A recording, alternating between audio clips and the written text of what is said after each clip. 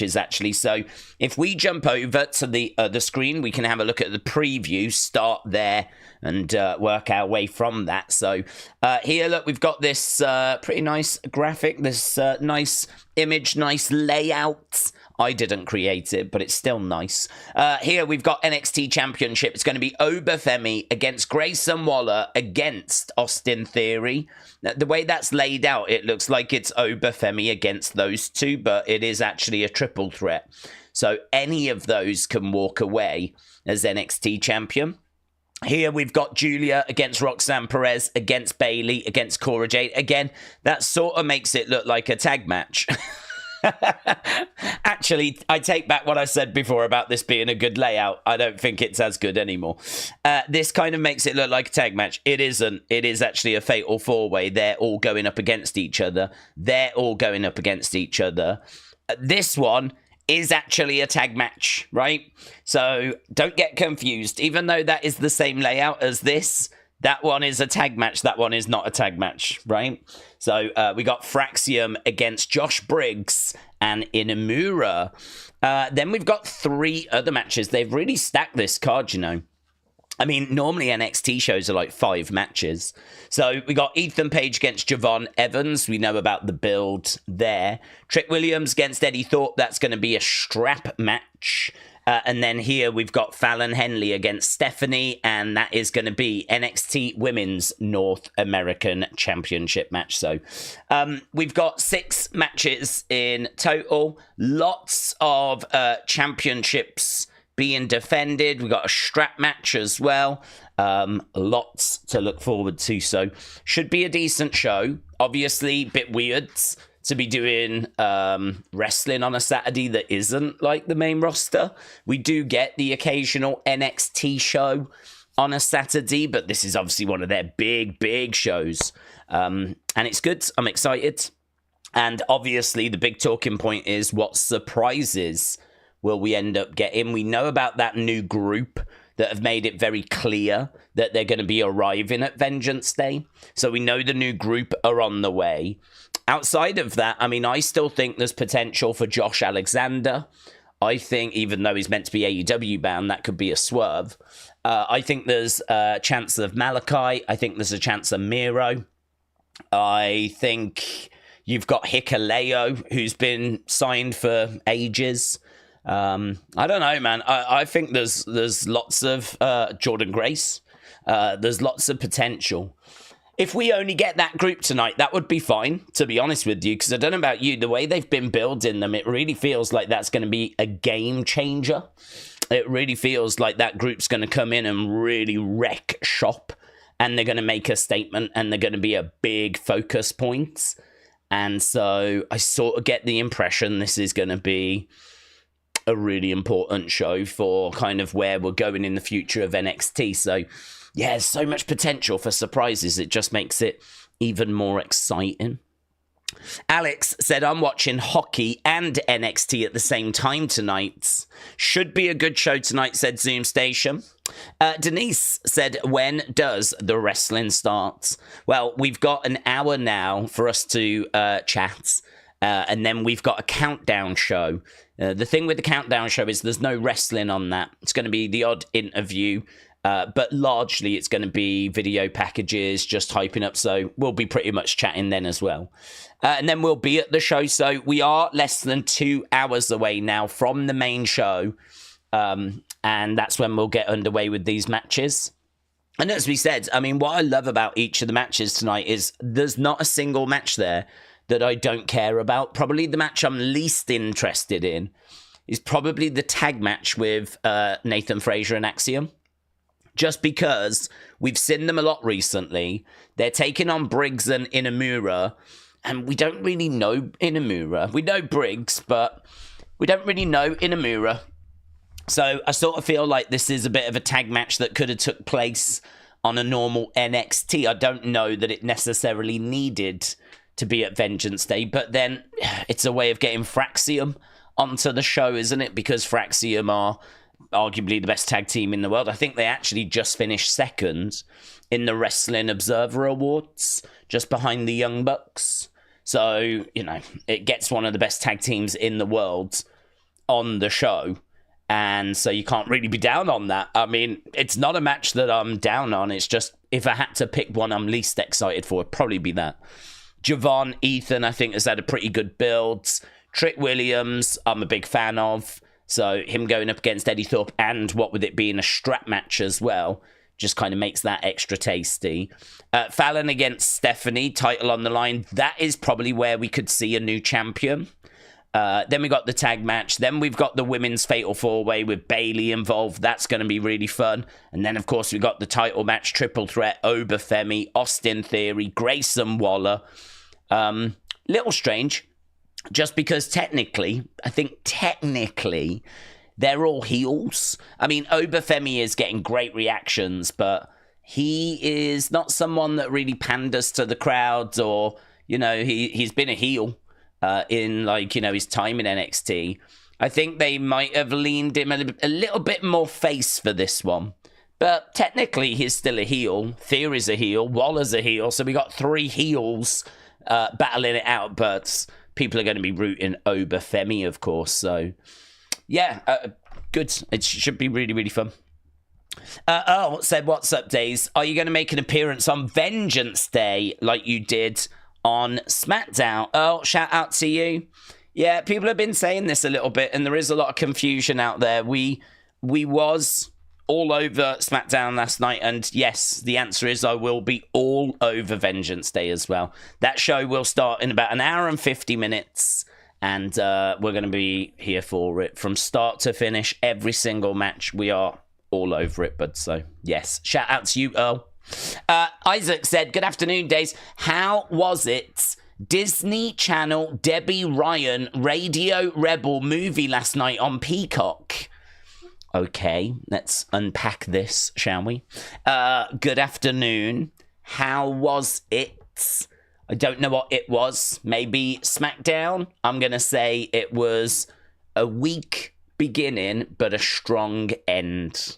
Was you watching the Disney Channel? I don't know what Ryan Radio Rebel movie is. So, thank you. I'm going to say thank you. I'm going to say thank you, and I'm just going to say thank you. So, thank you. Socks said, Daze, I went to the Love of Wrestling. Oh, very good. I had photos with Mick Foley, Lex Luger, Sabu, Tyler Breeze, Heath Slater, and Shane Douglas. Wow. You had a busy day, buds. You had a busy day. So, obviously we were chatting about that, and it looked great. It looked like it was going to be a lot of fun.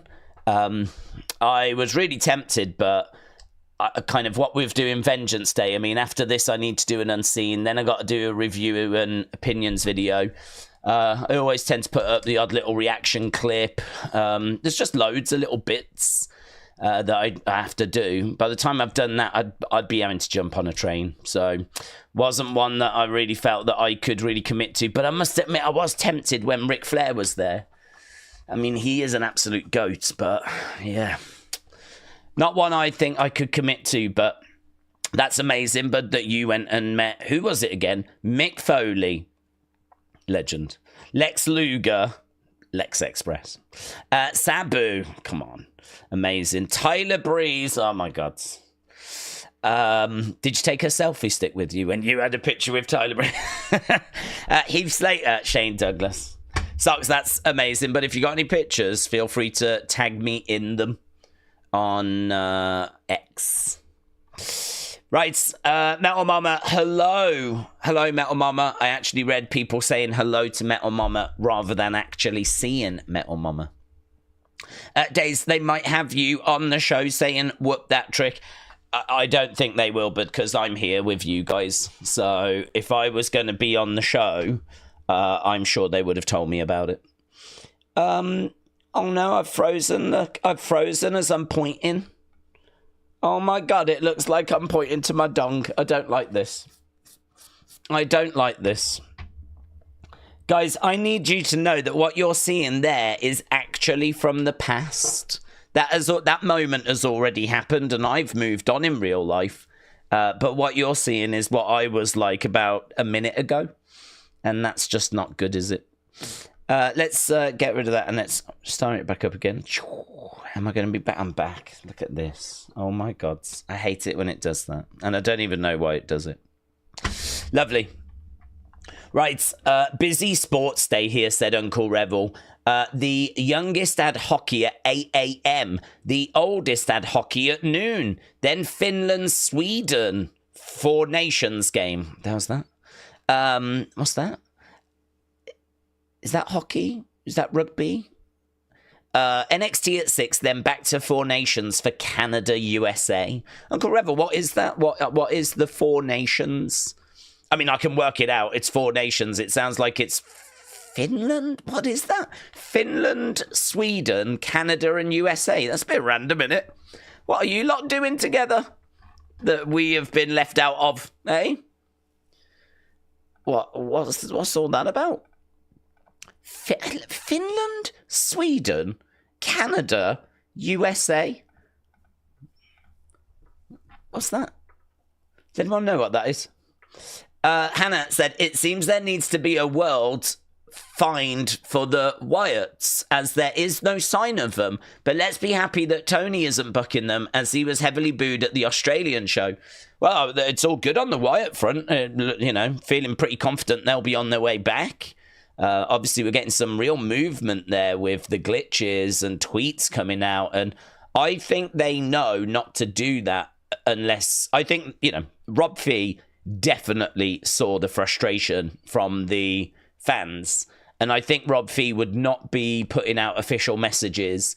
And I don't think we will have had glitches unless the Wyatt Six were ready to return. Unless there was going to be a plan and some movement there. Because, honestly, I just think they know there's a lot of frustration that's out there. They've asked for patience. We've been giving them that patience. But now we're starting to actually get some activity. So I think things are pretty good, to be honest. Wrestling Andy said, Daze, Ric Flair has rearranged to go to Manchester, another convention in March. Really? Really? What's the date? Ric Flair, Manchester 2025. Let's have a little look. What's this? Horror, Rock and Wrestle.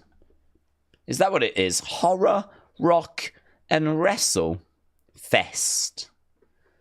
Oh. No, I don't want to go to that. Horror, rock, what's rock?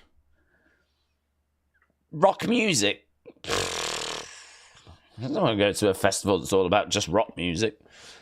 That's going to be like loads of dads trying to relive their youth. I'm cool. I'm all about Brat.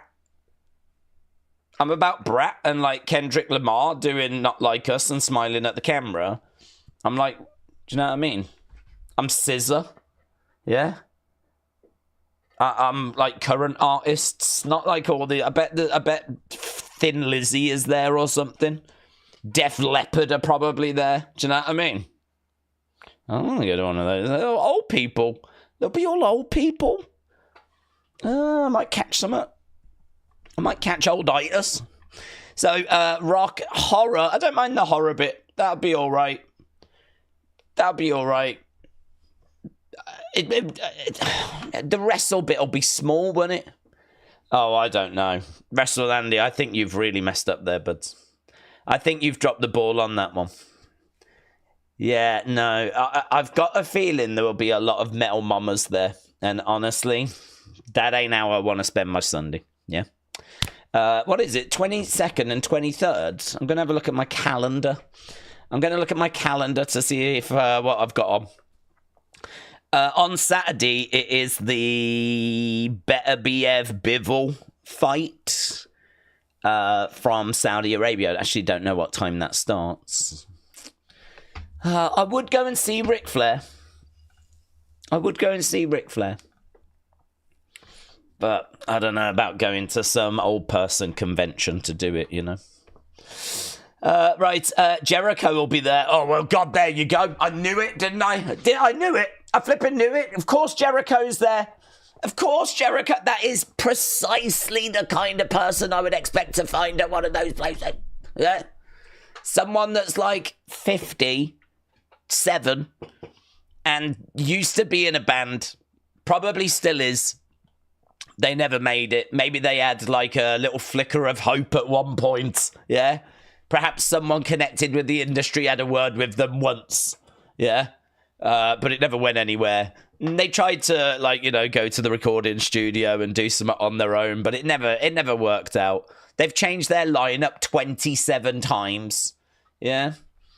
And they go by names of, like, Diamond Hard. Stuff like that. That's the name of their band. Yeah. And they've all got, like... they've all got grandkids, but they don't want to tell people that. Oh, actually, they don't advertise it, but if you ask about it, they've got loads of pictures in the wallet. Loads of pictures. And they will tell you about it, but they just, you know, they're still trying to pick up the girls at the bars. They're still going over, having a word at the bars, and the girls aren't interested. Girls aren't interested. It might have worked 30 years ago. It ain't going to work now. Yeah. It's basically a room of those guys. And apparently that's how Wrestle with Andy wants to spend his weekend. So, Fuzzy is horrible. Jesus, I'd have to. That would be it, wouldn't it? That's it. If you're like, I still don't quite understand what he's talking about. What I'm talking about is going to a convention where I would not be able to escape Judas. Right? That's what I'm talking about. I'm talking about going to a convention where it is going to be playing like 24/7 and I'll be walking around going, where's Ric Flair? Just someone get me to Ric Flair so I can get out of here now. Right? And I'll have my headphones on and I'll be listening to Von Dutch by Charlie XCX. Yeah. Just to try and get me through. I'll be listening to that. I'll be listening to Sabrina Carpenter Espresso. It's that me espresso. Yeah. And I'll be listening to Not Like Us. And I'll be listening to Dolce. Dolce, you know her? Dolce, the new rapper that's on the scene. I'll be listening to her, yeah. Because I'm cutting edge. I'm not like these other boomers that get left behind. I move with the times, yeah. I'm basically a kid again, guys. I'm basically a kid. Kian said, Daze, hope you're doing well, having a good day. I managed to catch up with SmackDown, and I've watched Moana too. Okay, what's going on? What's going on? This is a wrestling stream, yeah? And we've got people jumping in, telling us about flipping Moana, about something that's on the Disney Channel, about some Four Nations thing that I don't even understand about, yeah? Where's all the... Do you think we'll get Josh Alexander tonight? Where's all that gone? Where's that gone? Hey? Guys, I think we need to dial in here. Yeah? I think we need to dial in. We need to get into the rhythm of what a wrestling watch-along stream is all about. As a community, we seem to have forgotten. As a community, we seem to just use these streams as an excuse to just have a chit-chat. Yeah? And that's not what these streams are about. These streams are for die-hard wrestling fans, where we talk wrestling, yeah? We talk about headlocks, and we talk about wrist locks and chin locks. All the locks, yeah? Goldilocks, we talk about all of them, right? Just think about that as we're working our way down, yeah? Sorry, Kian, I will get back to your comment. So, I've seen Moana 2 and Better Man in the same week. Very good. I enjoyed Unseen, and I might I might watch NXT tonight. What's going on? What the flip is going on? We've got people joining us now going that they're not even watching the wrestling. Not even watching the wrestling. Oh my God. Thank you, Kian. Thank you. Nathan said, Daze, it's time to get back on track. What about the mystery group? This feels very important. Well, Nathan, good question. It does feel important. And I think that it's going to be important. Obviously, it's rumored to be a lot of boomers we don't know. So that is obviously disappointing. Because... like, we can't really talk too much about them because I don't know anything about them. I believe that they have come from the indie scene. I believe that the reason why they've got a lot of confidence in them is because it's indie talent that they really believe in, but we just have not been seeing anything of them, so I can't really give you anything. One of them is thought to be Dion Lennox. If that is true, we've seen a fair bit of him. So, and he is the guy, they did have a gimmick for him, which I don't think they do anymore.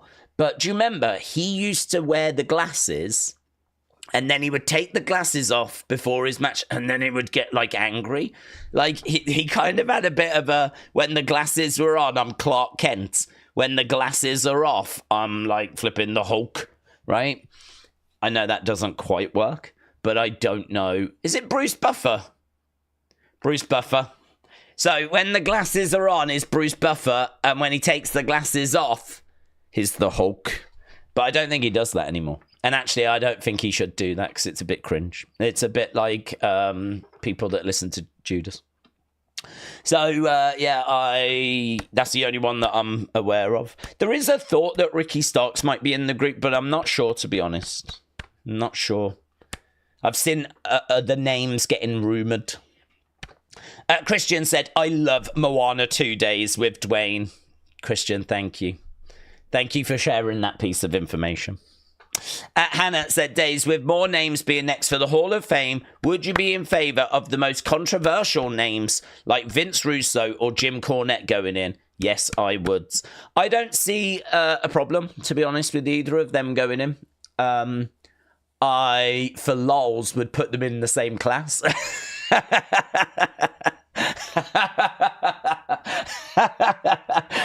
Imagine that. I think I would put Dave Meltzer, Jim Cornette, and Vince Russo all in at the same time and the same class. Maybe Eric Bischoff in there as well. Let's go. I think he's already in, but I'll find another way of getting him in. Yeah. So just for the fireworks. But no, yeah, I don't have any problem with Jim Cornette going in. I think he absolutely deserves it. He is a man that has dedicated his life to wrestling, and I think that he's very popular. I think there have been times in his past where, you know, things have happened, and I can understand why people would not be fans of him, right? But I don't have a problem with him going in. I don't have a problem with him going in. Unless something comes to light that I'm not aware of. But, yeah, I don't have a problem with him going in. Vince Russo, I actually don't know too much of the controversy. So I'm not sure why he would be controversial. He was, you know, people having their opinion on his booking is irrelevant. Did he play a big part in the history of wrestling? Yes, he did. Massive. He was like the lead writer for the, you know, WWE, and then he moved over and he was doing writing for WCW, and didn't he do TNA as well? I'm sure he did. So, yeah, has he contributed to wrestling to the point where he deserves going into a Hall of Fame? Yes. And really, it's, for me, only if there's something controversial that is really unpalatable, you know? Like Sonny, for example, you know, drink driving and killing a guy. You know, should she stay in the Hall of Fame? Does that erase her? She should stay in or not? But I think if she wasn't in, the majority would say no, she shouldn't go in. So it's an interesting one. If you're already in and something happens, then there's a bit of a debate as to whether that person should be removed. But if they're not in, I think a lot more people would say, no, don't put her in. After what's happened, she doesn't deserve it. So, you know, like Benoit, for example, there's no way Benoit should be in. Some people would say he should, because you should separate the wrestling from the real, like, you know, what happened in real life. But I would not feel right celebrating Benoit. You know, so no, that would be a no for me. Vince is going to be really interesting. Vince is going to be, because he's not in. And how do you not have Vince in the Hall of Fame? He has to go in, really. He has to, otherwise the Hall of Fame will always be incomplete. But then people will say, does that even matter? An incomplete Hall of Fame? Do you know what? I mean, if you was to put him in quietly, like he just goes in, there's no induction, but he's in there. His name is listed. And you do it even after he's passed away. I mean, the dude's, I don't know how old he is, 105. So after he's passed away, could you get away with just putting him in? Could you get away with him going in? But maybe some people will be like, if he's guilty of the allegations, he shouldn't go in at all. It's a tricky one, isn't it? It is a real tricky one. I don't really have the answer. All I know is that the idea of Vince not going in after what he's done, and he hasn't killed anyone, but the allegations against him are flipping terrible, horrific. It's difficult, though. Difficult. That would be one that I'd be interested to see what people think. Brett said, I think with the Hall of Fame, barring very, very specific circumstances, once you're in, I'm talking about Sunny and those like her, once you're in, you're in. Yeah, I don't think you're alone in that, honestly. I don't think you're alone. I think a lot of people think that. And once you're in, you're in. And it would take something really exceptional to, have you sort of removed. Yeah, I don't think you're alone in that. Earl said there should be a WWE YouTubers champion that stream WWE first match for a title, says Earl. I don't know what that means, though. Big Papa said, if anyone is experiencing cutout, refresh the video. Yeah, it's not my fault.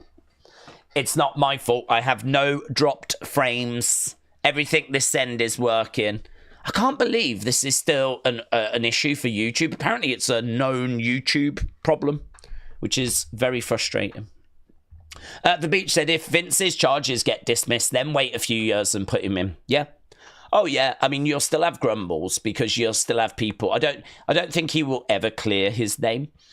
I was thinking about this. I was on YouTube the other day, and I am going to say I'm part of the problem here, right? So some people will be like, oh, this is ironic. No, it's not ironic. I am part of the problem, right? I had Liv Morgan's video recommended to me, of her being arrested. And it crossed my mind. I was like, I don't think this is right. I don't think that video should still be out there. Like, I sort of feel like she never questioned anything about it.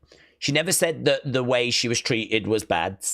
It's not like she demanded for it to be released.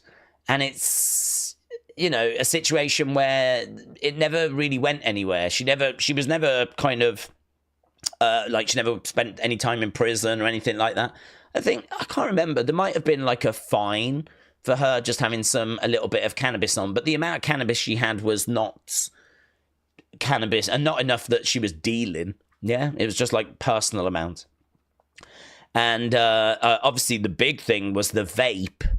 That was the bigger thing. So I think there was more cannabis in there or whatever, or there was a banned substance. And that seemed to be the bigger issue. But she said it wasn't hers. And somehow, they believed her. And it never went anywhere. And I was looking at it. I was like, it's a bit moody that's like body cam footage and of her arrest and all of that is just forever out there now. Like, it's a bit moody. And the reason why I'm saying I'm part of the problem is because obviously it was big news when it dropped and I did a video on it. So I have a video based on that footage. But I didn't really think at the time about, this is always going to be out there. And I'd happily delete that video. I'd have no problems deleting that video. But it's not going to change the fact that the body cam video is still out there, It's kind of like, it's weird that. It is really weird. It's kind of like you never can quite move on from it. Imagine getting arrested and you've actually done nothing wrong. Nothing wrong. Like the police were just, random stop. And that footage goes out of you being like randomly stopped and they're asking for your details and, you're a bit nervous and like all of that footage would be out there. Like, I don't know. I don't feel like as a society we're doing It feels like that has, and it clearly has, just now become an entertainment. It's something that we watch. We get to see a moment that people are going through a bad experience, you know, and it's now become entertainment. And that doesn't feel right. So, I don't know. I do understand transparency and all of that sort of stuff, but I think maybe only if one of the sides has got an issue. Perhaps we only need transparency if one of the sides said they were treated badly and they want the footage to be, you know, out there so the world can see what happens. But if both sides are like, no, it was all good, what do we need the transparency for? If both sides are all right with it, what's the transparency for? I don't know. I was looking at that. I was like, God, that's always going to be there. That's always going to be there, that video. She's never going to escape that. And some people are like, well, she shouldn't have had the cannabis on her. And, well, yeah, okay. I can sort of get that point of view, but I don't know. I've made mistakes. I have never been... I have been arrested, actually. I did get arrested because there was a fight in a pub and I was trying to break it up and it involved my brother. Because this guy started on my brother. The police came and they arrested basically everyone that was involved. So I ended up going down to the police station and then they just released me. They questioned me and then they just released me. So that's my only run-in with the law. Apart from when I killed all those people and murked the old people, of course, you know. Let's not ruin the reputation, yeah? Apart from when I was shoplifting diamonds and robbing banks. Apart from that, yeah? And the 20 years I spent in prison where they called me killer, right? Apart from those things. That's the only time I've been arrested. But I got arrested for trying to break a fight up. I got arrested for trying to break a fight up. And they just had a zero kind of, you're all coming kind of an approach. Right, we'll deal with this at the station. You're all coming with us. So I ended up having to go, getting questioned. Thankfully, there was CCTV and they just let me go. You know, they just let me, that was it. But imagine that. Imagine if I was someone and the body cam footage was out there. It's a moment I'm not proud of, even though I was flipping wronged. Yeah. Still, the idea of it being turned into entertainment is a bit don't know. The government decided to not go after Vince, said First 48, for criminal charges. He did no wrong. There's no criminal charges. Yeah, so, I mean, that's not true. So, there's a bit of truth in there, but the civil case is still going. So the idea that he didn't do anything wrong is not true because we still don't know the answer to that. People are fixated on the Janelle Grant stuff. That is the main stuff. So all those text messages, the allegations that Janelle Grant was made to sleep with other people and was made to send images and footage to people at risk of losing her job, sex trafficking, being passed off to other people. The idea that Brock Lesnar was told if you sign a new contract, part of the agreement can be that, you can spend some time with Janelle and, Janelle not being on board with that. And so the idea that we can say that Vince is now definitely guilty of not doing anything wrong is just very dangerous because that's not true. The civil case has still got to be heard. From a criminal point of view of the government going after him, that stopped. But the main important stuff, the stuff that I think has really shocked and horrified people the most, that has still got to be heard, and the Brock stuff has still got to be heard, and the Janelle case has still got to be heard. And Janelle's lawyer has said other women have come forward as well. And so this thing could absolutely spiral. And who knows if found guilty of the civil case, if a criminal charge won't be brought against him down the road. So I'd be real careful with that. Because what happened the other day was that the feds said they were going to stop and not proceed anymore, looking into the way that Vince paid the NDAs. So Vince was paying for the women to stay quiet.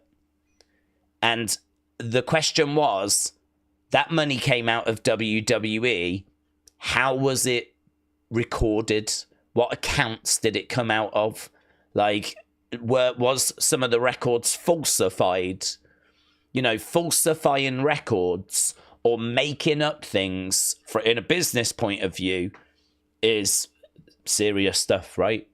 And that's what the feds were investigating. The feds looked into that and they were satisfied that there was nothing too untoward there. So what they were looking into was just how the money was being paid. They weren't looking into the Janelle Grant accusations. They were just looking into where did the money go? What's happened with the money? Just like you would expect the feds to look into. They were looking into, did you falsify records? How did you pay the money for the women to stay quiet? And that's what they were looking into. That has all gone away. And that is a big headache for Vince to not have to worry about. But it does still leave him with the core problem, which is, you know, the Janelle Grant allegations. So to say that he's out the woods or to think that he's completely innocent or anything along those lines would be incorrect. To say that the criminal charges have gone would be correct. But there's no reason as to why those criminal charges can't resurface if he's found guilty in the civil case. So, I mean, he's far from out the woods. Thug Daze was all gas, no brakes. That's right. Wrestling with Andy. That's right. And that would be my mindset if I actually was to go to that rock fest. Matteo said, Daze, what are the predictions for tonight? I've got Giulia, Trick, Fraxium, Ober, Ethan, and Javon. Also, what do we think the new faction is going to do? And when will they debut? I've got Giulia. I'm torn between Trick and Eddie, just because I don't think Trick needs the win. And I think he is going to the main roster soon, but he could win here and lose a rematch. I think Eddie needs the win more. I love Trick. I wouldn't be shocked to see Eddie get the win. Fraxium, I think, win. Ober, I think, wins. Ethan. Ethan or Javon? I think it should be Ethan. Javon has a broken jaw, and I believe it's still fixing itself. The doctor said he'll clear Javon, but only if Javon knows the risks that this could cause, like, serious damage. And Javon signed it straight away. So this is not a 100% Javon. I mean, really, a 100% Javon against a 100% Ethan Page should be a very close match. And with Ethan's experience, he probably would come out on top, right? Probably just edge it. Like, good job, kid. But, you know, I've been in this game 18 years type situation. So if it was 100%, I would expect Ethan to edge it. This is not a 100% Javon, so I actually don't think Javon should win. I think it should be Ethan. This was my big criticism of Cody Seth when Cody had his torn pectoral muscle. A lot of people look back on that match as being super, you know, iconic, and for the visual, it absolutely is. But the fact that Seth still couldn't beat an injured Cody Rhodes just really hurts Seth in my mind. Like, Seth was just so like that. You can't even beat Cody when he's broken. I mean, what chance am I going to believe he could ever beat Cody if they were both 100%? So I just really hated the result of that match. I really hated the fact that Cody got that win. I don't think he should. I think he should have lost that match. What with him being broken, it would have given Seth a win. Plus, also, they must have known that Cody was going away for about 6 months. They must have known that Cody was not going to recover from that anytime soon. Why did Cody need that win? I will never understand. I don't think it would have changed anything whatsoever if Seth had been given the win there. But I think it would have helped Seth a little bit. So anyway, it is what it is. That's a long time ago, but, you know, that's why I'm not crazy about that match. And to a lesser extent, I sort of feel that way here. I feel like Javon's not 100%. Ethan is. Ethan should beat Javon. In regards to the new faction, what are they going to do? When are they going to debut? Well, I mean, I feel like they're just going to arrive. I would imagine that they will either attack someone or they will make their presence felt against someone. I don't know quite who you go after first. I mean, attacking Oba would make sense, but you haven't really got anyone that's ready for Oba unless Ricky Starks is in the group. Then Ricky Starks could. But if it's a load of people we don't know, how are you going to, that's hard to just have someone we don't know just all of a sudden going after Oba. That's tricky. And, it worked for Undisputed Era because they had Adam Cole, who was like Adam Cole and a top talent that had been in New Japan and everything. I don't think there's anyone in that group of that level, apart from potentially Ricky Starks, but I would argue even he's not Adam Cole level, right? So, I don't know. I mean, I feel like if you're going to make a statement, you surely go after the big dog. You surely go after the top of the tree. And that would be Oba Femi. But I don't see how that makes sense. So I think maybe Fraxium. Perhaps you have to go after Fraxium. I mean, if you go after like a Trick Williams well, you wouldn't go after Javon. But why would you go after Trick? Trick hasn't got anything going for him at the moment. So, yeah, for me, it's got to be either Fraxium or Oba. Oba makes the most sense, but it doesn't make sense. And Fraxium, probably, I'm thinking Fraxium. I'll be looking at that tag match as being where this group may make their presence felt.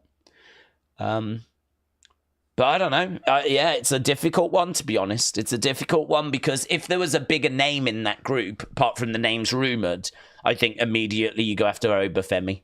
But we'll have to wait and see. Brett said, I can't agree with Cody Seth thing. I think it made Seth look menacing and evil, and then he beat him up after the fact. Remember, on the following Raw to get his heat back. Well, we'll just have to disagree on it, unfortunately, and that's absolutely fine. My position on it is Seth can't beat an injured Cody. That's my takeaway, and Seth being petty, frustrated, and attacking Cody, the next night or a few nights later on Raw, didn't do anything for me. So I can't really agree with that. I stand by what I said where I don't get it. I don't understand. For me, it just really hurt that match. The fact that Cody Rhodes, because their first match was really close and Cody got it. But Seth's excuse was, well, I didn't know who my opponent was going to be because Cody, was a mystery opponent. Then in the second match we had, it was even closer, actually. If you remember, there was lots of reversals of each other's moves. And that second match, at one point, we had Seth trying to grab the rope to cheat to win. They were constantly reversing each other, and Seth was grabbing the rope to try and get the win. Cody managed to get out of it. Cody actually cheats to win that second one. He grabs the tights of Seth to get that second win, because they were ready for each other. They knew each other, and the only way they could outfox each other was by, bending the rules a little bit. I wasn't sure that was a great look for Cody, but Seth did try and cheat first. So it was kind of like gloves are off, anything goes. So for me, the story of that feud had been that Seth lost because he wasn't prepared for Cody. The second one was really close. They both had to resort to cheat him. The third one with Cody being injured, in my mind, should be an absolute no-brainer. Well, that's it. This is where Seth gets a win now. This is where Seth gets a win. But for Cody to win again and for the series to be 3-0... and Cody going away for 6 months anyway, and I'm just left with a Seth that can't beat an injured Cody Rhodes. I was, not a fan. The idea that the fact Seth beat him up a couple of nights later is just it didn't get his heat back for me, because he still can't beat Cody. sneak attacking and jumping in from behind and all that sort of stuff, I mean, might make you dastardly, might make you hated, but still doesn't mean that it gets your credibility back. And I think he lost a bit of credibility there for me. But if you feel different, that's absolutely fine. I'm not having a pop. I'm just explaining where I'm coming from on it, because different opinions is what makes the wrestling world go round. JP Ville said AEW have gotten lucky with Harley Cameron. Do you know who was talking about Harley Cameron a lot before she really burst through? Triple T, Tommy Toy Travels. He is the first person I remember ever talking about Harley Cameron. I'd never heard of her, but he was talking about her, and I remember seeing her, and I wasn't like, I don't really get it. But I've seen this ventriloquism, is it? She's a ventriloquist. And I've seen her with that puppet, and she's a good singer as well, actually. And the build has been quite fun. It's been quite fun. And so for me, I have not been keeping an eye on it. But on a Wednesday, when I'm putting Unseen together and I'm kind of going through my list, because I've said before, the way I use X is very different to how I used to do it a couple of years ago. And the way that I used X a couple of years ago was I would just go out and see what I could find, right? And I very quickly, realized that it's just a dumpster fire out there. There's a lot of what I think are, and again, different opinions make the wrestling world go round. But I very quickly came to realize, I don't need to see every opinion outside of the community. I get opinions in the community, and I'm interested in what you lot are thinking, right? But for people that don't join us, I mean, I have no idea how long those people have been watching wrestling for. I've got no idea if they're not AEW fans in disguise that are just putting out, just nonsense. There was something really strange. I think the percentage was something bonkers, 15% of all accounts are bots. So it's a shockingly high number, right? I'm really trying to remember back to a stat I heard ages ago, but I remember it being a shockingly high number, which I don't know about you, but unless it's click my bio type thing for, pictures or video or whatever, unless it's something like that, I never really look at accounts and think they're bots. I don't ever think that way. I always think that it's a real person, right?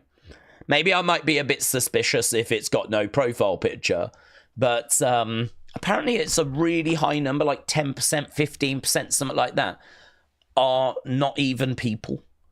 So it's it's not worth engaging out there with a lot of stuff, because a lot of it could be nonsense, honestly. So for me, the way I use it now is that I've got a list of accounts that are big accounts that put out news and rumors. Your Wrestle Talks, your Cultaholics, your Fightful. Who else have I got? Fade Away Media. I've got, who else have I got on there? Sean Rossap's on there. Dave Meltzer's on there. PW Insider's on there. Metal Mama's on there. So I've just got this list of I think all the wrestlers are on there. I went down all the wrestlers and added them.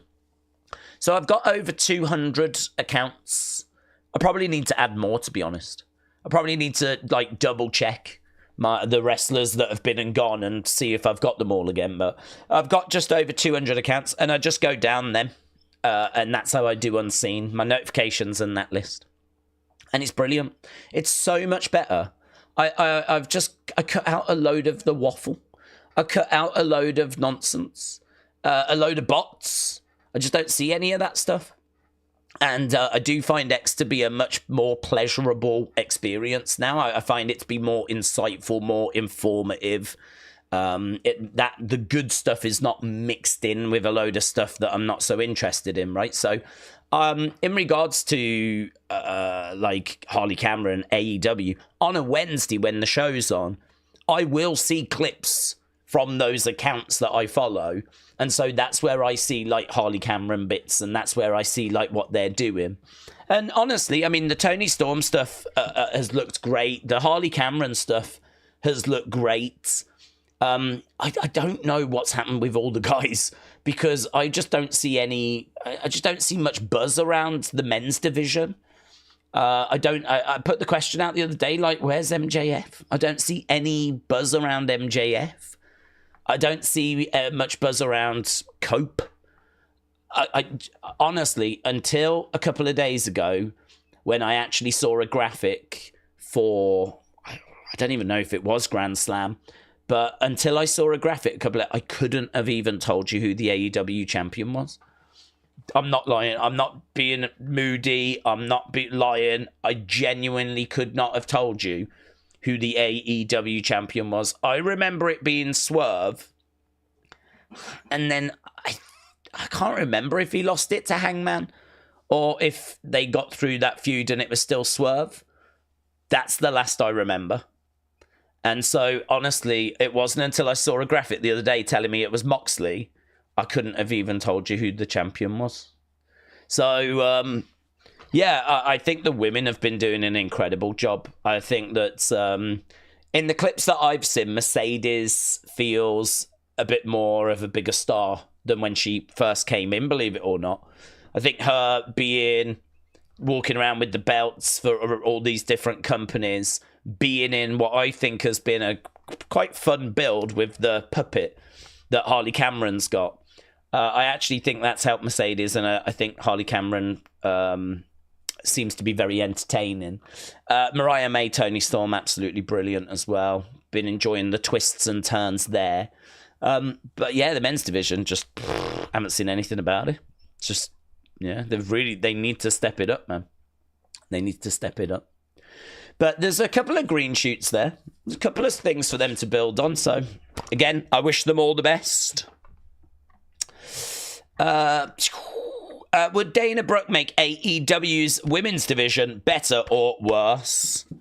Well, I don't think she would make it worse. I mean, I don't watch TNA. I really enjoyed the Ash and Heather against Spitfire match that I saw at TNA Genesis. You got these two girls that are a bit Shotzi-esque in Spitfire, and you've got these two girls that are elegant and, your Tiffany Stratton types, your Charlotte Flair types, blonde, and, think they're the bee's knees. And that kind of clashing of worlds was kind of fun to see. And some of the spots were pretty fun that they put together. And I was just entertained. I mean, it's one of those matches that's like, is it a 5-star match? No, but it's not trying to be.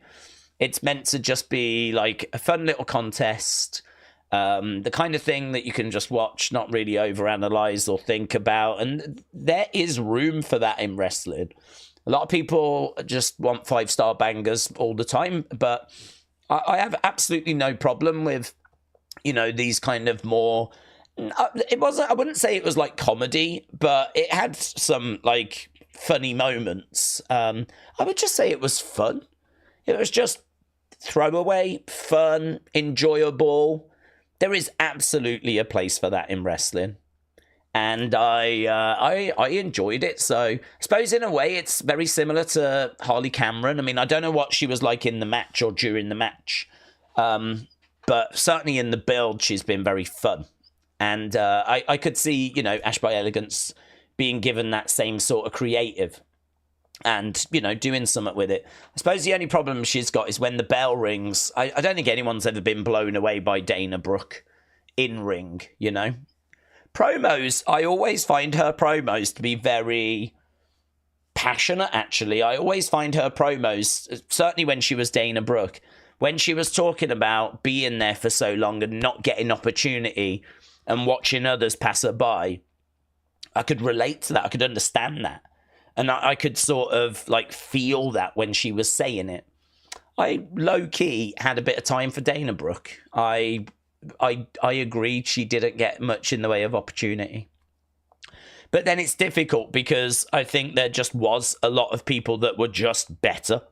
And so it's hard, isn't it? You know, it's hard. I mean, she did go back to NXT, didn't she, for a while? Because she was, I'm right in saying she was with Kalani. Seem to remember when we first saw Kalani, I think that was with Dana. And I don't know, perhaps they just couldn't find anything that clicked. And of course, then she ended up leaving. But then she's come back with this Ash by Elegance thing. And I can only judge it on that match I saw at Genesis. And I was entertained. So I don't know. If I was Tony and she was available, I wouldn't really hesitate about like picking her up, giving her a go, putting her in a tag team, bit of comedy stuff, bit of fun. She's never going to be someone that I would be looking to replace a Mariah May or, I mean, Jamie Hayter, I'm a big fan of. I think that AEW women's division is very impressive, actually. Mariah May has really shown herself to be a real talent. Toni Storm, obviously. Harley Cameron, I think, yeah, seems entertaining. Mercedes Moné, obviously, great talent. Then Jamie Hayter. They did have Britt Baker, but obviously that's all kind of wobbled, fallen apart. Chris Statlander's not bad. I've not seen too much of that Mina girl. So she's a talent as well. I mean, low-key, they've got a division there that I think could rival the NXT one. I think NXT's is better, but I don't think the AEW one is that far behind, to be honest. If you was to take Roxanne, Cora, Giulia, Jada, Stephanie, you know, great talents. But going up against Toni and Mariah, Jamie Hayter, Mercedes Moné, like, I don't think it's that far behind, you know. I don't think it's that far behind. Brett, shout out to you, buds. Appreciate the support as always. But in fact, let me just have a look if there's any other super chats that we've missed. No, but there are some people that have become subscribers. So, Stephen, Rachel Cooper, that's what she said. Nichols for all, Chris Lauder, and Muggsy. Shout out to all of you guys. Really appreciate the support. I appreciate everyone that's joining us as well, because we are just 2 minutes away now from the start of the Vengeance Day countdown. So Vengeance Day countdown will be beginning very, very soon. And that runs for an hour. And then we will be at the actual start of the main show. Let's go up. Lisa said, if A-Town Down Under were to win tonight, would you pick Austin or Waller, and why? If one of A-Town Down Under was to win, who would I pick? I would pick...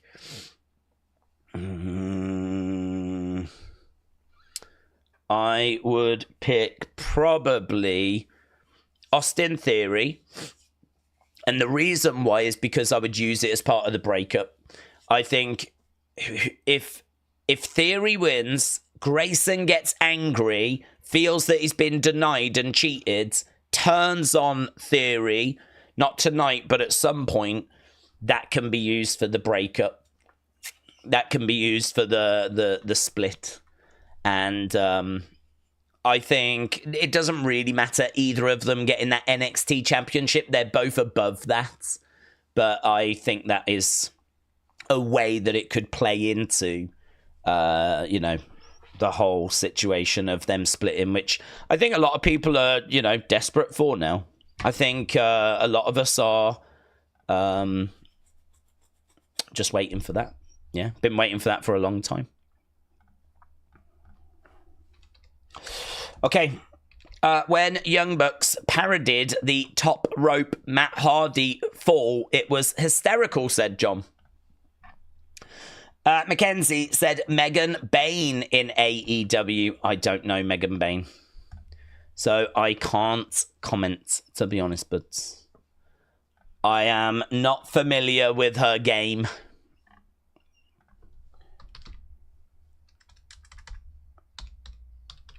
Is she the woman that's got the big... is she the woman that's got the big gear? There's some woman I've seen that's got this amazing sort of, like, headgear. Is it her? I would love for Theory to win, but I just don't see it happening, said Alex. The reason why Megan Bayne is in AEW is because of her man Janela, said Tony K. Aname Karan. It would be interesting. I would totally be down for it, said Alex. First 48 Gaming said, if you've seen Baz Rutan's messed up arm, that's what Miro's kind of looked like. As Miro, when's this? Are we talking about an old Miro injury or a new Miro injury? Okay, we do have the countdown show just starting. We'll keep an ear on it, but normally this is something we don't need to pay too much attention to. Oh, no.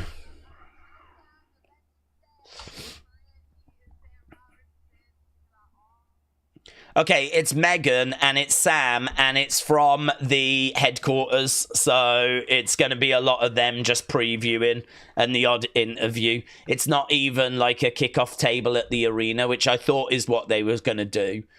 I thought they'd probably have like the proper kickoff panel in the arena, but it's not even that, to be honest. I like both of these though. I like Sam. I've no issue with Sam. I've no issue with Mega Moran. I like them both. But, yeah, I was hoping that we was going to get, like, one of those kickoff panels. Right, this pay-per-view is not suitable for younger audiences. It requires an accompanying parent or adult guardian, says 30th Century Homer. Thank you. Where on earth is Becky Lynch, says Brett, and why is it taking so long? Apparently she's filming, isn't she? I don't know what she's filming, but yeah, she is rumoured to be filming something at the moment. Daze, peel a banana. I don't have any, but I do actually have some upstairs, but I don't have any here. I am not responsible for the loud sounds that will be presented. 30th Century Homer, I promise you, you're cleared, but if anything goes down, you are definitely cleared, so you don't need to worry about it. Trish and Tiffany against Candice and Nia is now official for Elimination Chamber, so that match has now been made official. Daze, how are you feeling about the men's division? They just got Ricky Starks and a new group, but with only Eddie, Trick, Ober, Ethan circling, how are we feeling? Yeah, I mean, it's something that has been brought up a few times. I think Big Time Baxter has mentioned it about how the women's division's great. Tag division's not bad, but the men's division feels like it's lacking a little bit. Certainly if you take out Trick and a couple of others. I don't disagree. I mean, I think they'll be all right. Even if you do have it a little bit lacking, you can always take someone from the main roster just to plug the gap. NXT is never going to be left in a situation where, you know, it's light. They've got a lot of talent that they're bringing through, but, you know, you do need to have a bit of star power. But I think they've managed to build Ober really quick. And I think his star power now is, you know, real. So Ober feels like a big deal, even though he's only been around a couple of years. So they've done brilliant with building him up. I think you've got others that, you know, we really do need to make some moves with, like Andre Chase. Andre Chase has been in NXT a long time now. And he had Chase U. What are we doing? We are doing something. There's a couple of newcomers that seem interested in trying to get him to bring Chase U back. I mean, he's not allowed. He could bring back a university under a different name. So, you know, I don't know what that would be, but NXTU, I don't know. But they could bring back a But, I mean, would that not just feel like you were just starting completely over again? If you're Andre Chase? I'd be a bit frustrated, to be honest, if that's what the plan was. Like, right, what we're going to do is we're going to give you a new year of university and new people. But like, okay, but what about all the stuff I've done over the previous years? Does that not mean anything anymore? So, I don't know. I don't know what we're doing there. But Andre Chase is someone that should be around the top of the card, to be honest. Because he's been there so long that you would expect him to have, naturally worked his way up. Same with, like, Tony D'Angelo. He's been there a long time. Granted, mid-card champ. He's beat Oba. I think that he will get opportunities for that world title or NXT title. So, you got a couple of names there. Yeah, we've got Ethan. Yeah, we've got Eddie coming through. Nathan Frazier, I think, is a hell of a talent. And you can always split up Fraxium, right? Then you'd have Nathan and you would have Axiom. That'd give you 2. I think we've got this new group that are going to come in. We're going to really invest in them. So there's 4 new names. And I'm sure a couple of them will be in the singles division. Plus, to be honest with you, Malachi, Miro, I wouldn't be shocked if one of them or both of them come back and go to NXT first. And we've had a big conversation about that. About the fact that, like, NXT needs ratings. And, that's a great way of doing it by bringing them in. Josh Alexander, I always thought, would go to NXT. Obviously, rumors are he looks like he's AEW bound, but don't know. Let's see. I mean, it's not confirmed he's going to go to AEW, so lots of moving parts. We can always bring people down from the main roster. People are always getting a little bit bigger, a bit more, notoriety, as the time goes by. Javon's becoming a bigger star, of course. And a few others as well. Wesley. You've got Wesley around. We're not short of people. I think we're just short of, like, serious, like, star power. Like, people that can, like, be at the top of a card. Ridge. I don't know about Ridge. I think they really want Ridge to work out, don't they? But I don't know. He's someone that, can main event, but I don't think people get too excited if he does. We've gone and got Grayson and Austin Theory for this one. So I don't think we'll ever have to worry. Let's put it that way. But there probably is a gap there.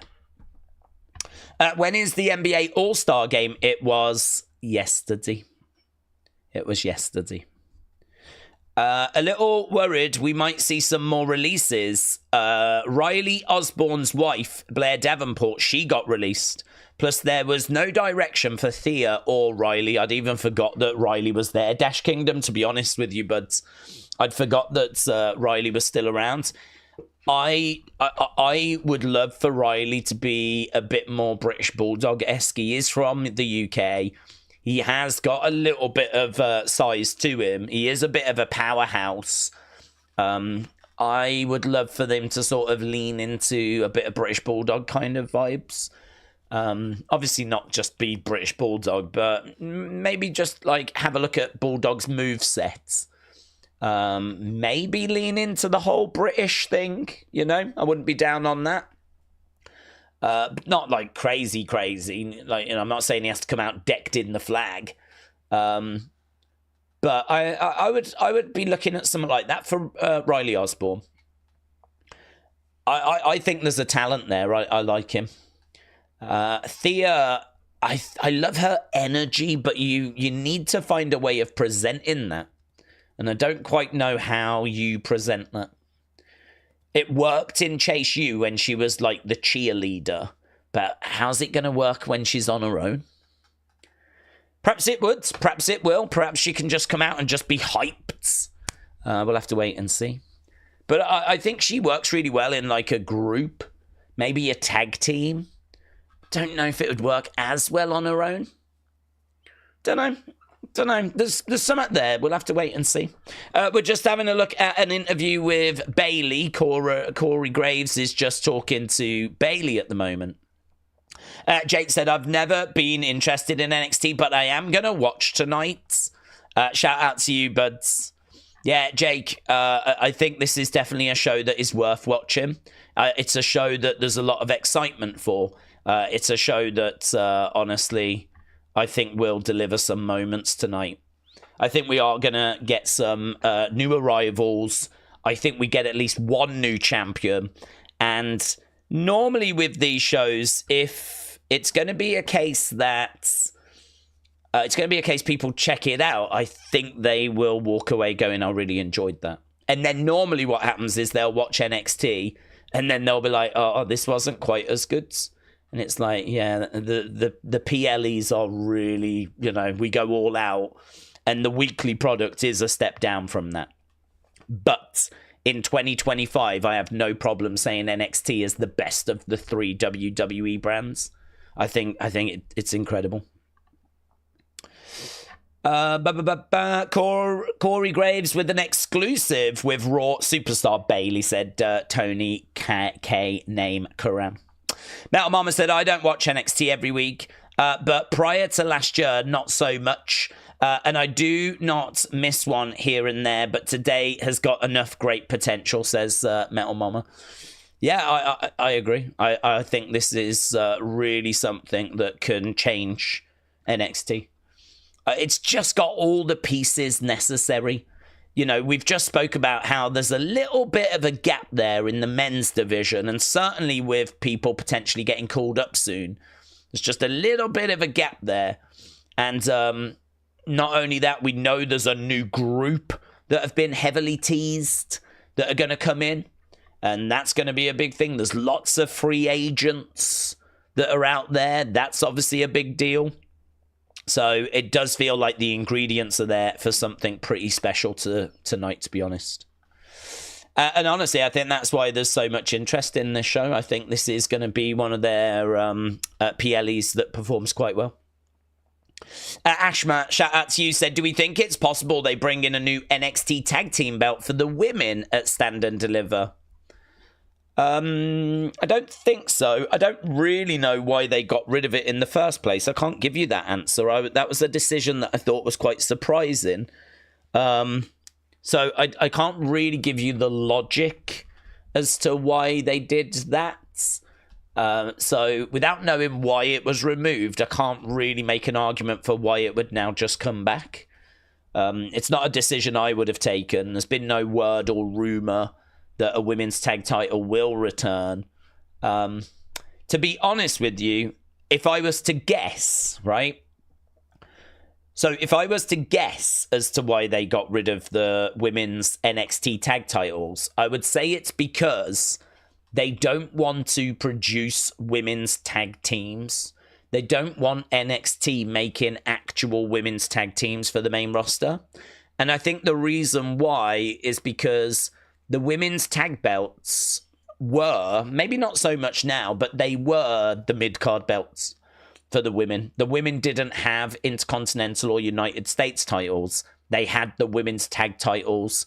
And so what you would do is if you had some women that were TV worthy, like they needed to be on TV, but they weren't in the world title picture, you can put them together.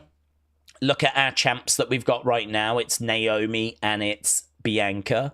Before that, it was Jade and Bianca. When Sasha walked away, it was Sasha and Naomi. We've also had Liv and Raquel. These aren't proper women's tag teams, are they? They're not. They haven't even got flipping team names, right?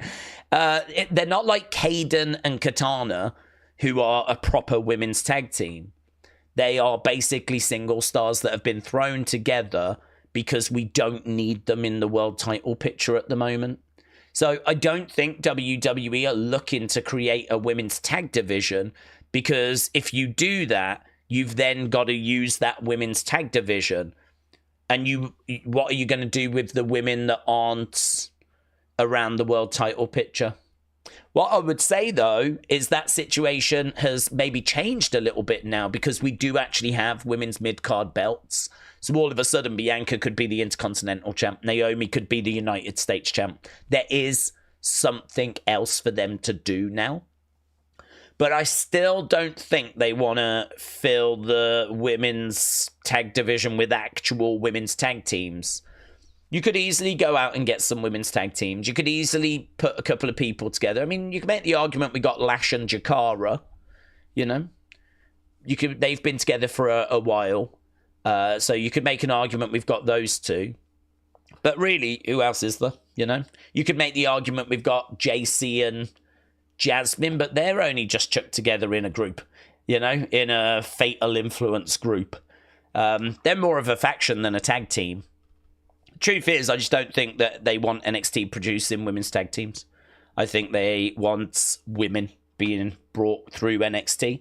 And then when they hit the main roster, if they need to put a couple of women together to just get them on TV, they can. And here's some belts to go after. So I think that's the reason why they stopped doing it in NXT. And it does make sense. A lot of people are disappointed, though, because they want a proper women's tag division. But I just don't think that's the appetite. So, no, I can't say that I see those belts coming back. There's no rumours of those belts coming back anytime soon. But who knows, perhaps when the IC and US titles have kind of been bedded in for a while, maybe then they'll have a bit more confidence to, you know, have a proper women's tag division. And then we can bring the Jumping Bomb Angels back. And that's what we all want. That's what we're all hoping for, is the return of the Jumping Bomb Angels. Man United Hodge said, happy 3-year anniversary. Big up to yourself and you, my friends. I hope you're doing well. Man United play tomorrow, is it? I'm trying to think who it is. I don't think I can remember. I did see what the game was the other day. I think I can't remember. Is it, I don't think it's a tough one, though, is it? I don't remember looking at it thinking, oh, God, we're going to struggle getting 3 points there. Whoever it is, I hope we win. The Beach Kevin said, Daze, do we think Pretty Deadly will win tag belts? They're amazing in NXT. How many men's face tag teams are on the main roster right now? I don't know how many men's face teams we've got. It's hard to know what we're doing with some of them. I mean, Pretty Deadly were technically heels until they just got into this little thing with DIY, so I don't know if them being faces is just temporary. It might be that it flips back over. I don't really know what we're doing with Legado del Fantasma. Angel and Berto also seem to be a bit confusing. I do find what we're doing with some of the teams a little bit weird at the moment. I don't quite understand. Some teams seem to be turning face and we're not really making a big deal out of them being face. But, yeah, I think they're trying to get some pieces moved around in the tag divisions. And will the Pretty Deadly win the tag belts? I'm sure they will eventually. I don't know when that's going to happen, though, to be honest with you, because I don't get the impression that they are high on the list, you know. Plus also this new little change in their presentation. I think it's really good for them. I think the fact that they are looking a little more serious and they're not like goofing around so much. If you're going to goof around, you know, you run the risk of being the flipping Bushwhackers. You run the risk of being R-Truth. You know, if you're you run the risk of being the Iconics. Like, you might get a token moment, but you're not going to be at the top of a division. So you have to be aware of that if you lean into the comedy stuff, or if the comedy stuff is being put onto you. You know, you're going to find yourself being Santino Marella. You're going to find yourself being Breezango. And that's great. I love those acts. They're very entertaining, and I love those acts, but there is a ceiling for those acts as well. And unfortunately, I think Pretty Deadly have found themselves in that situation where there is a ceiling that they are going to struggle to get past unless there's a little bit more grit that comes in. But it doesn't take much. I mean, we saw a little bit more grit out of them yesterday in that backstage segment. It's not a big adjustment. So I think a little more grit went in because they're fighting for the tag titles. And we just want to show, do you know what? These guys aren't clowns. They might act like clowns, but they are a legit threat as well. So there was just a little glimpse of that. And I thought it was better, to be honest with you. I thought it was a better presentation for them, but chances are they'll do this match and then they'll go back to the whole musical stuff and clowning around. So I wouldn't hold your breath, let's put it that way. But I think at some point they get the tag titles. I mean, I think even the Iconics won the women's tag belts. You know, even R-Truth won a tag belt with The Miz as the Awesome Truth. Like, even the comedy acts get their moment at some point, apart from the Bushwhackers, who never got their moment, really. But, you know, even the comedy acts get a chance to shine. So, yeah, I'm sure they'll get a run at some point.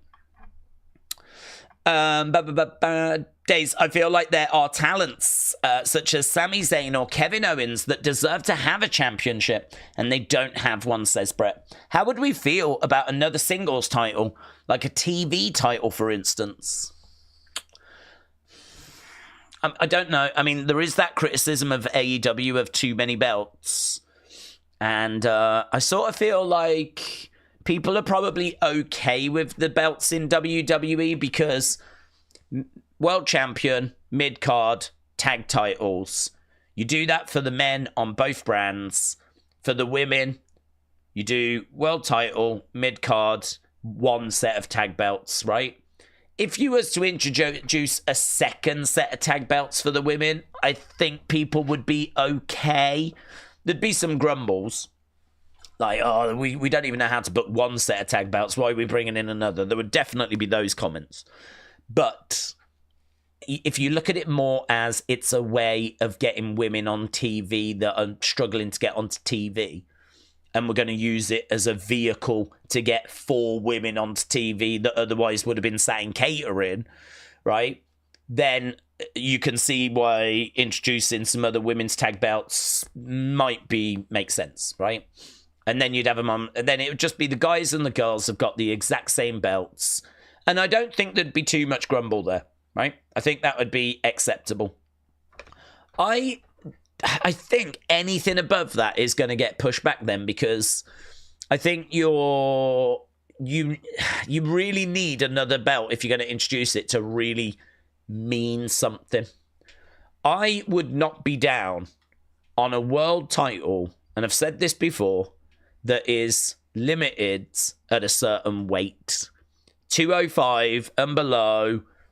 I would go with the light heavyweight name. I don't like cruiserweight. I think people don't understand what cruiserweight is. Cruiserweight, it doesn't even sound like it's up with their big boys. Cruiserweight, believe it or not, is just below heavyweight. But I don't think people know that unless you really know boxing and you know how it all like works. I think cruiser sort of makes it sound like really light. You might as well call it the lightweight championship, and you don't want really a lightweight championship, right? So I would go light heavyweight. I would call it that. And we've had one before. So, you know, people know then you've got heavyweight, you've got light heavyweight. And I would be okay with that being introduced. And just one that bounces between the two brands. So it wouldn't be a mid-card. I don't think we need another mid-card. You could make the argument we don't need another world champion. But I do think it's hard for people that are on the smaller side to really get in the mix at the top of the cards. You know, that light heavyweight belt would be held by your Rey Mysterios, your Finn Balor's. Sami Zayn would probably get into that mix. Kevin probably wouldn't. Sammy, I think, probably would. I'm not too sure how much he weighs. But I could see Sammy, Johnny Gargano, Rey Mysterio, Dragon Lee, Penta. You know, these are the kind of names, and they're good names as well. They're good names going after that title. And honestly, to make that title feel prestigious, I would recognize it as a legit world title. And I would also have it main event shows. I mean, Rey Mysterio against Penta for the light heavyweight championship of the world is a damn good match. Like, I ain't down on that. I ain't down on that at all. I think Finn Balor would probably make it. It's hard without knowing people's weights. But, yeah, I think I'd go with something along those lines if I was to introduce another one. I don't know that I'd introduce another kind of mid-card belt that... I don't know. I haven't really got an appetite for another mid-card belt. But I do think there is a need for a title, world title, because we're always looking at, like, Drews and Romans and, you know, bigger people, Brock, when Brock was around. We're always looking, you know, The Rock. It's size matters in wrestling. You know, pretty soon Femi is going to hit that main roster. Like, think about how amazing Rey Mysterio has been, and then think about how many times he's been world champion in WWE. Like, it's not very fair on the smaller guys, is it? It's not very fair on the smaller guys. I sort of feel like they're at a real disadvantage, and there should be something for them. So I would do that personally, but I still don't think it solves the Kevin Owens problem. But then saying that, we have just gone through a period where the titles have been kind of held hostage by Roman for 4 years. So a lot of people have missed out on having runs that I think otherwise would have had them.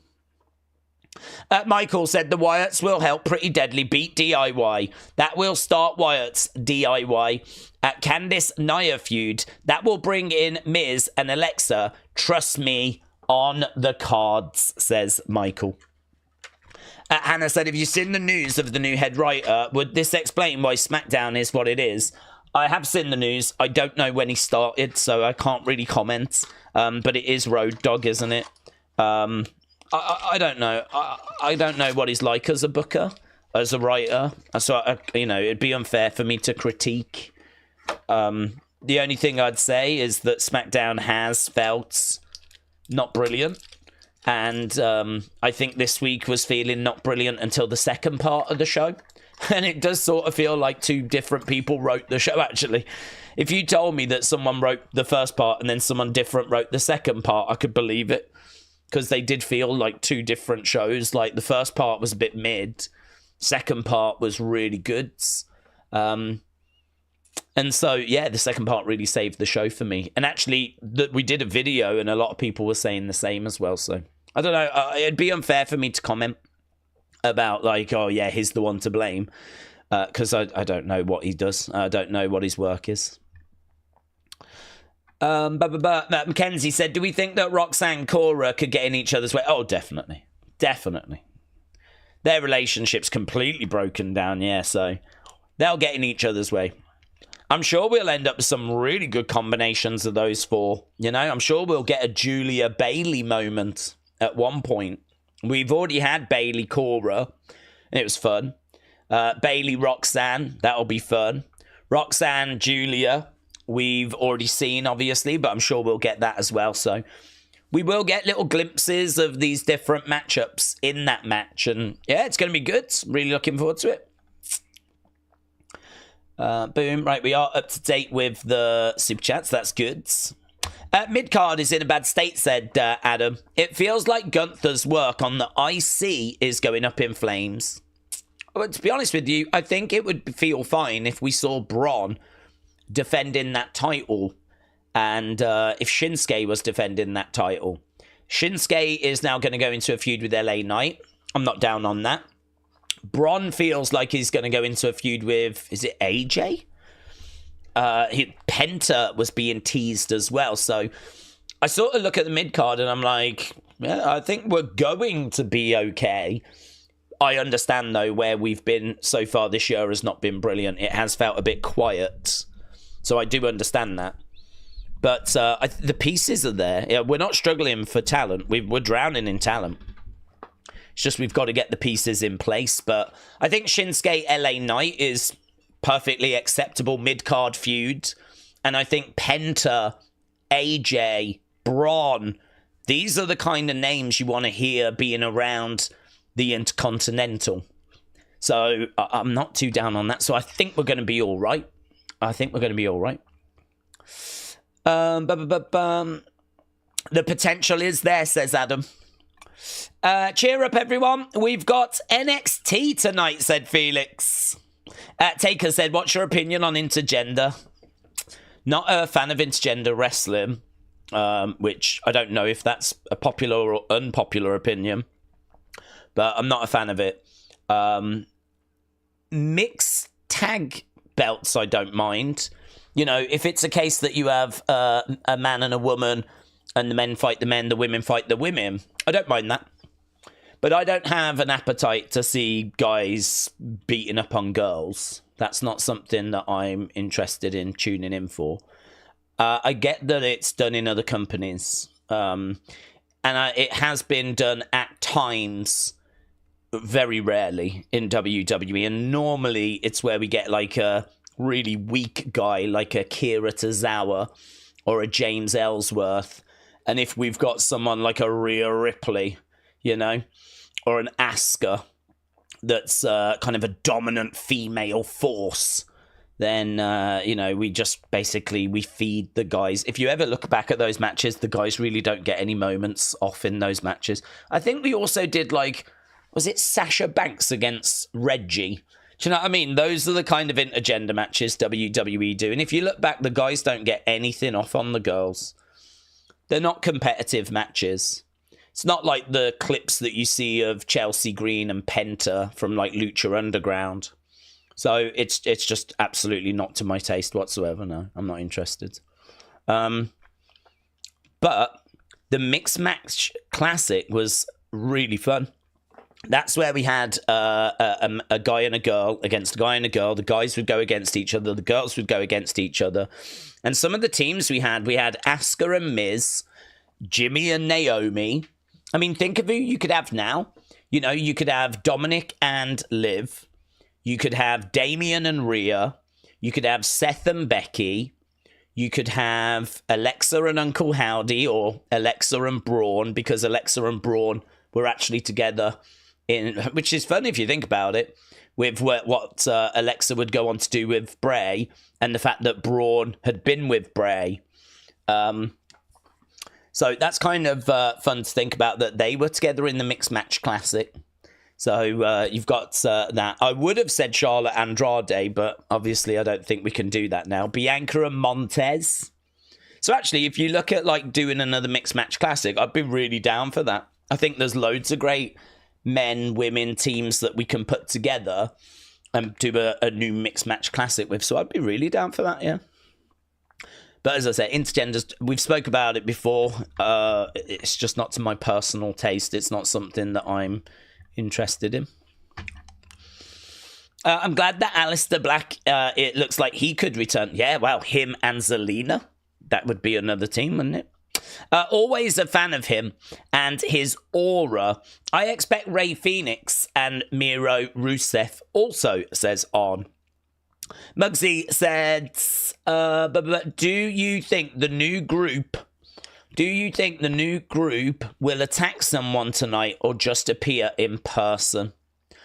Do I think the new group is going to attack someone tonight? I do. I think they'll definitely be there in person. I think they've got to send some sort of a statement. So, yeah, I think they'll be there in person. I think they are definitely going to do something. And I'm looking at the Fraxium match. I mean, them going after Oba would be absolutely fine, but it doesn't feel like Oba's going to lose his title anytime soon. And not only that, there's 4 of them, and there's only 1 of Oba. So, how does that make any sense? Unless Oba gets some people to stand by his side to kind of try and bring this new threat down, you know? There's a new group. If they're coming after me, they can come after you. So you need to stand by my side. If we're going to do something like that with Oba, then, okay, I can vibe with that. It won't really be about titles. It'll be about who runs the place. That could be kind of fun. Oba is the one that would make the most sense because he's the top dog. You know, it's like they say, if you're in prison, you know, and you go after the biggest guy in the yards, you send a message out that this is my yard now, right? And that's exactly what I did when I was in prison. You go after the biggest person in the yards and you mess them up, right? And so that's just a piece of advice for you. Yeah, just a piece of advice. If you're still at school or something like that, find the biggest bully at school and just mark them. You know, use bricks. I don't know. So just a free piece of advice. But yeah, if you're a new group, you go after Oba and you make that statement. But I just can't quite get it to work in my head about there's 4 of them. There's only 1 of him. He's not been champ that long. I don't think he's going to lose the title anytime soon. So does it work? Does it make sense? So that's why I'm also looking at Fraxium as well. James said, I just had a thought. How about a 6-way intercontinental ladder match? Braun, AJ, Penta.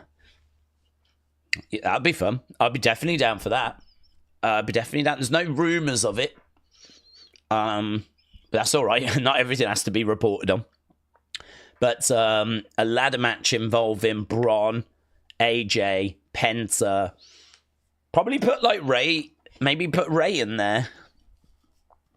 I'm just thinking of like people. Dragon Lee could go in. Thinking of people that would be for Chad could go in. People that could, do some high-flying stuff. You always want high flyers, don't you, really? When it comes to ladder matches, people jumping off stuff.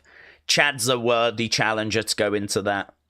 Dragon Lee would be a good showcase to do with an opportunity like that. Yeah, I like that, James. I like that. You should, at Triple H, send him the idea. I saw on the WWE website, they were saying, please don't send us ideas for the show. We're not interested. They must get loads of people going, oh my God, I've just had this idea, this amazing idea. How about if? They must get those kind of messages on a regular basis. I saw a note, that was ages ago now. It was like, if you want to contact us, you can do. Please don't send any creative ideas though. Michael said, Daze, the Wyatts are going to help Pretty Deadly. Oh, we read that one. Weird Flex Wrestling said, Oba is an all-time prospect. They need to feed every male talent down in NXT to Oba Femi. Days with the speculation of Black and Rusev being near. I think Black being back is great, but I'm surprised with how Rusev was getting over back then. He would be a good fit in NWA. Thoughts? He would be a good fit in NWA, yes. I agree with that. They had Tyrus, didn't they? And he was kind of a big brute.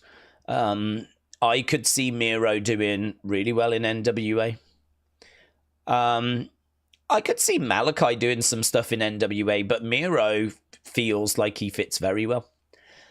Word on the street is they're both WWE bound and that WWE are very interested. So I think they will find their way in that direction. Oh, look at that.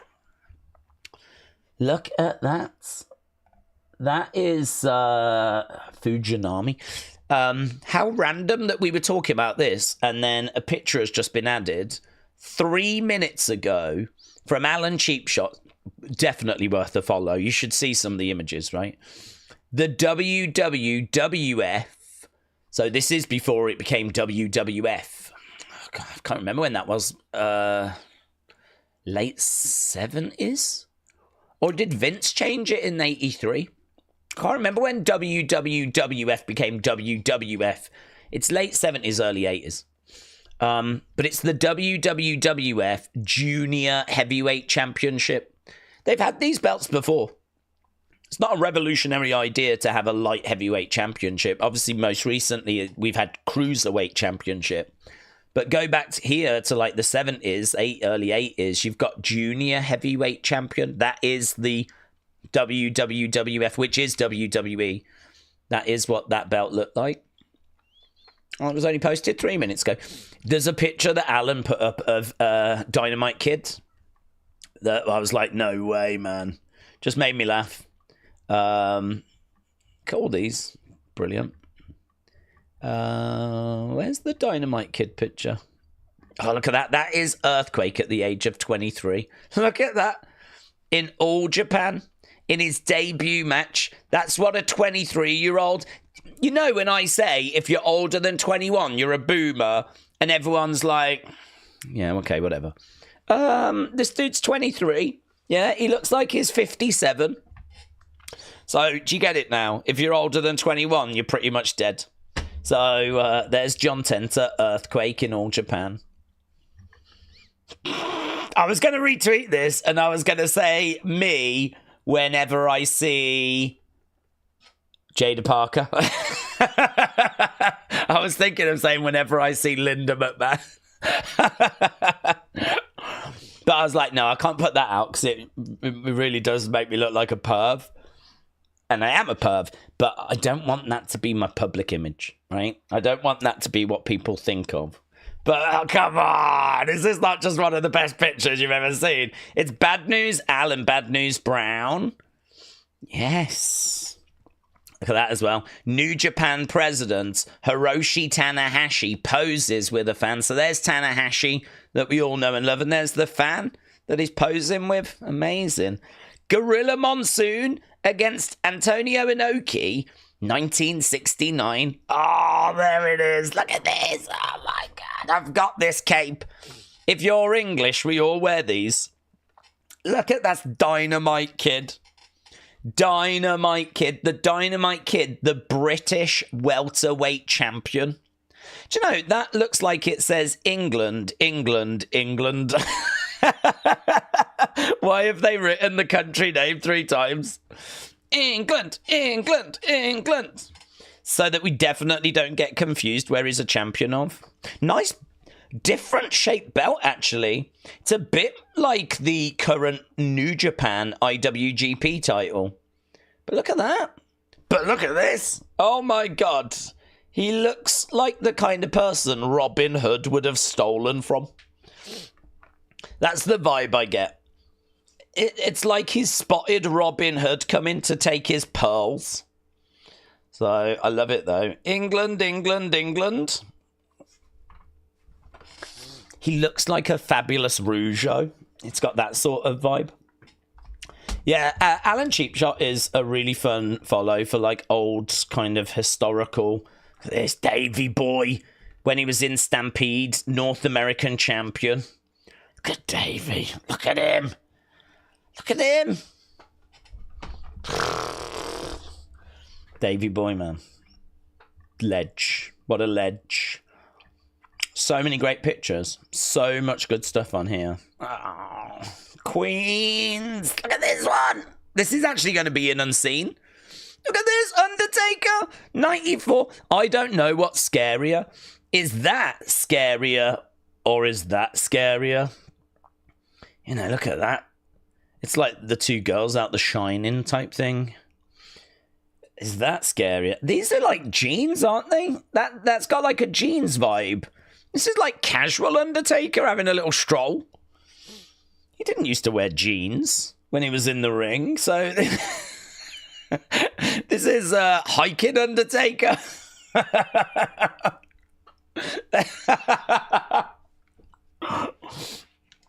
Are you going out for a walk? Yeah, I'm just going to go for a walk. Have you got your jeans on? There we go. That was Undertaker in Japan, 1994. Here's Crimson. Here's Logan Paul in Japan in December of 2017.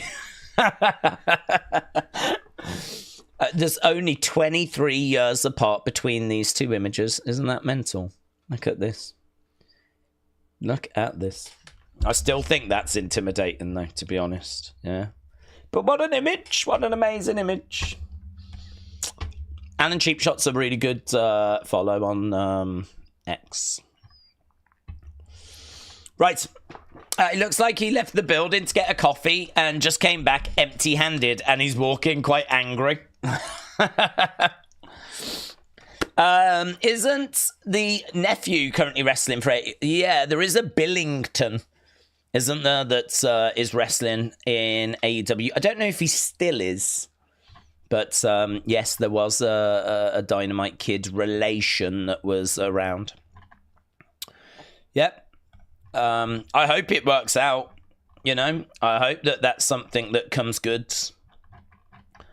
That would be so exciting to have, like, a relation of the Dynamite Kid being around. That'd be really good. It's such a shame that, like, the Davey passed away so young, and Dynamite Kid was such a nightmare outside of the ring.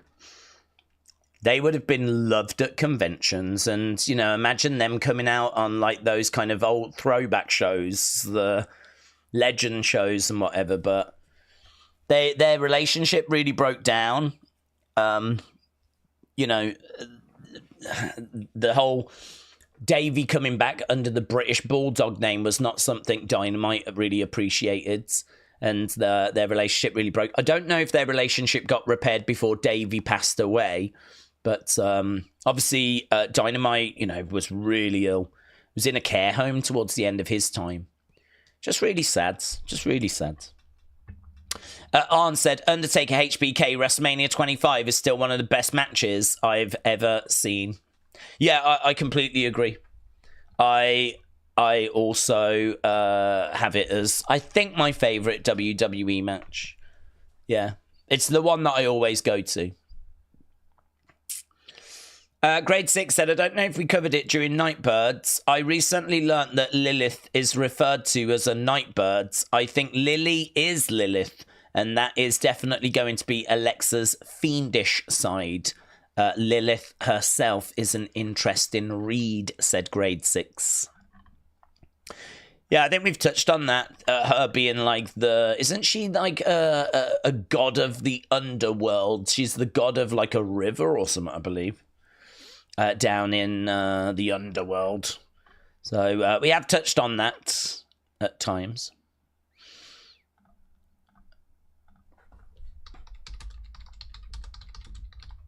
Right. Can't believe WrestleMania might be in New Orleans next year 3 times in 12 years. Wow. Yeah, I'm not too against it, to be honest. I mean, I think that a lot of wrestling fans travel, so I get that it's probably disappointing for certain places. But listen, at the end of the day, we know that places bid for WrestleMania. I've got to think that New Orleans has just been putting those bids in. The fact that it's gone so well previous, the fact that it's easy for people to get to, the fact that there's loads to do when you're actually there. I mean, you don't really want it being in a place that's, you know, a bit dull, just a few bars or whatever, you know, like you want it to be a very vibrant place, you know. This is why they love Florida as well, Tampa and Orlando, and because there's so much to do there, and New York, Las Vegas, LA. I think New Orleans very much fits into that. So I think they've got these destinations that they really love that have got lots to do for the fans whilst they're there. And obviously these places have got a bid for them. So, yeah, I don't know. It's one of those. I understand why people would be a bit, but I can see that it ticks all the boxes. I can see why we keep going there. But at the end of the day, people are going to want it to be coming closer to them, aren't they? I understand that as well. That's why I know for sure we're never going to get WrestleMania in Toronto again, said Alex.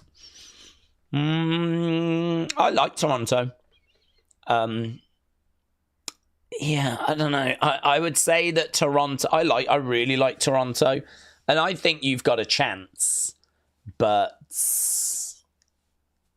what's your stadium hold? What's that stadium? Is that stadium where we're going to do Elimination Chamber? Is it the Rogers? Is it the Rogers Centre? What's the Rogers Centre? That's in Ottawa, so no, it's not that. What's the stadium in Toronto? Oh yeah, Rogers Centre. Lamport Stadium. I've just got this weird sort of knowledge now of different stadiums and different buildings in different places. It can hold...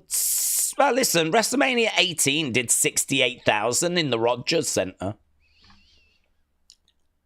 Did 68,000. I mean... And it's indoors. I don't know. I like Toronto. I like Toronto. I think there's stuff to do there. I think the problem you've got is there are more vibrant places. But I like Toronto. I reckon you could get another WrestleMania. Oh, is that the poster? Oh, I showed mine the other day, didn't I? So I showed my Vengeance Day poster that I bought. This would be this year's. I bet you they are selling these signed at the venue, signed by everyone. That would be pretty good, to be honest. I mean, you'd be getting... Look at that. I mean, you'd be getting Stephanie, Giulia, Cora, Roxanne, Bayley, Oba, Austin Theory, Grayson Waller, Ethan, Javon, Trick, Eddie, Fallon, Fraxia. That's nice. That wouldn't be a bad one, would it? That wouldn't be a bad one. I mean, getting Bayley's autograph. Bayley's signature alone is going to be an easy $50, $60 probably online. Maybe even more than that, $80, I don't know. But I would guess at around that sort of ballpark. They would be selling these for about $100. At least that's what the one last April cost me.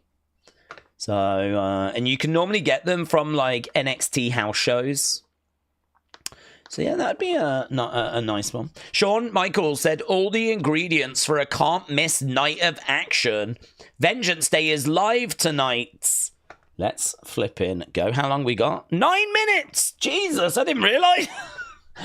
I'm sat here just having a good old chinwag, yeah? Chatting away. I just need to retweet a little link to the stream then, considering it is so soon. Look at us just having a lovely time. Right, hey, you skip my super chats. Oh, I'm sorry, we can go back to it. I didn't see it.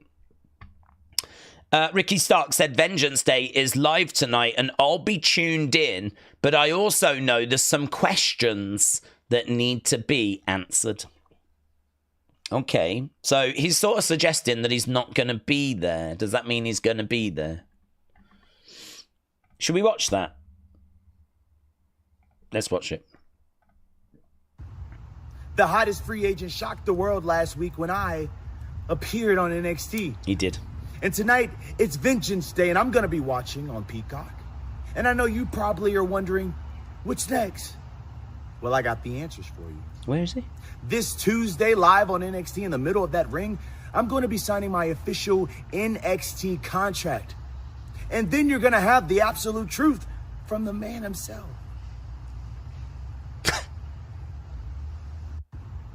The hottest free agent shocked the world last week when I appeared on it.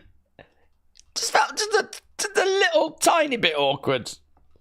And then you'll have the truth from the man himself. Do it again. Do it again, you boomer. Contract. And then you're going to have the absolute truth from the man himself. I don't know why it tickled me so much. The hottest free agent shocked.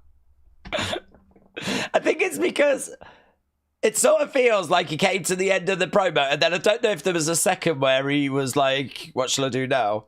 I'll do the thing, and then did it.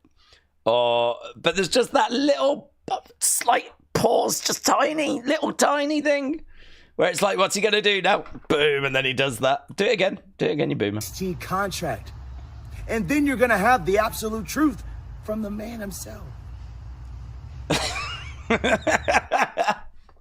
I love him. Oh my God. I'm a fan. I've always liked him. I liked him in NWA Power, and I was pleased to see him go to AEW. I was a bit sad he didn't go to NXT back then. I would imagine he feels the same. But yeah, let's go. Ricky Starks. Wishing him absolutely nothing but the best. I really... So pleased that he's in NXT. Okay, right. 6 minutes. Defcon Prime said, you see me ho 2-pack. Oh, hang on. Oh, Mean Gene. Okay, with you. Did you see a Mean Gene and Hogan 2-pack? Yes, I did. It's lovely. Lovely. When I started collecting figures, I wanted the champions. That was, and do you know, I do sort of regret moving away from that. You know, I just wanted nothing but the different belts. That's all I wanted. I just wanted all the different belts. Winged Eagle on a purple strap, Winged Eagle on a white strap, Intercontinental title from the 80s, Intercontinental title from today, the various tag belts, the Divas belts. And I started doing that, collecting that, and that's what I wanted, just a whole display of all the different belts. And that's what I was really looking for. And honestly, it spiraled out of control, because you see a Roddy Piper that doesn't come with a belt, but you got to get a Roddy Piper. Oh, you see a Macho Man, and he doesn't come with a belt, but he's got his WrestleMania 3 robe, and well, I've got to get that, haven't I? I've got to get that. And then you'll, like, you know, see, I don't know, flipping Sami Zayn. Oh, I like Sami Zayn, yeah, get that. Oh, Asuka. Okay, it doesn't come with the belt, but I need an Asuka. And that's how it spirals, and that's how it gets out of control, so... Yeah, that 2-pack where you get a Hogan, you get a Mean Gene, but you get that Hogan 85. Beautiful, lovely. I mean, I won't pick it up now. I probably won't pick it up now. But I could be tempted. I still don't think I've got the Hogan 85 belt, you know. Chris said, when Ricky is brought to the main roster, his name shall be The Rick. Oh, that would be the best.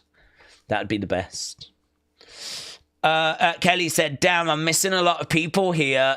Where's my girl Hannah in the building? Miss Clown said, that's sexy. Michael said, Daze, do you think Duke Hudson that we saw in his exit interview would have been more successful in NXT?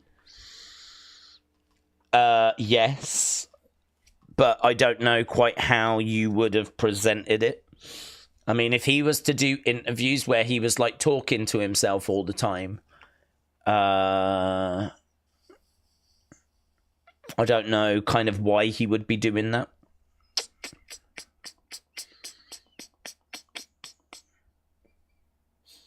I don't know how you would present that as part of the character. That's what I'm trying to say. I get it now because he's trying to process something pretty major. You know, I think this kind of introspective questioning is something you do when you've gone through something pretty major. Like when Howdy was doing it to himself because of Bray having passed. And I think, you know, Duke Hudson's doing it because his WWE career has come to an end. Granted, he might find a way of getting it back, but it's come to an end at the moment. And so, you know, he's trying to process that. And so, honestly, I think we are getting these kind of internal questions being asked. And that makes sense to me. But I don't know that it would make as much sense if it was just a weekly thing, you know? And that was just how he was doing his promos. That would be hard to present. Jared Palmer said, shout out to you, my Brummy friend. Yes. A lot of people won't know what Brummy is, but that is short for people from Birmingham. Technically, I'm not, but my family are. And I did basically grow up in that city. When do you think Cora Jade could get a main roster call-up? I think she needs a little more seasoning because of the fact that she's been out injured for so long. I also think that she has pretty consistently been a step behind Roxanne since Roxanne came in. So I think she's needed to catch up to Roxanne. I think she's fine in ring. She never strikes me as being that comfortable.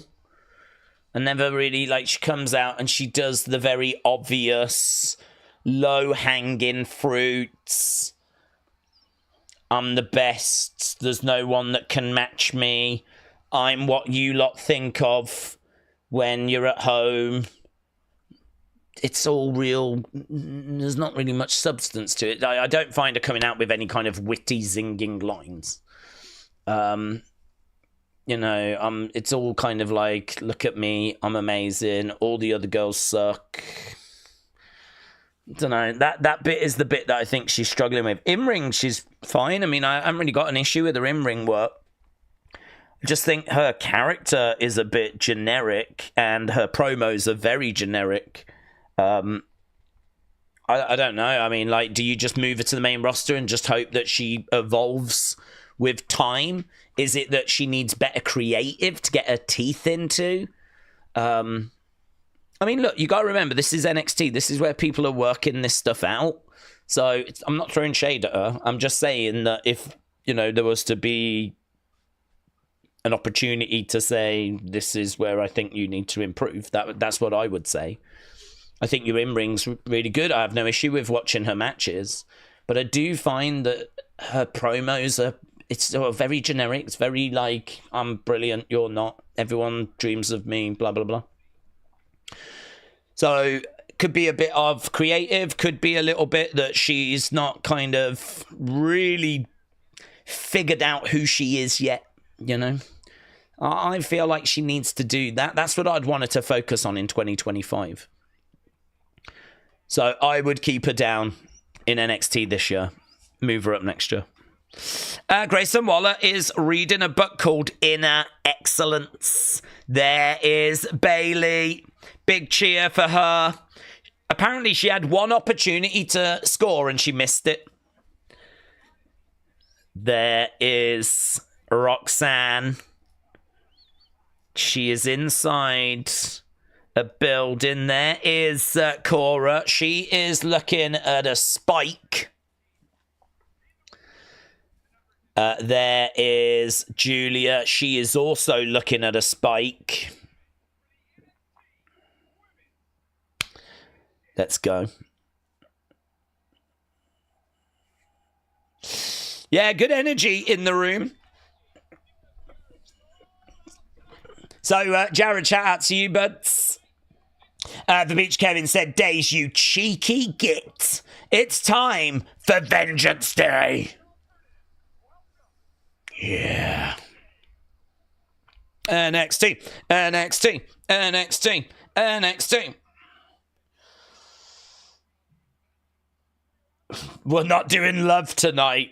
We're doing vengeance. I bet he says that to all the girls, doesn't he? I bet he says that to all the girls. We're not doing love tonight. We're doing vengeance. Oh my God. Can we not do love? So we're just looking at what's happened at previous Vengeance Days. Vengeance Day has become a showcase for WWE's future. I think that's very much the case tonight as well. I think that's very much the case tonight.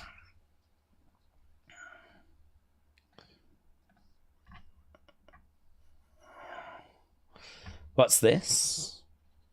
Captain Howdy said, here's a better shot of Chelsea Green.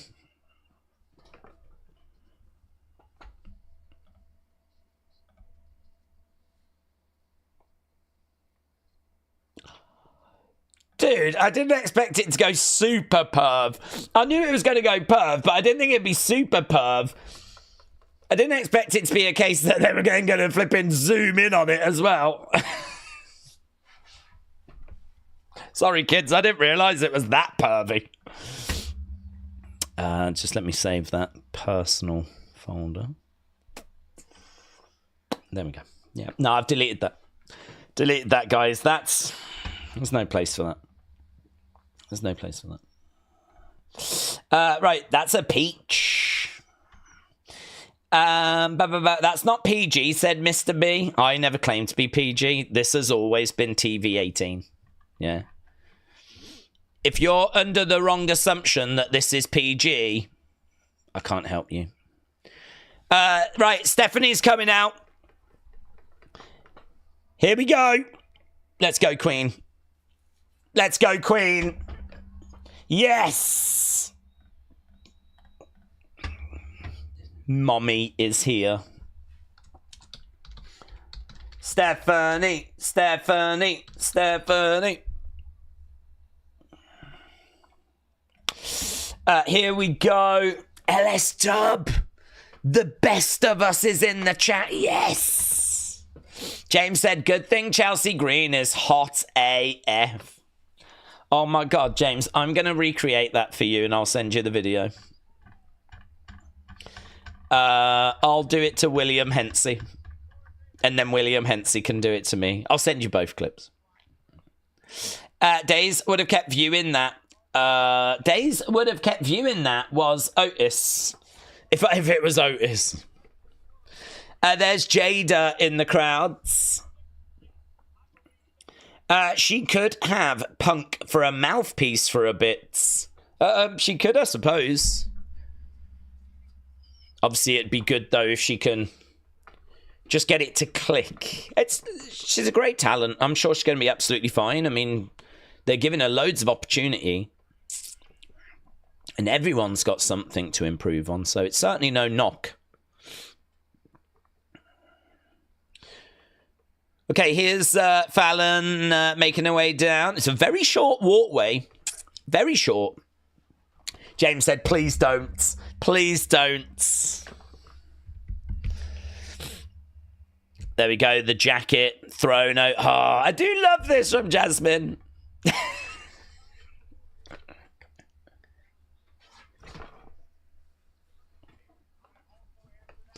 Doesn't that just sum women up?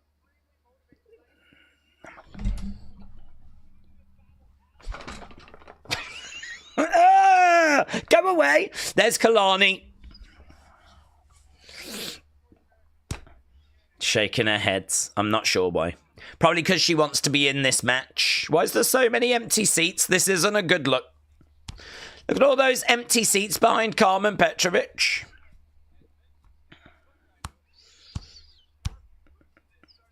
It's full. It's sold out. So, I mean, I don't know where them boomers are. But WrestleTix reported there was just under 4,000 tickets available and just under 4,000 tickets were distributed. So,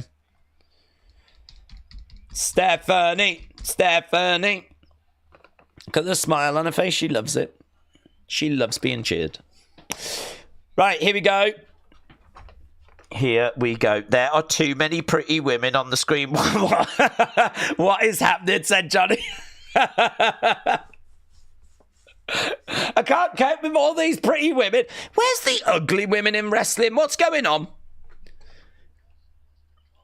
Guys, have you noticed how all the pretty girls turn out to be like brilliant wrestlers? Like, apparently if you're ugly, you're no good. That's what wrestling has taught me. That works for the guys and the girls. If you're ugly, apparently you can't wrestle. Look at all these very attractive girls in their little skimpy outfits. And they're all genuinely good at wrestling. I mean, Stephanie is amazing, but no one's ever really looked into that correlation, have they? About how, like, where's the ugly girls? Where's all the really rough, ugly girls that I'm sure they surely can wrestle? Surely. I might start the UW, which will be Ugly Wrestling Entertainment. That's where I just get loads of really ugly people, just chuck them in the ring. And to be honest, if there's any botches, it doesn't really matter because they're not going to make themselves any uglier. They're already at rock bottom, you know? UW. UW. One. Just a one count. Just a one count. Oh, Stephanie again. Oh, trying to tie up the legs a little bit here. I don't know what she's going for. She's nice crossface. Crossface is in there by Stephanie. We need to do a poll, don't we? And see if we're going to get a new champione. New champ. New champ here, yes or no? Let me know. Please respond. Guys, if you've not left a like, you better leave a like. Otherwise, I'll come round your house and murk you. Well, not me. I'll send Mitchell. Stephanie. Oh, here we go. Yeah, Booker loves this. Oh, my God. They're really making that move out to be a big deal. I don't even know what it's called.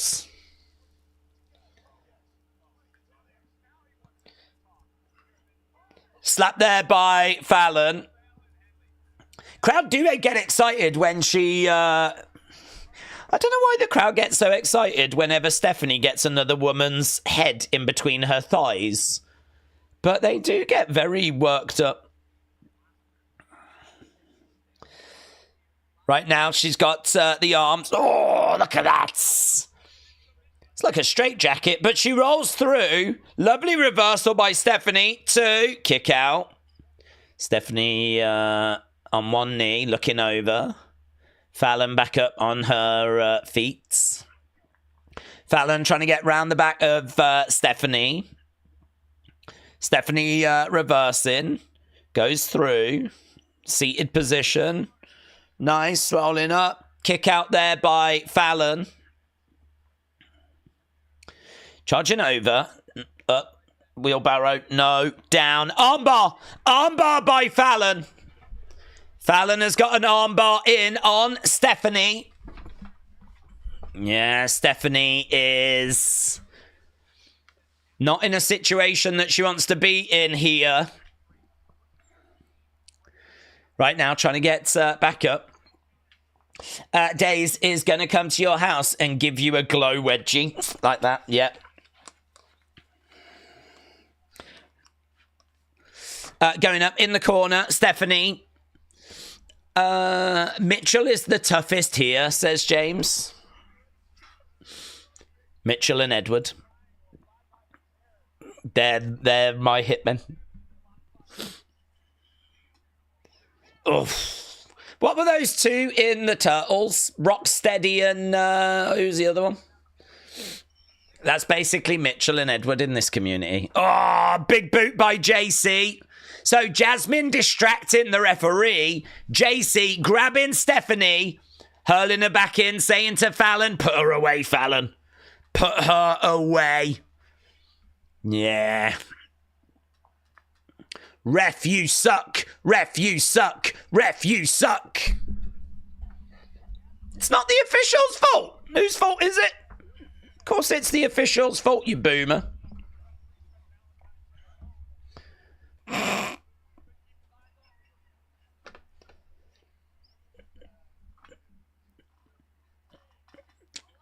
How many times have you given the referee a pass, says Booker? Ooh, that's a lovely kick by JC, wasn't it? Lovely kick. Clothesline there by Fallon.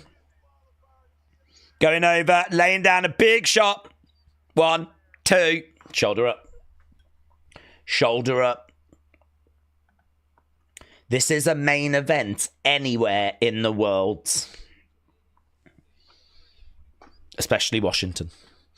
Knee to the back there. He asks a question but doesn't give a shiz, says Corey. It was more for you lot, really. I don't actually care. I don't care. I don't care if it's Rocksteady and Barry, do I? It doesn't make any difference to my life. But it's a lovely opportunity for people that know to show off. And just know I'm pleased for you. Shot coming in there by Stephanie. Over against the ropes goes Fallon. Boom! Big shot by Fallon. Over the other side. Slap coming in. Stephanie goes down to her knees. Working on the arm.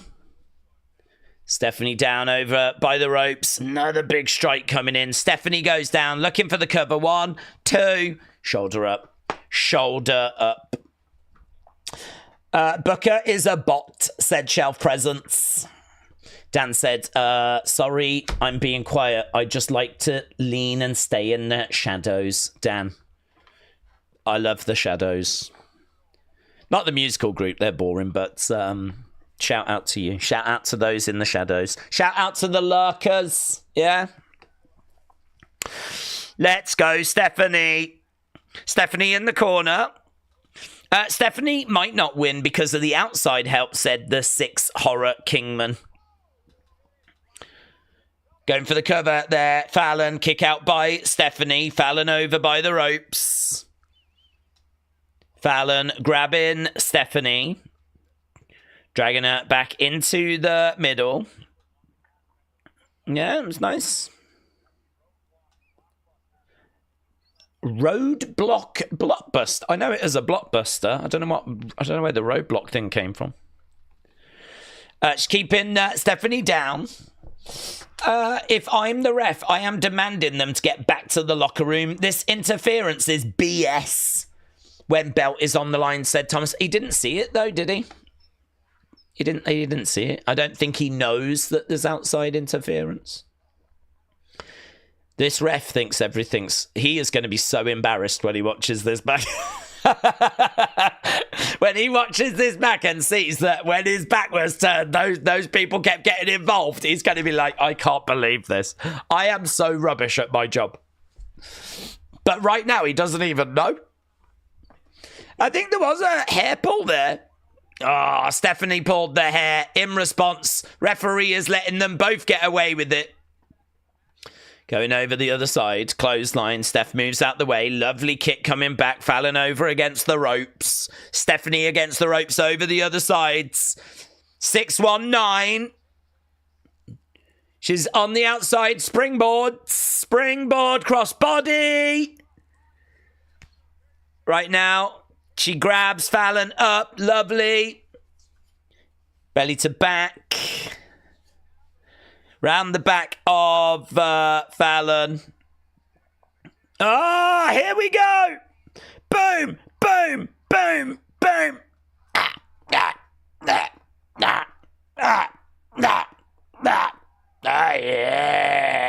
Yeah.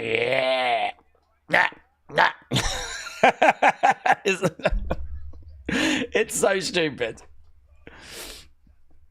This is wrestling. This is wrestling.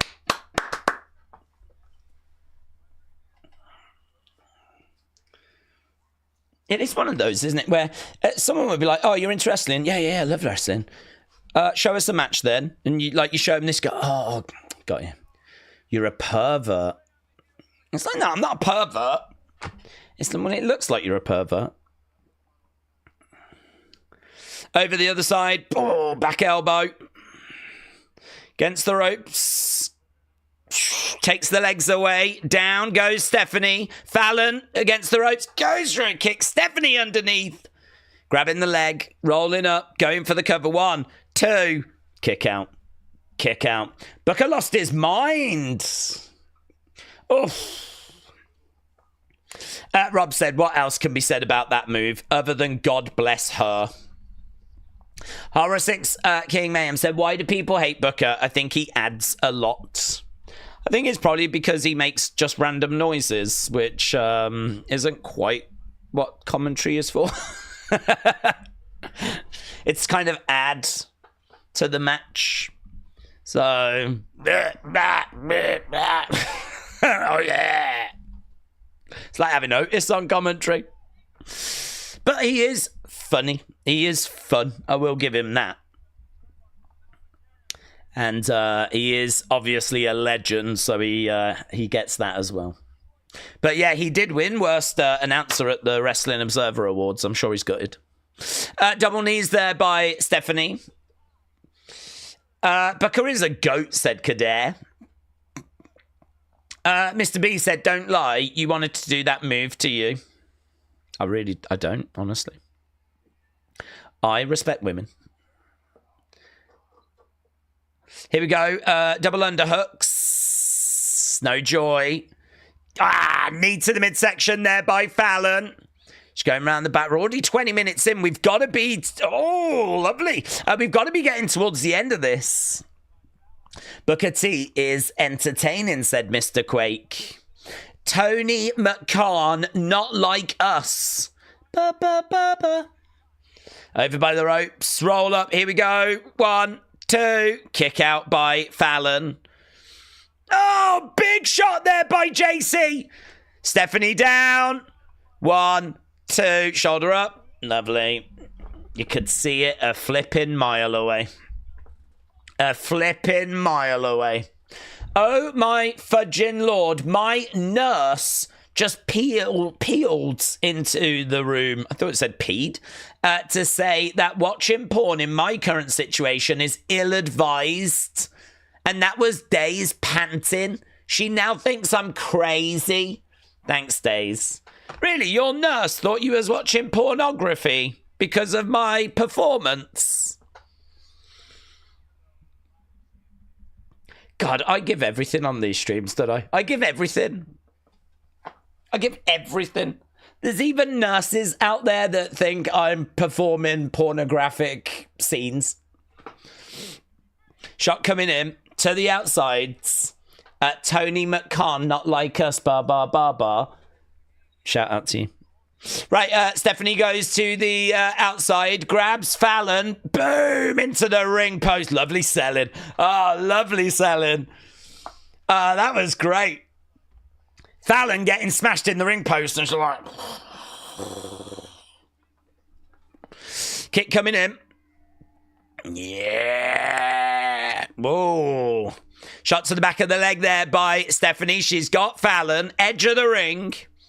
Here we go. Double underhooks. She's got her up. Ooh, onto the knees. Onto the knees. Steph is up. Whoa! She really launched herself to the outside on that one. Jeez. She got some distance there. NXT. NXT. NXT. NXT. And Nation's capital is rocking. Here we go. She's got her up. She's going to look to... Oh, put her away, and she does. Is this the beginning of the end? Right now, Fallon down in the middle of the ring. Stephanie's going to go to the corner. This could be a problem, though, because we know there's girls on the outside, but they're still down. They're still down. Stephanie connects. Connects. New champ. 2, 3. She's done it. She's done it! Stephanie wins! Oh, look at the smile on her face.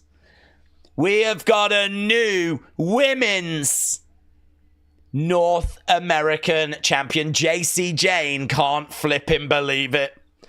And as soon as Fallon Henley comes round, she ain't going to believe it either.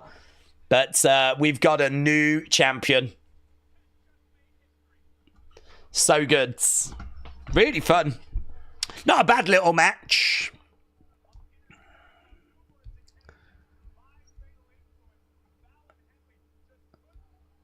I loved the selling from Fallon when she went into that ring post. That was great. To the outside. That was great. Right. 81% of you said we were going to get a new champione. 81% of you was blooming correct. Let's do match score, shall we? Match score, match score. That might be our only new champ tonight. I'm not expecting any of the other titles to change hands.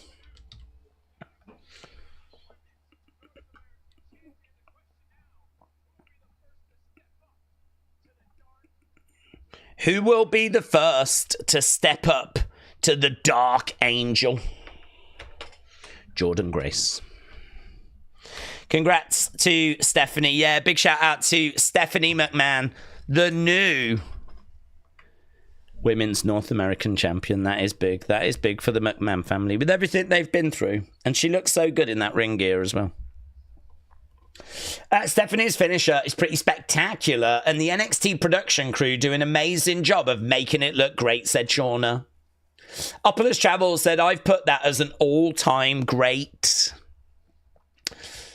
The tag titles might change hands. Do you think so? Do you think Briggs and Inamura could do it? I'm not so sure. It's not impossible, but I'm not so sure. Evolve on Tubi. Guys, if we start doing Evolve, are you going to join me? I don't want to be on my own. I'll be scared on my own. If I'm sat here on my own watching Evolve, I'll be really sad and scared. But if you heard the music, it's all like, yeah. It's all exciting.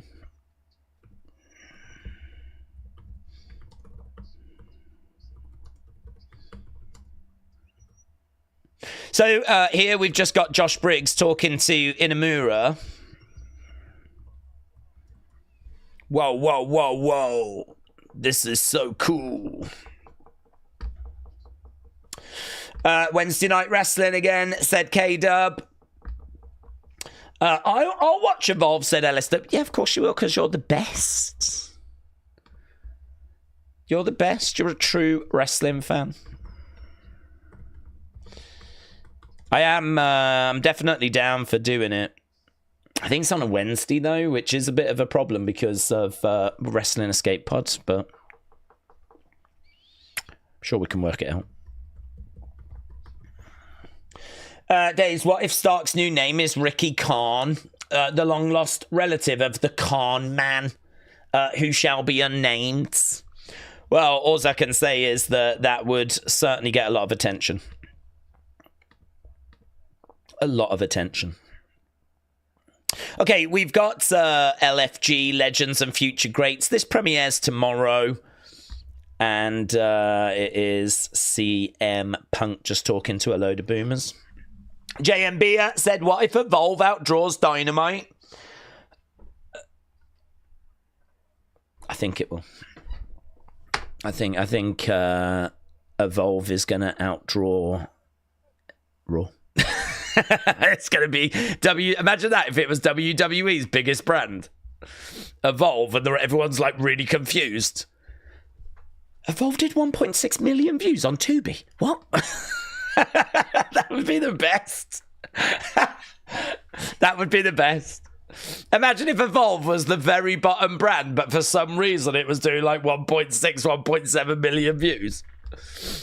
I would love the carnage that would cause. But it'll probably get about 3 people. Me, James, and Ellis Dub. Let's go. LFG tomorrow's will be amazing. Can we do a live stream? Yeah, I don't think I can watch it, to be honest. I don't know where it lives in the UK because we don't have A&E. So it'd probably be like a watch wrestling job, and that is very unpredictable. I'm still not 100% where I can watch Evolve, to be honest. The thing with Evolve, though, is that is a proper promotion that is going to keep going. Whereas the LFG thing, that'll be done after 8 weeks or whatever. So I'm more interested in Evolve than I am LFG. But LFG will still be very, very fun.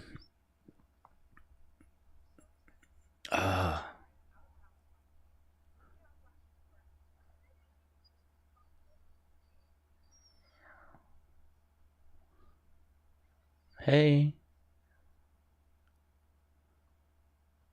So what's this? They're playing volleyball. Zarya. Is this how we want to see Zarya playing volleyball? Do we want that? Do I want that?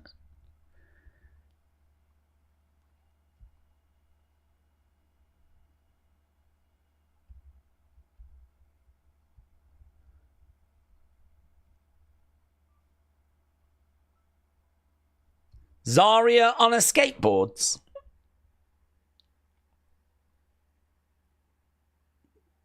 This is the most random video. Zarya having ice cream. Oh, that was pretty fun. They clinked ice creams and Sol Ruka's fell off. Right, there's Eddie Thorpe with a strap match. I don't know, man.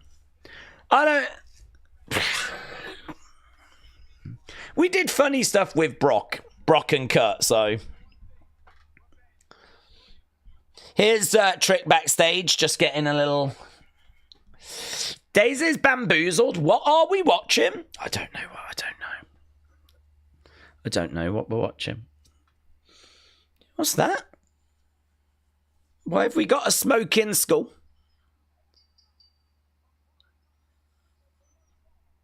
What was that?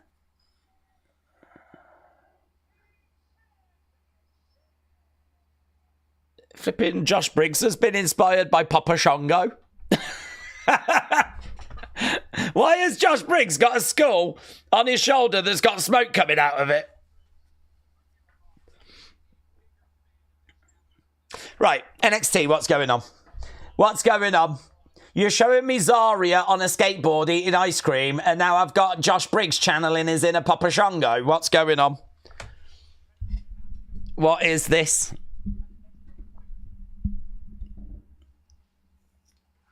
I'll tell you what this is. This is Fraxium. Never slow down! Fraxium versus Papa Shango and Inamura. Here they are. I bet Theory turns on Grayson tonight, and that will lead to the WrestleMania feud. It could happen. It could happen. Obviously, lots of excitement around the fact we got a new Champione. Champione. And no.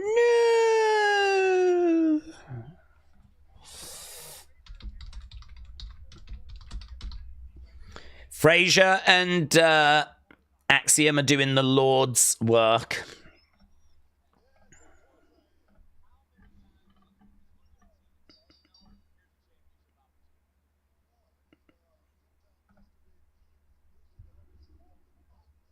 Okay, we are underway then with our second match. Let's get rid of the thing for the first one because that is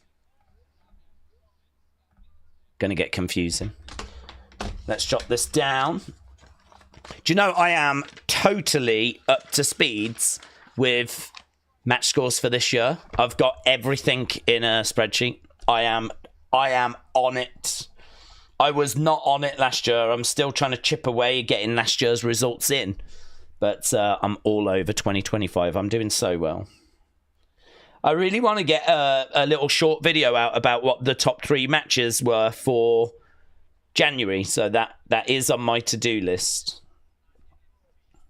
I think we'll do that each month. Top 3 matches of January, top 3 matches of February, so on, so on, so on. And at the end of the year, I can maybe do the top 3 matches of Rhea Ripley, the top 3 matches of...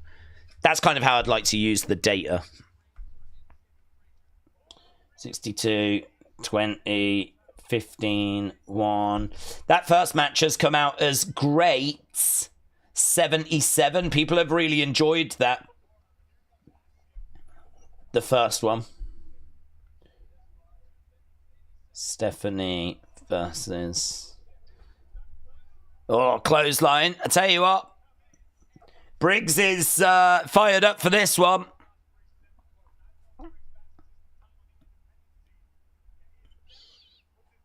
Axiom on his feet. Drop kick. This is going to be such a good match. Wow. Oh, my God. Wow. Briggs. Wow, that was great. That was great. Briggs just picking up Axiom and choke slamming him onto the knee of Inamura.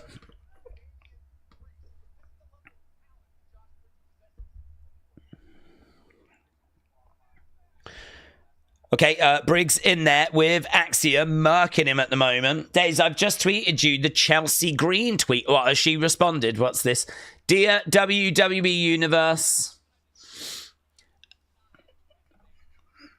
on the evening of Friday, February 14th, the defendant, or as I will say, culprit, Nasty Naomi, orchestrated a predetermined, juvenile and inhumane attack on your United States champion. Earlier today, my cabinet and I held an emergency vote. In jurisdiction with Code 4292 of the Penal Agreement and a unanimous vote of 99-1, I hereby ban the use of wedges during professional wrestling matches. Any further use of said move can and will result in permanent banishment from my ring. Well, we almost saw her ring. To my loyal followers of our beloved nation, I will not stand for this tyranny. Please rest assured you may continue to pledge your allegiance to Chelsea Green with the utmost confidence. This will be my final comment on this matter. That is excellent, James. That is excellent. James, whenever I think of Chelsea Green's ring, I will think of you now, so thank you. Thank you. Chops coming in there by Inamura. Again, shots raining down. Inamura in the ring looking pretty good, to be honest. This is obviously going to be a real showcase for these two.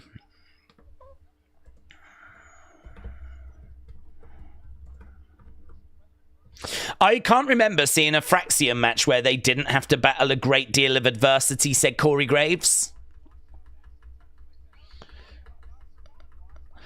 Inamura in control as Axiom is getting back up to his feet. Big chop coming in there by Axiom.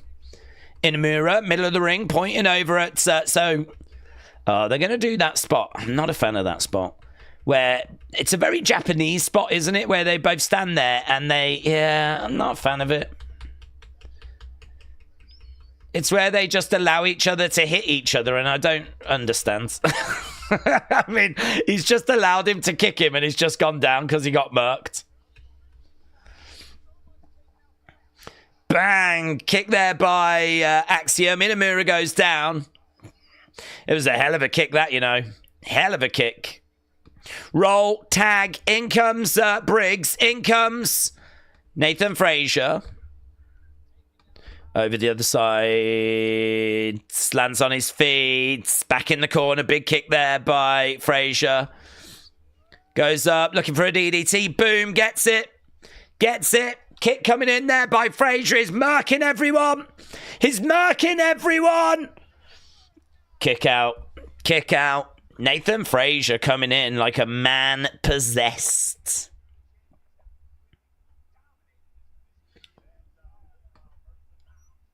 Speed, agile, mobile, versatile.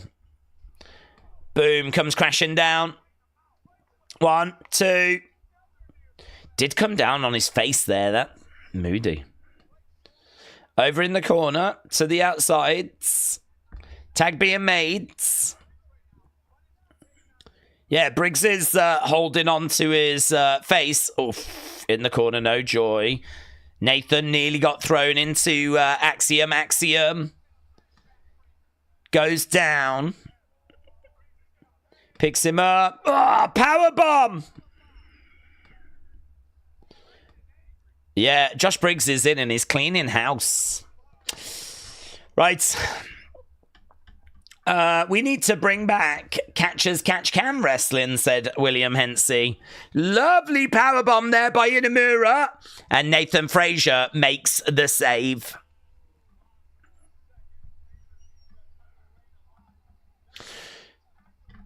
Yeah, great work. Great teamwork.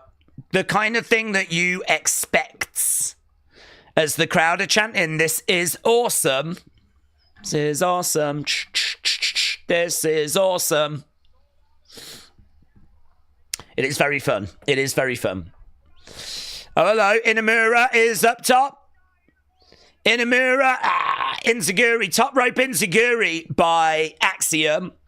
Axiom going up. Grabbing Inamura. Spanish Fly coming in. Connects. Connects. Inamura down. Nathan Frazier going up top. Josh Briggs grabs him. Josh Briggs looking to go up as well. I really like the blend of styles here. Look at the choke slam. Nathan Frazier thrown onto Axiom. All 4 guys are down. We've got the powerhouses of Inamura and Josh Briggs, and we've got the high-flying, quick pace of Fraxium, and those 2 styles are really blending together lovely. Some big spots, fun spots as Nathan holds onto the rope, lands on his feet, kick coming in. Josh Briggs back in the corner, top rope Inzaguri by Axiom. Briggs, oh my God! Just took his head off, mate! Jesus! Oh! Poison Rana! Axiom in the corner. Scooped up. Goes round Inamura.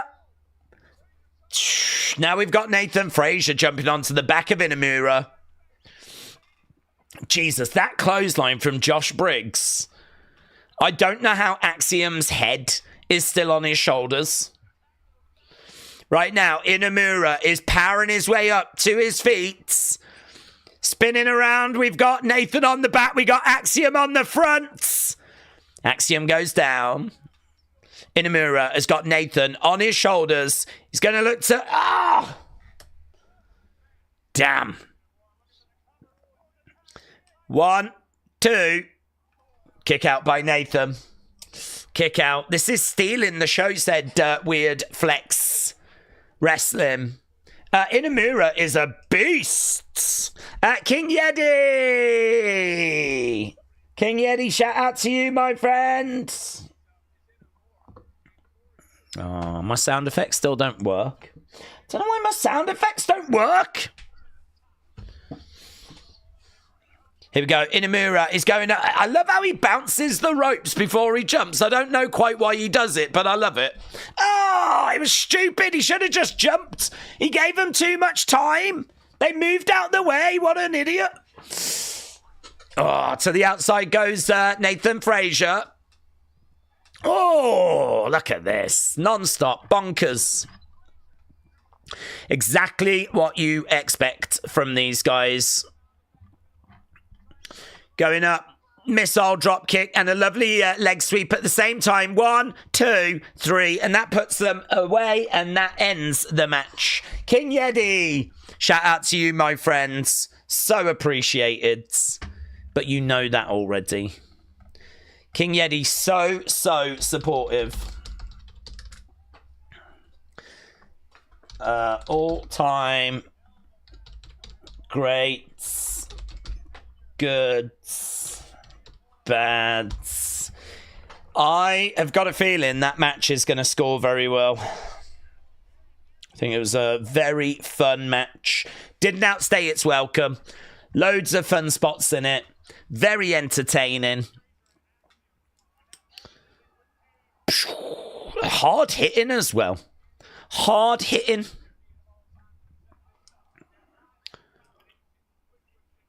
I've said before about how sometimes, like, some of the super kicks, some of the moves, like, the end result can be a little bit soft. Not from these guys. But, yeah, from these guys, you get something really... Here we go, here we go, here we go, here we go, here we go! Is this the new group? Is this the new group? Yes! They've got the masks on! And they are murking everyone! In the match, the new group have arrived! Who are they? Who are they?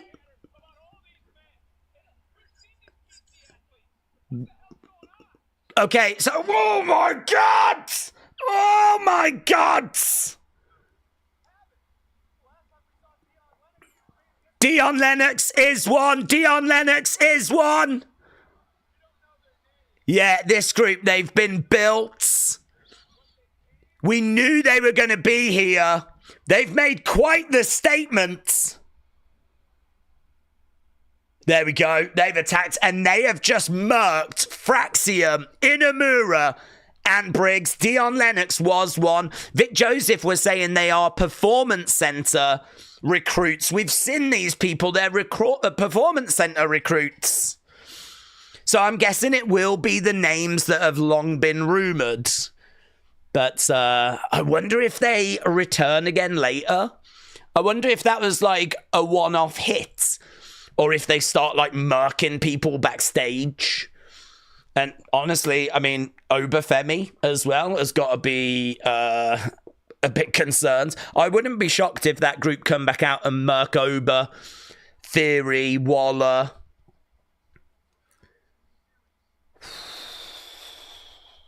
Let's go. Let's go. They could have murked Booker, said Johnny. I've gained respect for Inamura. The crowd were chanting, "Who are you?" Yeah, well, it's because the crowd don't know. They're performance center recruits. Fair play days, you called that. Who says that? Island High Life, shout out to you. It's not a big prediction, to be honest, but I think there was only 2 places they could have landed, and that would be because they're a group, the tag match, or you go after the big dog, which would have been Oba Femi. So it was either going to be one or the other. It might end up being both. Tony got played. Okay, we're hearing from Stacks.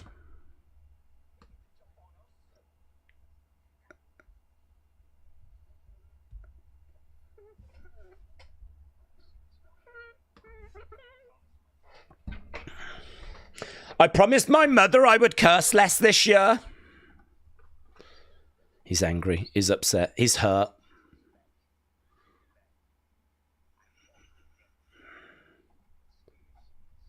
Spears and his gang are gonna pay. I'm standing up for this one on my own. Who's he talking to? Is he talking to the Riz and Luca? Who's he talking to? No one?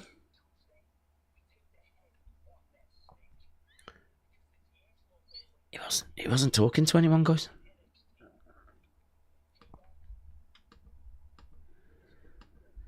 Payback isn't going to be pretty.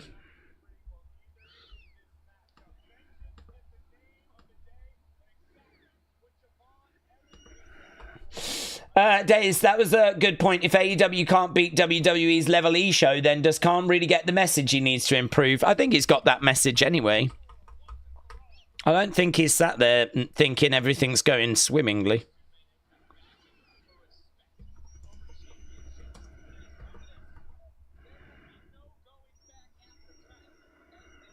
Strap match coming up next, kids. Vaquer is the new women's North American champ, said Arctic Arcade. She is commercial break. Just a little video package. Hello, Daze. I am finally on WrestleMania 14. Will I get to 40 before the 41st? That is the question. That's not the question, actually, Opolis Travels. The question is, out of all of the WrestleManias that you've watched up to 14, what has been your favourite match so far, please? Thank you. Thank you. What has been the best match you've seen so far, the one you've enjoyed the most? Opolis Travels been watching WrestleManias over, has it been a week, 10 days, something like that? At Shelf Presence, they need for whoever they are to keep murking people for more than 2 weeks to make them legit, or they'll end up being Retribution 2.0.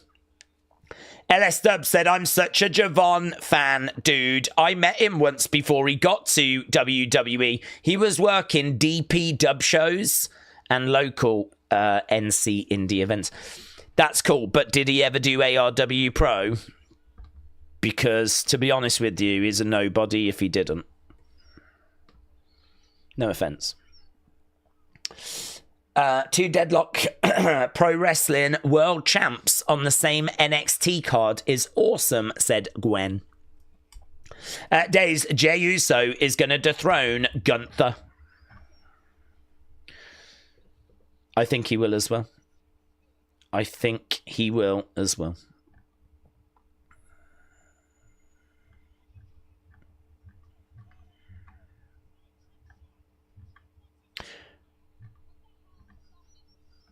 Yeah, win for... I'm just trying to find a couple of images I need for Unseen. I need one of Fraxium winning, and then I need one of the group arriving, which I have managed to find. WWE 4 minutes ago. Message sent. Things are about to change in NXT. Did they say on commentary what the group was called? Message sent. So far, my favourite match is either Shawn Brett Iron Man match, Austin Brett submission, or Brett Owen. It's between those 3. Wow, that's really interesting. All 3 of them are highly regarded. I would say one of them is one that you've mentioned there that probably gets more love than the others. And you didn't say Macho Man Ricky Steamboat. Fake fan. Mason Jackson said, I've been a viewer for about a year now. You've got me back into WWE. Thank you. Mason, shout out to you, my friends. Thank you. I just love life. That's it. And wrestling. And WWE. So if that has helped people, then that is wonderful. Right, Trick Williams about to make his way out for this strap match. So yeah, Mason, shout out to you, dudes. I love hearing from the shadows.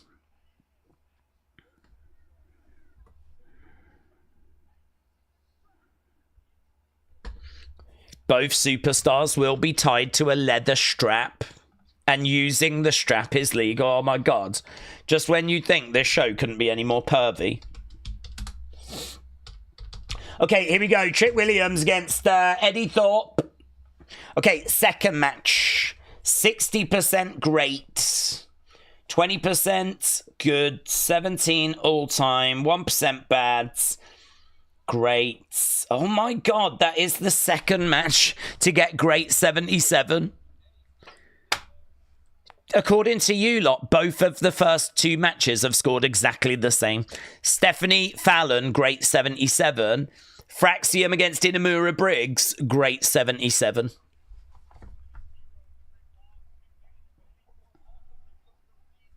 Wow, one of his heroes is Wahoo McDaniel. That's a name from the past.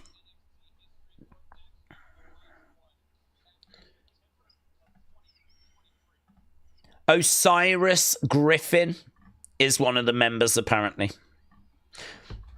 Here we go. Here we flipping go. Here we flipping go. Here we go.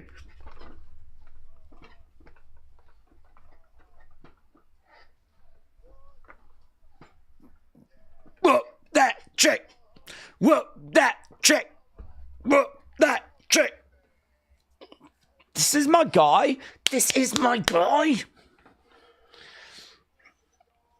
Yes. This is my guy. That ching. That ching. Bum bum bum bum bum bum bum bum bum.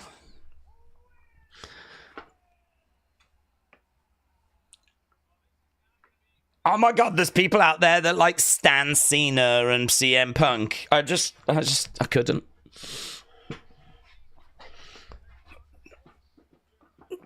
That ching.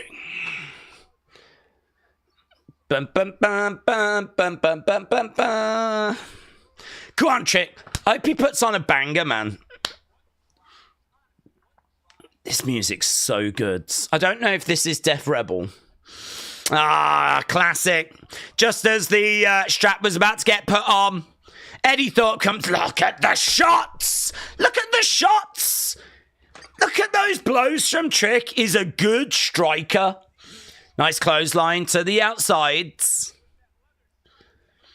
Trick Williams on the outside. Chop coming in.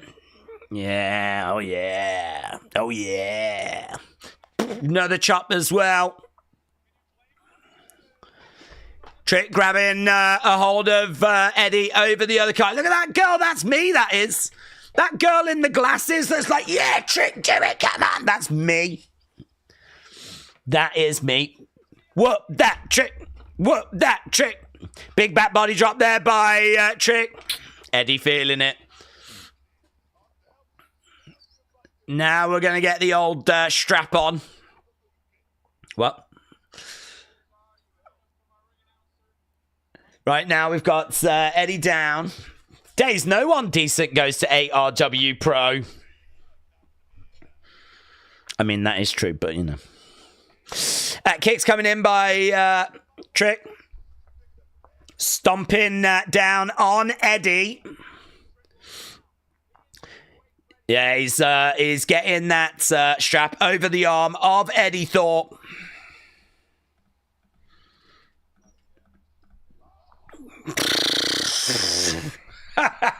He murked him, mate. That was a huge boot. Right now, boom, big clothesline. Look at Eddie. Look at Eddie. It's like he's been hit by a truck, but he's actually been hit by a trick. Right now, Trick pulling that strap over. Eddie goes to the outsides. Whoop, that Trick. Oh, into the ring posts goes Eddie Thorpe. Back in the ring goes Trick. Eddie Thorpe back into the ring as well. Over against the ropes. Over the other side. Picks him up. Boom! Big shot! Yeah. Oh, yeah. Right now, going for a clothesline over the top. To the outside goes Trick. Still got that strap, though. Still got that strap. Pulling Eddie. Get over here. Trick Williams going up top. Oh, Eddie pulling on that strap. Trick goes down. So Trick coming out hot. Desperate to get at Eddie in this one. Trick going to wallop Eddie there. Eddie using that strap. He's got Trick.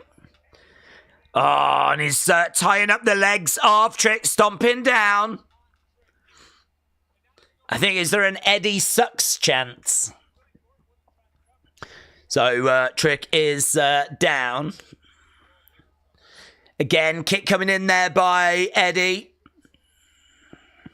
Crowd booing away. Booing away. Eddie looking to climb up. He's on that middle turnbuckle. Oh! Trick Williams pulling the strap. Eddie goes down. Daze, I think Man City is going to qualify and they could face Bayern or Celtic, says Amin. Didn't they lose in the first game? Big boot coming over there by Trick Willie. Oh my God. Eddie just whipped Trick Willie. Trick goes to the outsides. That strap looks like pantyhose, said Zoom Station. Are you sure? Are you sure? Daze, I used that Macho Man Ricky Steamboat match for a pee break, and I even took a nap. Oh my God. Oh my God.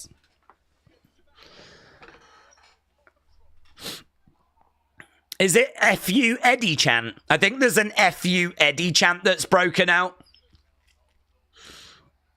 Yeah, it has. But even George the Animal Steel used that match for a snap break. Do we think Cater is winning tonight? Oh, I don't know, but I've not even looked at UFC. If I don't cover it, I don't even look at it. Big back into the ring post. Eddie Thorpe driving Trick. Right now, he gets back into the ring. Look at this.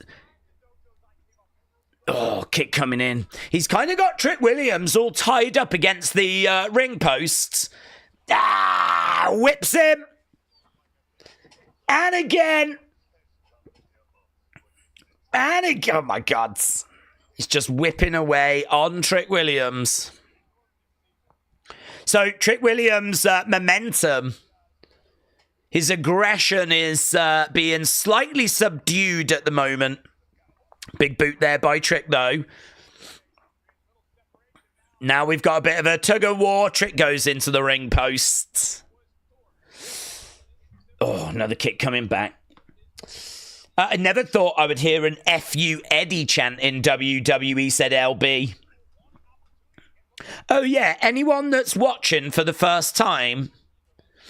Anyone that's watching for the first time, how are you finding NXT? Are you enjoying it? That would be interesting to know. Kick coming in. The crowd is always loud for Trick Williams. Okay, Trick getting back into the ring. Eddie back in there as well. Shots coming in, shots coming down. Mystery group debuts. Triple H says an international attraction with the work ethic and the championship gold to prove it. Congratulations, Stephanie. Your future has no limits. Roll up 1, 2. Kick out. Here we go. Eddie getting scooped up. Lands on his feet. Shot to the back there. Boom. Lovely stuff. Going for the cover. 2. Kick out again.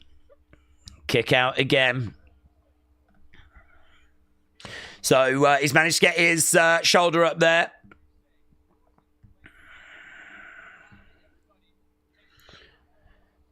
Yeah, I sort of feel like this is kind of settling down a little bit now. Into a bit more of a contest.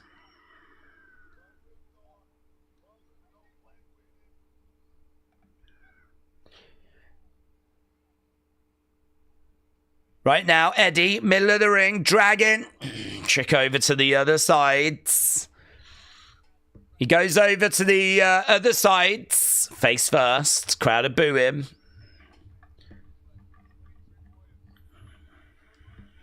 Trick Williams, though, in the background, starting to get back up to his feet. Trick Williams starting to come back. Oh, wow! Look at that! See the way he just picked up Eddie Thorpe, drove him back to the corner. That was great. Really good. Forearm to the back there. And now, Eddie back in control. Smashing Trick into that middle turnbuckle. Goes over the other side. Elbow drop. Going for the cover. 2. Kick out. Kick out by Trick. Kick out by Trick. Daze, imagine Eddie Thorpe Mania entrance with headgear and dancers. Could be epic. Yeah, could be epic. I mean, the whole headgear stuff, I mean, you got to be real careful with that. Obviously, he would know what he's doing, but that is something which is quite controversial, isn't it? Like, they did try to release a Chief J Strongbow figure, but they had to pull it.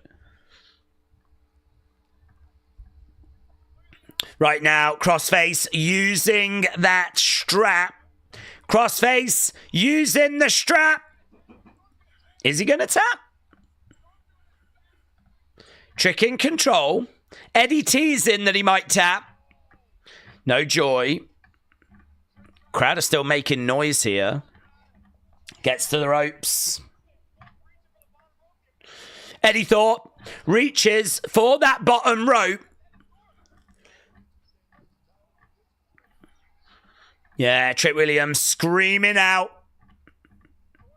He's pulling on that strap. Ooh, big clothesline. Big clothesline.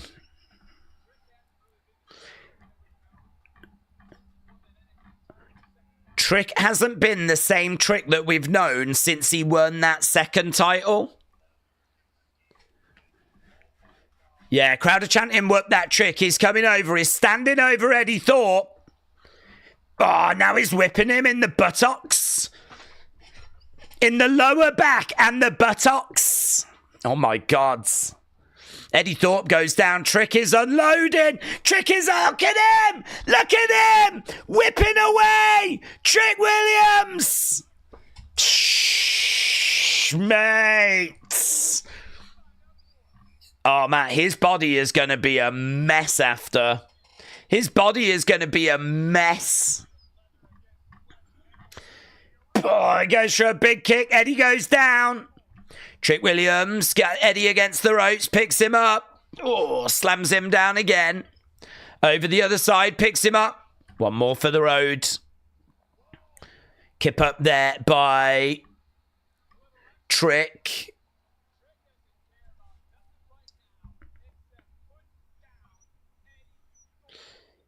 Here we go, pulling him over. Big knee, trick shot connects. Eddie Thorpe to the outside, Trick now trying to pull him back in.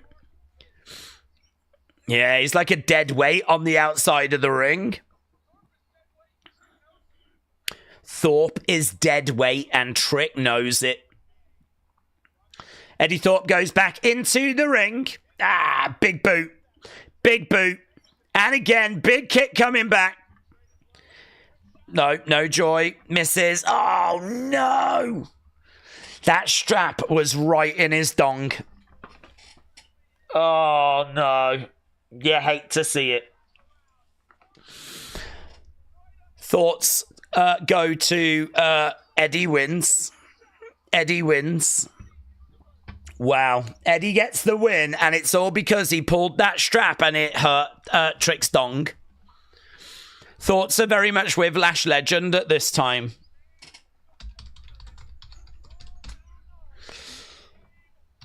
Yeah, Eddie Thorpe gets the win, but he's not the person we're really thinking of. It's Lash Legend that gets our sympathies because Trick Williams' dong is going to be out of action for a while. That is breaking news. That is breaking news. That dude can't believe it as well. That dude can't believe it.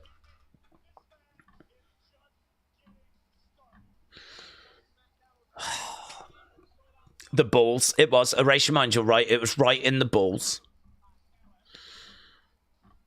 Wow. I mean, if you're going to lose the match, that's how to lose it, isn't it, really? Because someone hurt your balls. Right, we've got an LFG advert. Trick is black. That crotch pull is pretty abusive, says Bram. Pooter said, respect to Trick for putting Eddie over. Y'all, chill. Trick is death getting called up after Mania, says Pooter. I'm watching for the first show. I think you can definitely see the difference between WWE and this. I really only came for Javon and Trick. Well, hopefully it is delivering for you. I think this has been pretty fun tonight, to be honest. We've got the poll up as well, so we'll see what people think about that last match. It certainly tickled Trick Williams' taint. But did it tickle yours? That's what I want you to let me know. Did it tickle your taint? Unfortunately, it did tickle Trick's, and as a result, he lost. Okay, we are going to move on to our next match. LS Dub said that finish felt underwhelming. They worked pretty hard. The match wasn't bad. Definitely the worst one we've seen so far. I'm going to go 3 stars for that one. I'm going to go the same as what LS Dub says. There's Cora Jades. There's Bayley. Hey, we want some Bayley. Yeah, we want some Bayley. Let's go.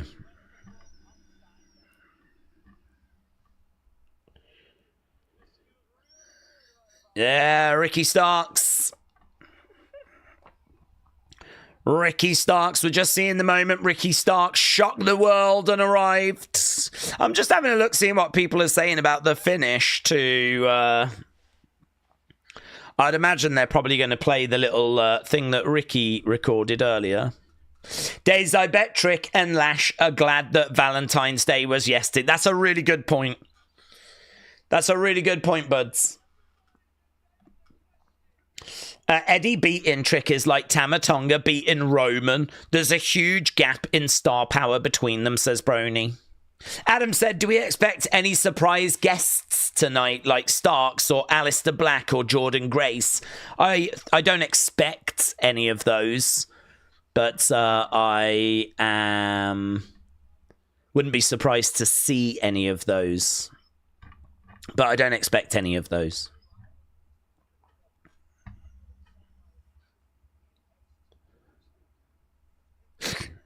I don't really quite understand this, but here, look, this person says, WTF, the rest of Metaphor are here too. That looks like Raw, maybe, or is it? No, yeah, that's not Vengeance Day. So it looks like Raw. Noam Dar said haters will say that this is photoshopped. It's clearly not. That is clearly an actual photo of Metaphor on Raw. Okay, moving on to the Ethan Page match now. So yeah, Adam, I'm not expecting anything. I'm just here to be surprised and entertained. Defcon said Ricky Starks is now Ricky Revolution. Ricky Revolution. Jared, shout out to you, said Stephanie would be more dominant as a heel. More dominant as a heel. Yeah, I mean, the people love her at the moment, so I mean, I think, like, if things are going okay, we can absolutely turn her, though. I think she would work as a heel. I don't disagree with that. Cal said, Daze, I hope you're doing good. Feels like we're getting closer to the Wyatts returning. I can't wait. I never lost hype. I am such a fanboy. Cal, shout out to you, my friends. Good comment. Yeah, we're getting close. We're getting closer. And honestly, I just hope that they have took this as a bit of a learning opportunity, because even though, you know, there might have been a reason for them being not on TV, I don't think we can say that the American Made feud was that brilliant. And I don't think that the Final Testament feud was that brilliant. Like, there was plenty of criticisms before they went missing. There was plenty of criticisms of the group before the group even, you know, was, you know, missing in action, MIA.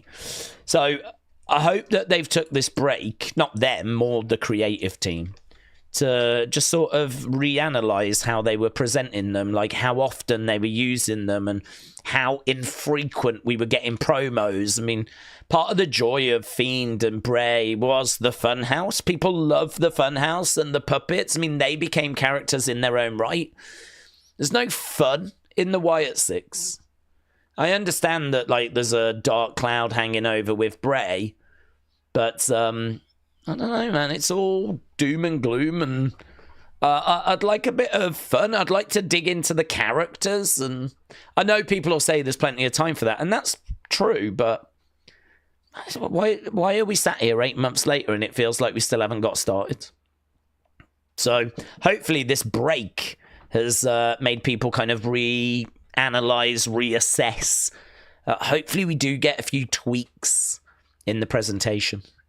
But yes, Cal, you are right. I think they are very close to returning. J-Dub said, what if we got Miro or Ricky Starks coming out and going face to face with Oba Femi? We know that Ricky's in NXT already, but I think it would be fire seeing Miro going face to face. Yeah, that would meet mayhem, said J-Dubs. That would be a lot of fun, actually. That would be a lot of fun. Yeah, that would be a lot of fun. I'd be down for that. Defcon, shout out to you. Says, Defcon said, the current AEW roster is made of former NXT stars that beat AEW in the ratings. When they went to AEW, they haven't moved the needle. It's interesting. Like who? Because AEW was beating NXT in the ratings when they were going head to head. NXT only beats AEW a couple of times. Most of the weeks it was AEW that was beating NXT. So I don't know. I mean, I know Adam Cole has gone over, but we know he's had his injury problems, and I'm not too sure what we're doing with Adam Cole at the moment. Tony Storm has gone over and has been a big success for them. I don't know, actually. I don't know. Swerve, you know, he went over and became their world champion. Malachi was from the main roster. I suppose in a way technically Tony was from the main roster, but she hadn't been up there all that long. Miro was from the main roster. Bobby Lashley was from the main roster. I'm trying to think who came from NXT. I mean, Adam Cole. I don't know. To be honest, you could give me the exact same ingredients as Gordon Ramsay. The end results are going to be drastically different. Yeah? One's going to be edible, and the other one, I wouldn't recommend eating. Yeah. And it can be the exact same ingredients. So at the end of the day, it depends who's the chef, who's doing the cooking. Okay, Bella's sounded, and we are underway with our next match. And our next match is the Young OG taking on Ethan Page.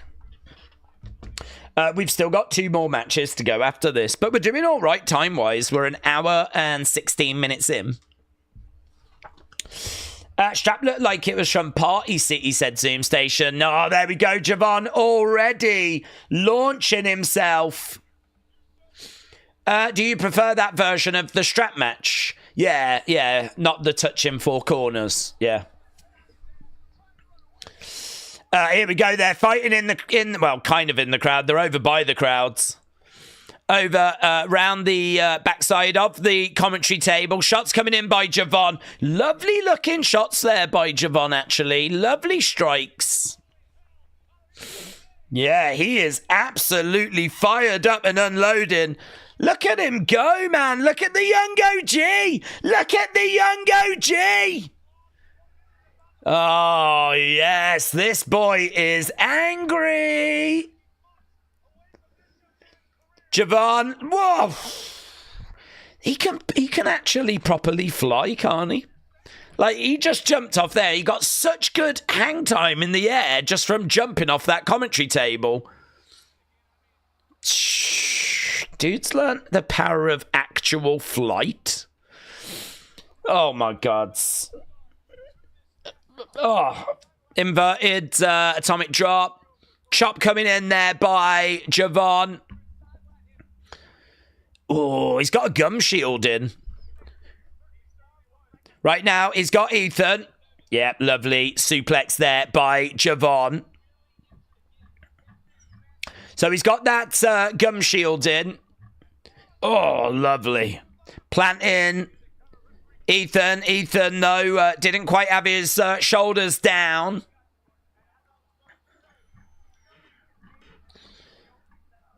Ref, you suck. So the fans aren't happy about that.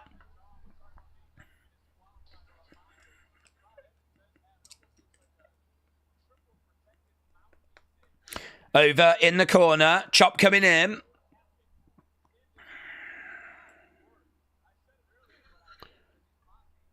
Yeah, mocks Ethan with one of them. One more time is the chant by the crowds. Undercover Manager said, I think NXT will become more prominent once we start Evolve. And with 1 or 2 slightly more experienced stars, you've got 3 main roster brands. We've got Ethan coming over, grabbing Javon. Going up, launching off the ropes. Oh, man, hang time is just so impressive. So impressive. There we go, kick out.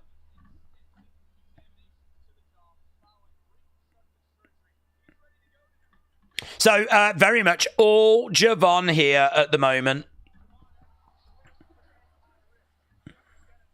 Young OG, young OG, young OG. Oh my God, so effortless. So effortless. The way he just tried for that springboard cutter, that springboard stunner. Kick coming in there by Javon.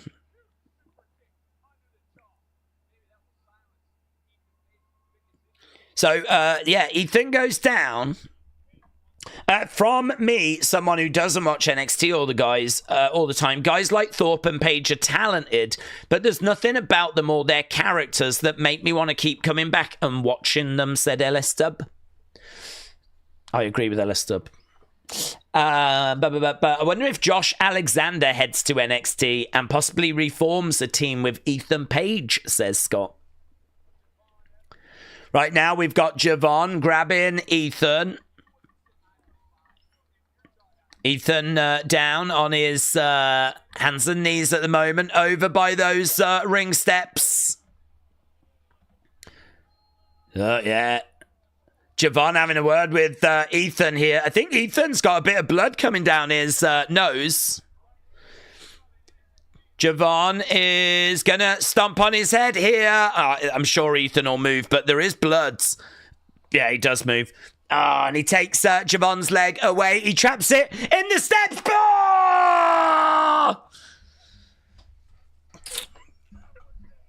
That is an ankle breaker right there. Young OG gets his leg put in the ring steps. Ethan drop kicks the ring steps. And he's in pain. He is in pain. Trust me, I know when someone's in pain. And he is in pain. Or he might be selling. It's one or the other. 2 matches left after this, said Brony. Yes. Javon is amazing, said Brony. Break that leg. Break that leg, said Will. Tyler, hello. Hope you're doing well. Daze, do we think Cora Jade will come close to winning the NXT Women's Championship? Yes. Oh, look at the bloods. Ethan Page is busted open. The young OG is getting his pound of flesh here. Ethan Page busted. Guys, we've got bloods. We've got bloods. Yes. This is why I watch wrestling. For this and for, like, the wedges that Naomi does.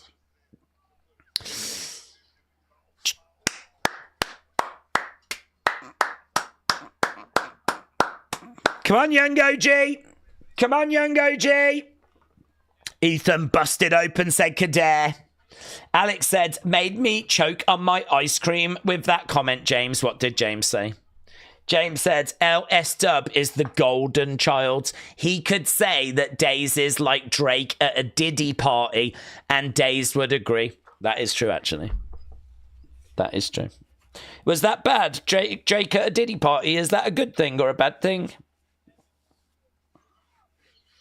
I'm guessing it's probably a bad thing.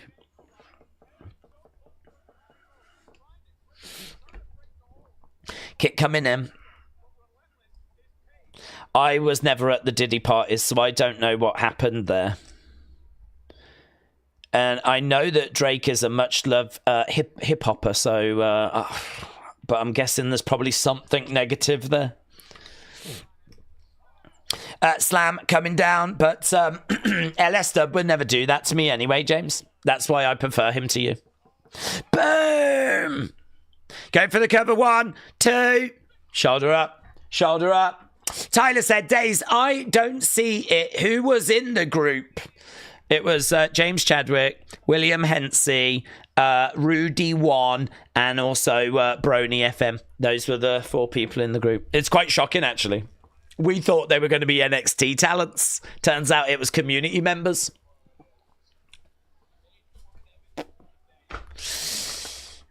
Right now we got Javon over by the ropes. No, we don't actually know. We don't know who was in the group. Bloods.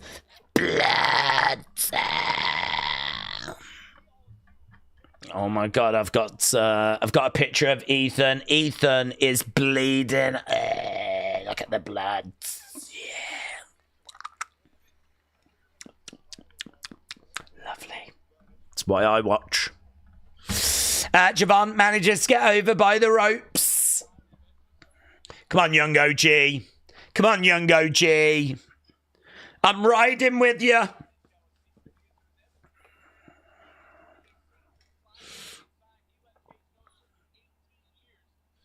I love young OG so much. If I was going to a Diddy party, he would be my +1. Actually, I love LS Dub so much. If I was going to a Diddy party, he would be my +1. Right now, we've got an ankle lock. Ethan into the corner. Oh, big shot there by Javon.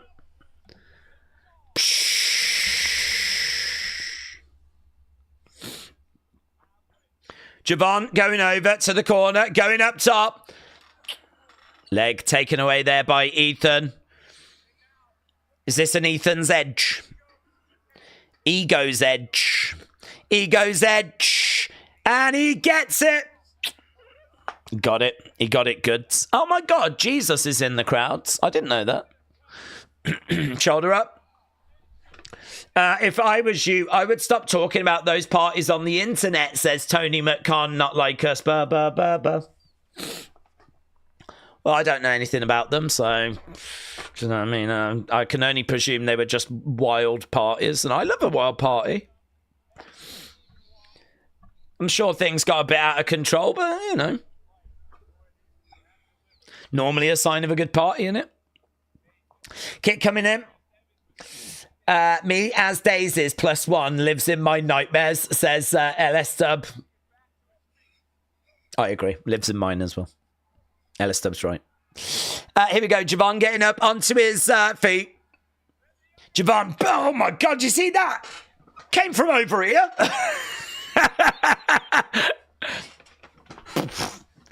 Down goes Ethan. Oh my God. Why is he doing this? Where's this coming from? Oh my God, that was wild. Young OG, young OG, young OG. Yes. Look at this, off the top rope. Do you know what? He goes off the top rope and then he just goes... I don't even know what he does, but his body just like...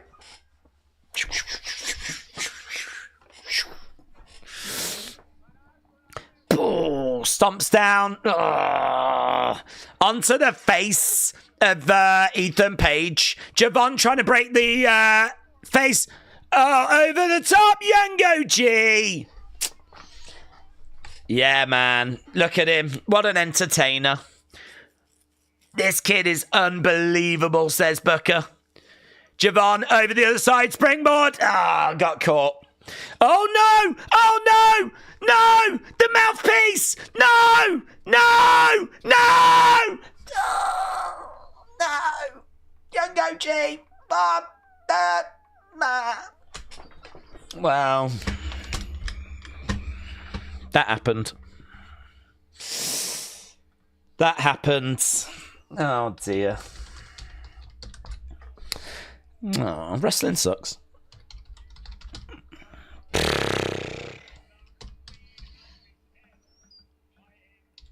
Young OG works so hard. Such a hard worker. Ego. Daze, how are you? Why is James such a geek? Don't you think he's annoying, says Edwards. I think James provides grit to our community. Yeah, you know that I'm looking to turn you lot into an army of bullies. James gives me hope that we're going to get there one day. And I'm going to need those hands, Edward. Pop, pop, pop, pop, pop, pop, pop, pop. Yes. Oh, God, he's bleeding again. Oh, God. Oh, God. Javon's bleeding again. Oh, we probably won't see him till 2027, though. This Braden BJ Ray seems like a right tool. He's a natural heel, actually. I don't like him. More blood. His mouth was bloody. It was bloody. It is certainly not Vengeance Day, said Alex. It's a sad day. It's disappointing to be Days Day. That's what it is. I love Trick and I love the young OG, and they've both gone out there and goofed. Brilliant. Thanks, boys. That last shot before the commercial break was great, said Jack. Looked good, didn't it? It did look good. Xena, said Deadman Talking. Yes. She's from the Ukraine. Anthony Luke. He's been at the PC for 9 months already. 9 months already of your life. Oh, his girlfriend is Maxine Dupree. Oh my God, I hope he can wrestle, because one of them needs to be able to do it.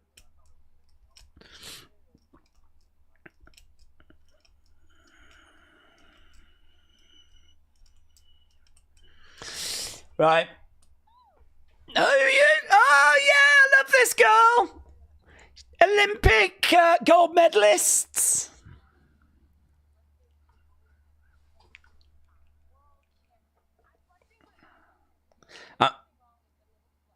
We've seen her. Oh my God, she seems way more fun than I thought.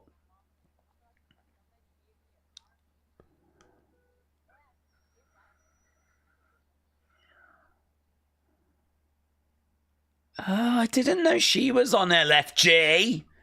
We've seen her before. Who's this boomer? Cheerleader.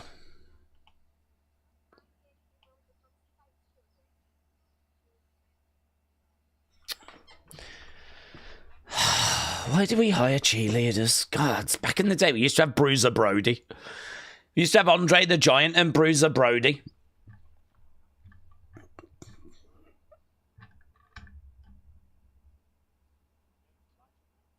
Yeah, now we're talking. Now we're talking. Elijah Holyfield. Jesus Christ. How does this flipping company go from hiring a cheerleader and then going, oh, should we get the son of Evander Holyfield as well for lols? Yeah, man. Pop, pop, pop, pop. Oh my God, guys, I can't help but look at him and think of Edward Brown. LFG. That's how I feel about that show. LFG. Let's effing go. We're backstage with Stephanie.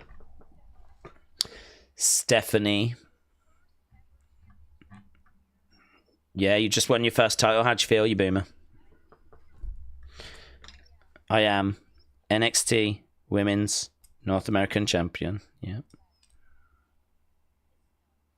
My night's not over. I'm going to stay and watch the main event. What, the Ober match? Oh, is the women's match going last? Why would the women's match go last?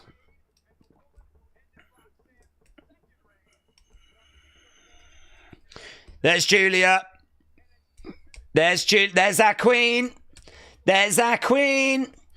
Tyra May is legit, said Arctic Arcade. She looks so good. And we've seen her before. Like, I don't know if it was NXT Level Up or if she even popped up on NXT. I think it might have been Level Up. I think it was Level Up. God, I hope she's going to be in Evolve. Here's Theory making his way down.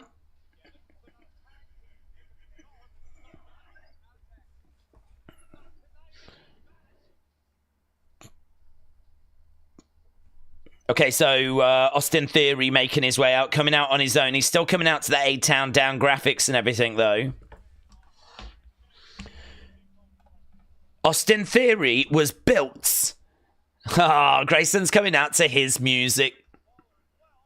Bum-bum-bum-bum-bum-bum.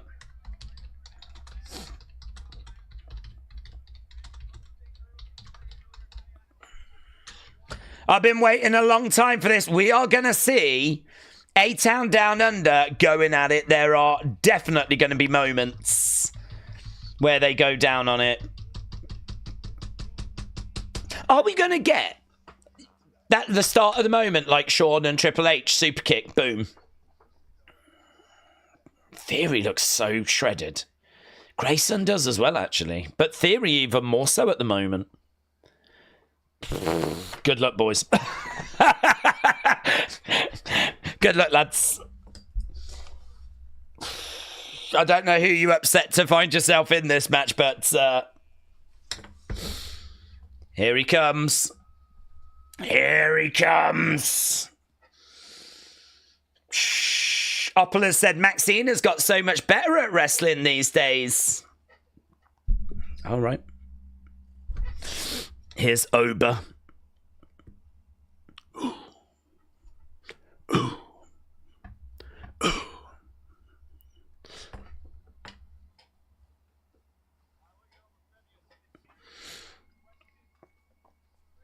Oba Femi making his way down. This is what a pro wrestler looks like, said Weird Flex Wrestling. Zelina Vega said, we love you, Stephanie.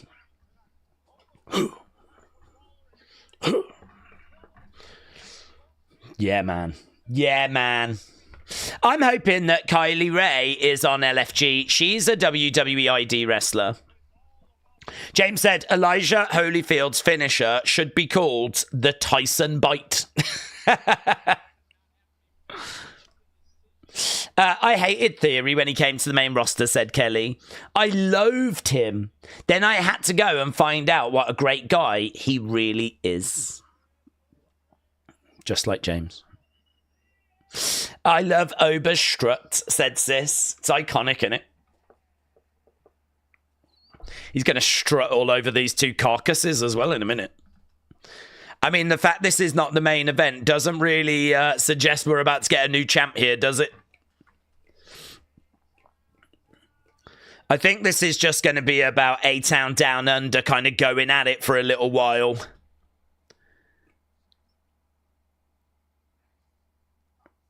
New champ, said Theory. New champ.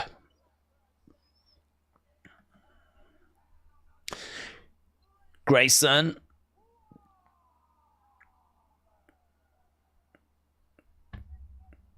I'm taking everything from you, Oba. Here he is. The big man. The big man.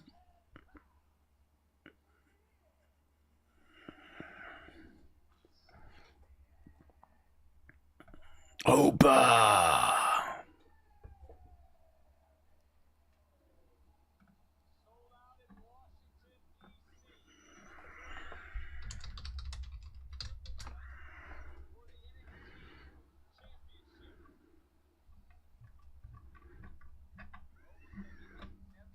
Okay, kids, here we go.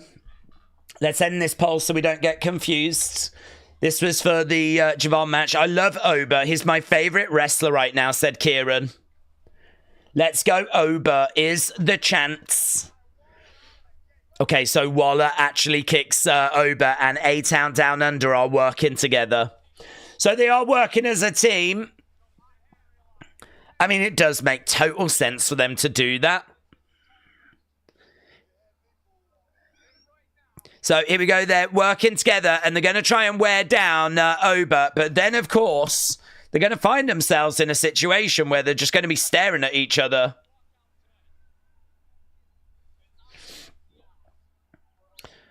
Shot coming in again there by Grayson. Oba trying to fight back against the both of them. Picks them both. Oh, my God. Double choke slam by Oba.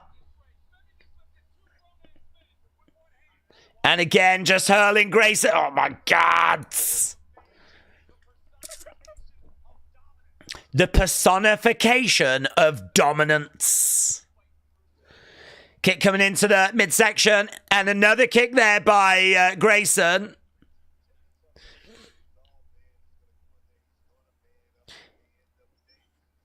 Looking for a lovely... Oh, my God. That double suplex there was so impressive. Sometimes when you see someone doing a double suplex, like, they can't quite get them up, but that was just a perfect arc. That was beautiful. That was about as good as you could do it. Grayson goes back into the corner. Theory charging over. Big boot there by Oba. Oh, Grayson down. They're struggling here against Oba. Theory up! Theory up! Theory up! Hurled over and on top of Grayson Waller. He's beaten them on his own. Daze, I'm trying to keep kayfabe here, and you guys are saying I'm a great guy. Yeah, and you know what? You're super cute as well.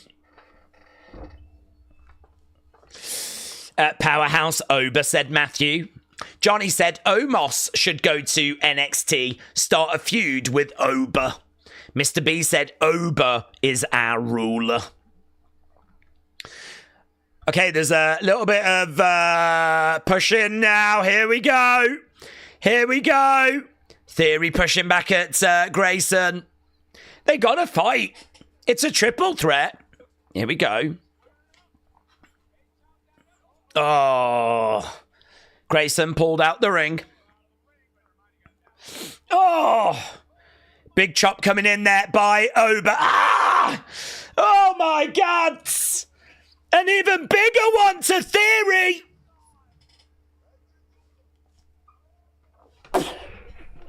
Oh, mate. Even with these two boomers working together, the Ober boomer is still murking them. Oh.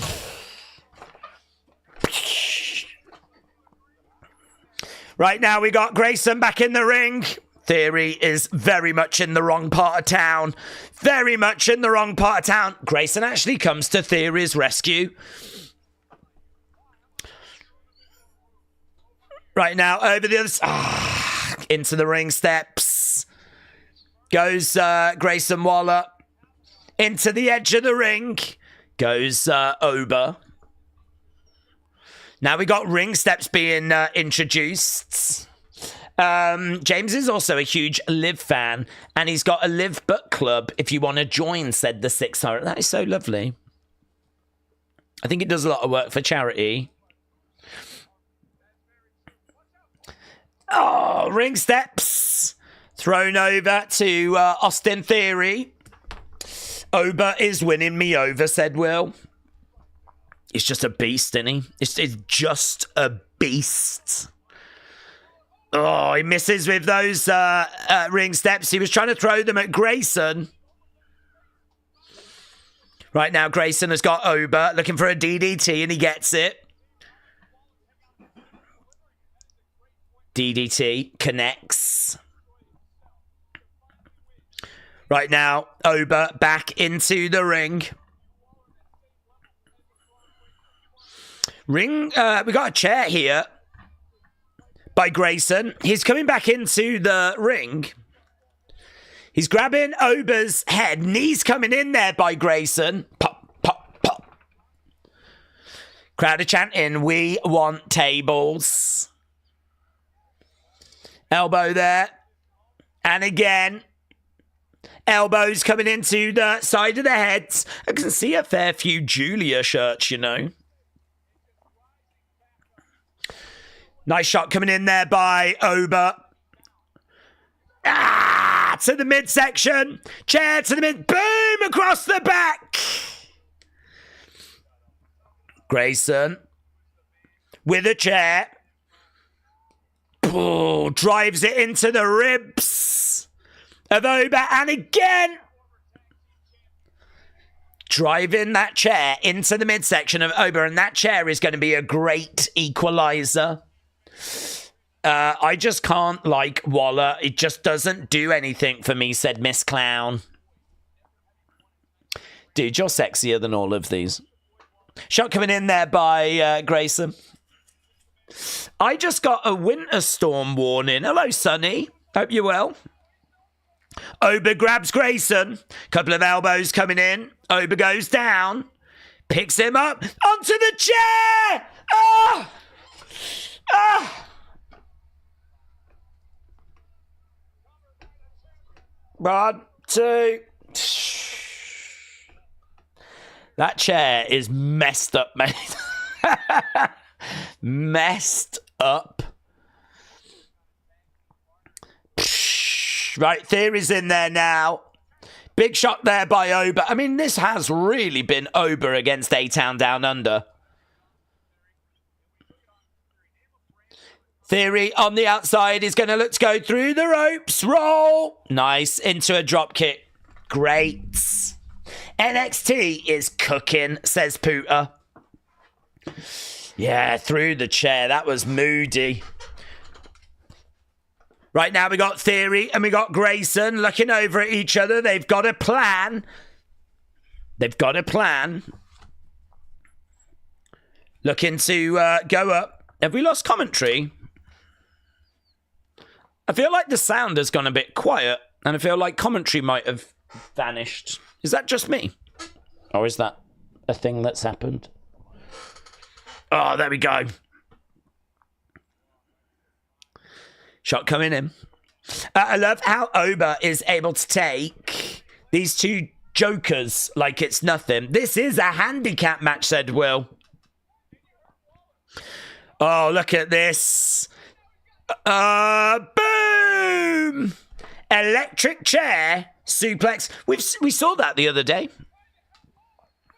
Oh, he's going for the cover. Theory 1, 2. Oba kicks out. Oba kicks out. Tower of Doom, said Will. The Tower of Doom. Crowd are chanting, this is awesome. Crowd are feeling it. This is my first time watching NXT, said J87, and I'm loving it. It's definitely not as good quality as main cards, but Oba looks amazing. Going under the ring there, Oba grabbing a table. Grabbing a table.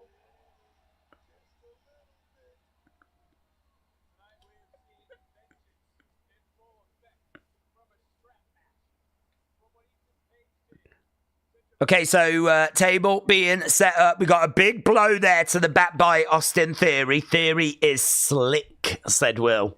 I do miss the old NXT branding, said Alex. What, like the takeover stuff?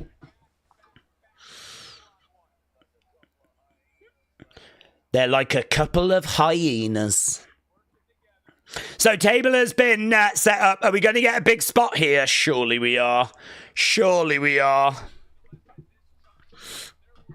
Here we go. Oba on the table. I've got a feeling Grayson's going to go through it, is he?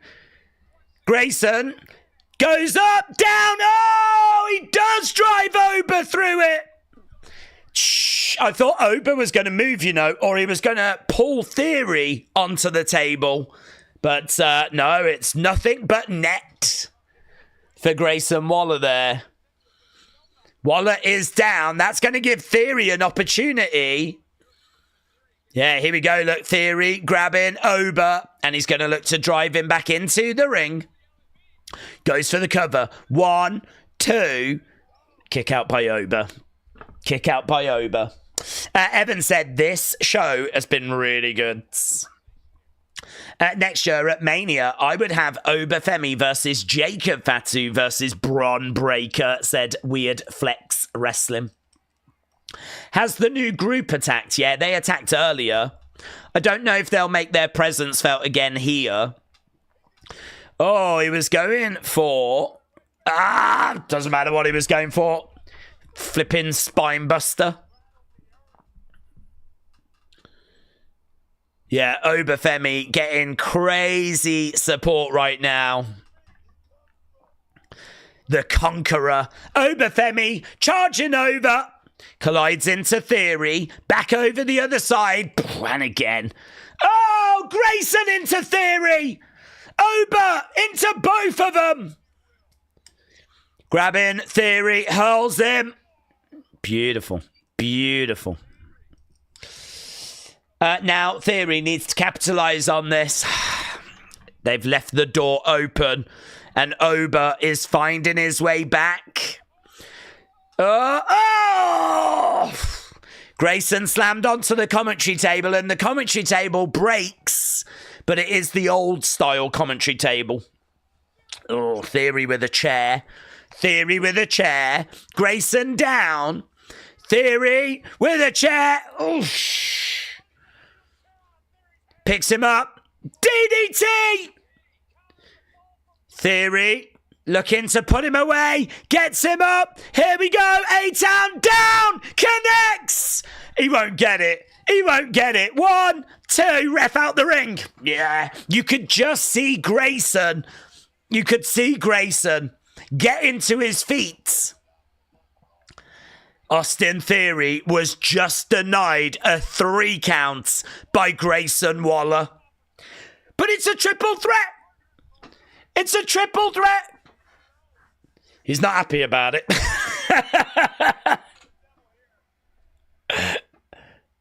Turn on Grayson is the chance.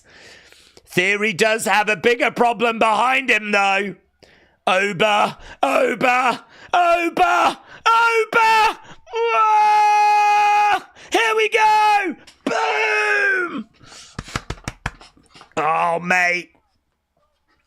I think Grayson might get involved to prevent this from finishing. Oh, look at it. Oh, my God. I didn't expect that. Oh, that's got to be it. 1. The ruler retains.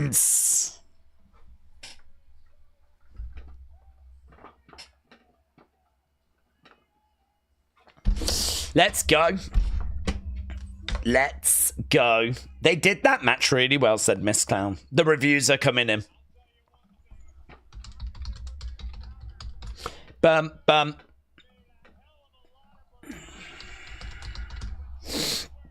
Oba is great and still.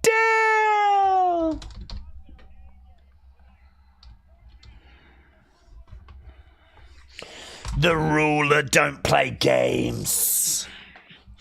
It is true, you can't play no games with a ruler. Apart from dong whack, you can play dong whack. That's where you just go around whacking people in the dong. I wouldn't do that with Oba Femi.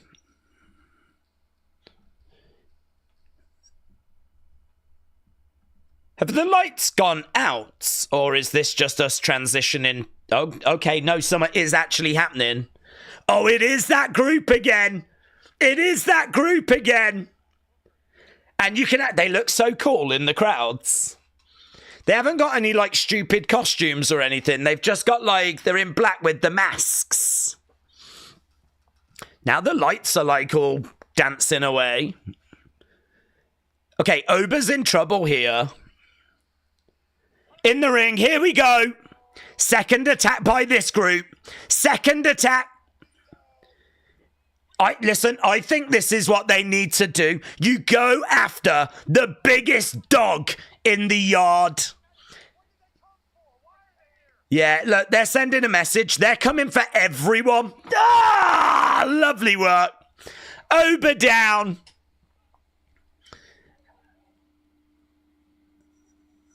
Yeah, these guys are gonna be a problem. They're gonna be a problem. Some people wondered if Ricky Starks was in this group. He is not. Message sent. Again. Another message was sent. Second one. Just in case you missed the first. Just in case you didn't quite get the first message. Maybe you was out or something, you know. This is my yard now. Crazy seeing Oba being thrown around like that.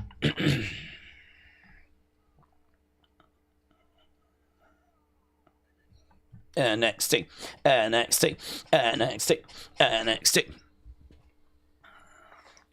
Do you know what? There is still scope for something at the end of the show.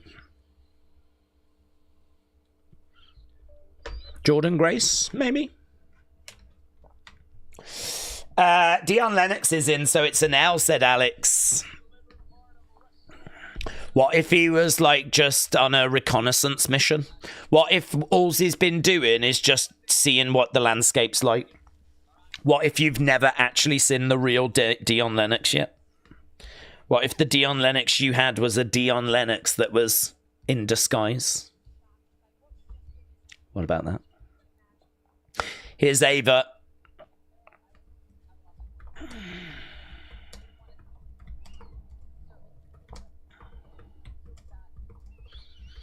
I'm going to deal with that group another time.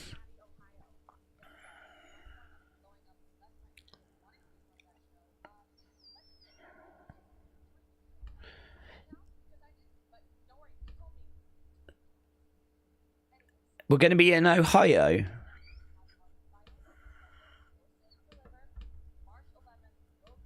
Roadblock, March 11th, Roadblock. Oh, yeah, the theatre at Madison Square Garden. Oh, yes! Ariana Grace is back!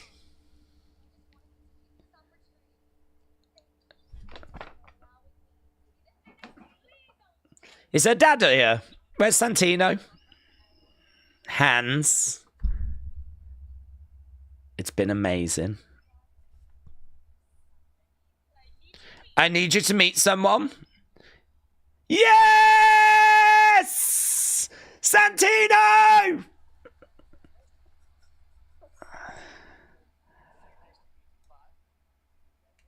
We've met before. When you were little. Santino, Santino, Santino.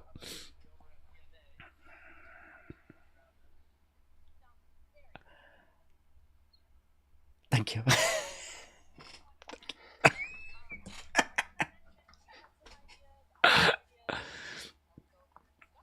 Yeah, they're going to have a word.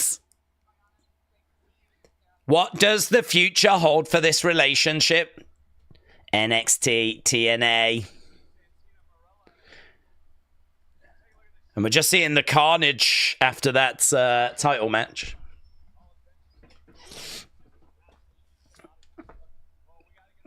Santino, Santino, Santino.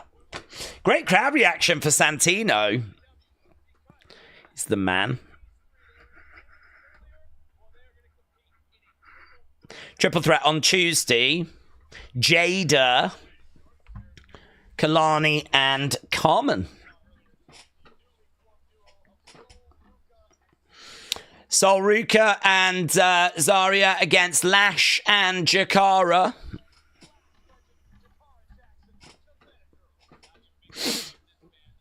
Santino, Santino, Santino. Stacks Sean Spears as well.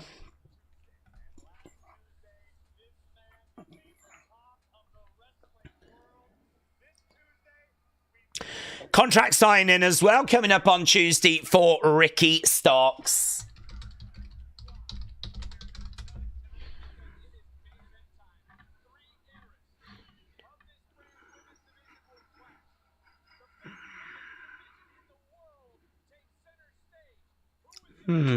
He just said 3 eras.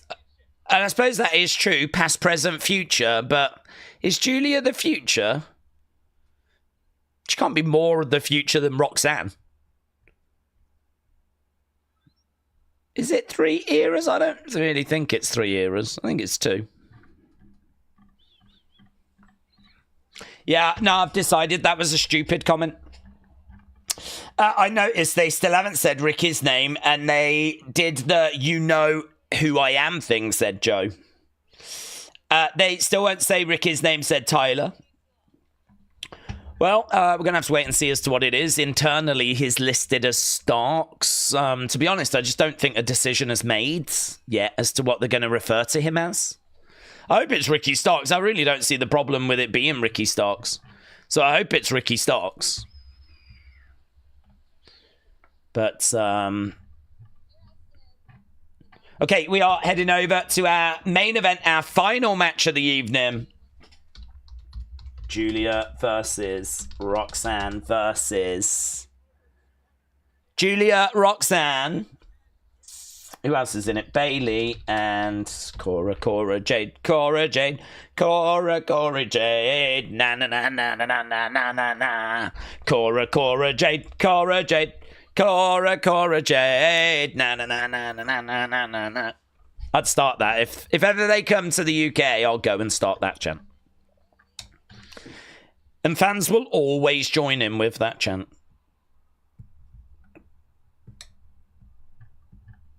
Right. Do we think the new group attacks Ricky during his contract signing?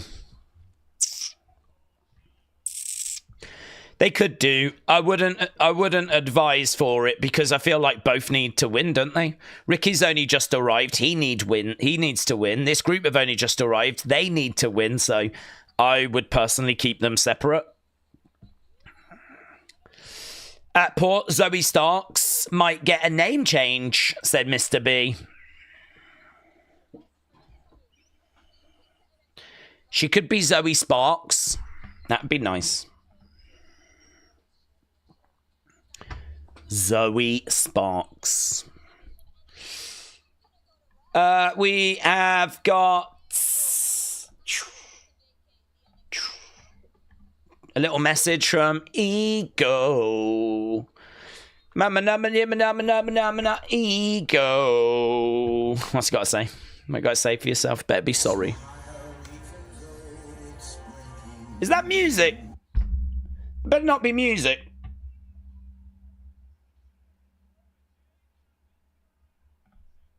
Well, we can't play that. If it is music, we can't play it. Well, he's just ruined it for himself, hasn't he? You know? If he's going to pull such tricks. Ego. Do we think the new group attacks Ricky during the contrast? I answered that. Ricky Stark, Zoe Stark, they don't have a same last name.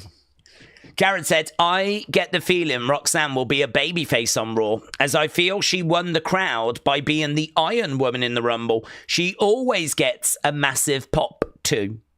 And Mackenzie said, could Jordan come out after this match? She could. I would say it's not guaranteed, but she could. Here's Roxanne.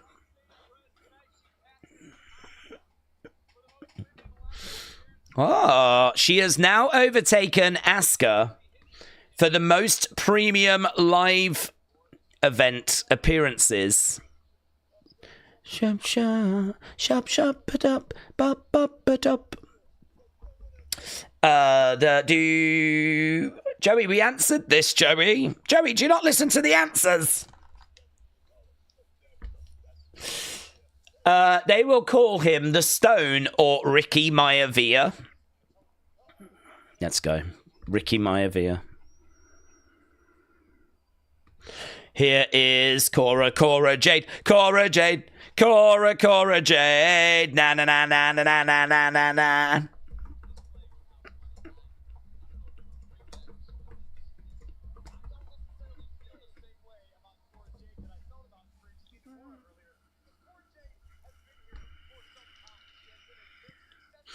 Okay, Cora Jade making her way down.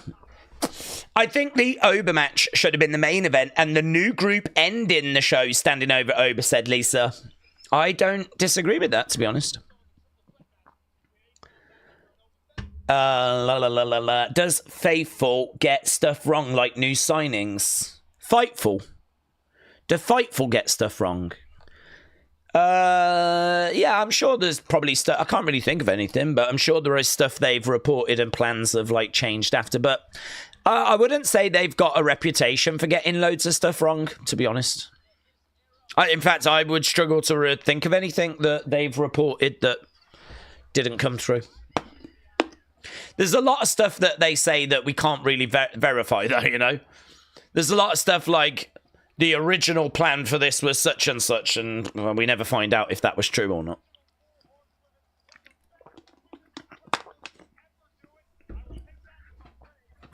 Bayley has made her way out. This could be Roxanne's last appearance in NXT. She's actually on Raw on Monday. She'll be trying to go into the chamber against Raquel, wouldn't she?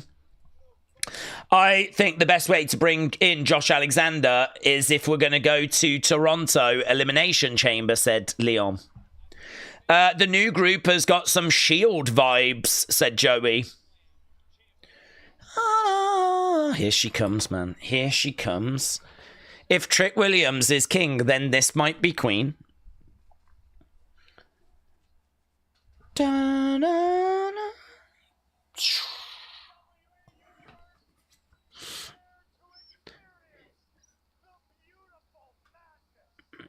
Prepare to experience the beautiful madness.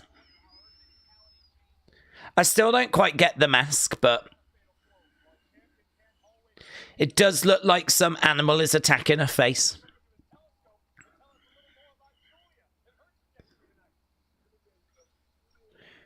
Giulia makes her way out for one hell of a fatal four-way. I mean, this is stacked in it. Giulia, Roxanne, Cora, Bayley.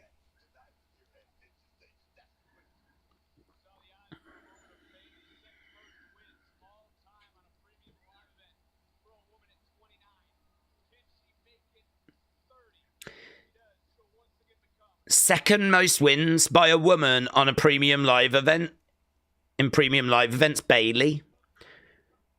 Who would she be second to? Natalia? Don't think so. Charlotte? Becky?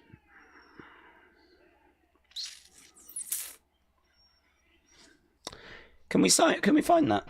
Most wins, PLE.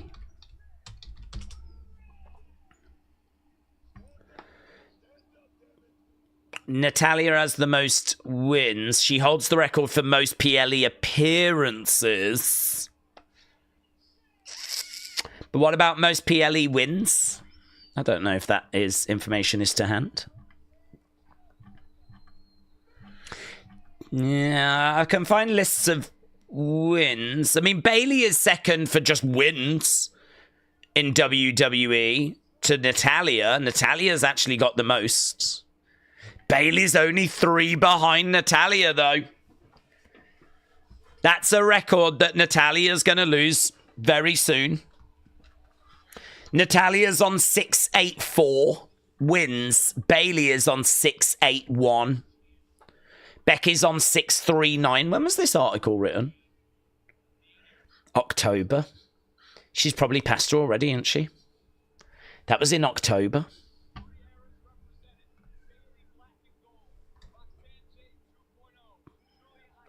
Oh, I see what he means now. So Bayley is black and gold. Cora and Roxanne are classed as NXT 2.0. And Giulia is modern era.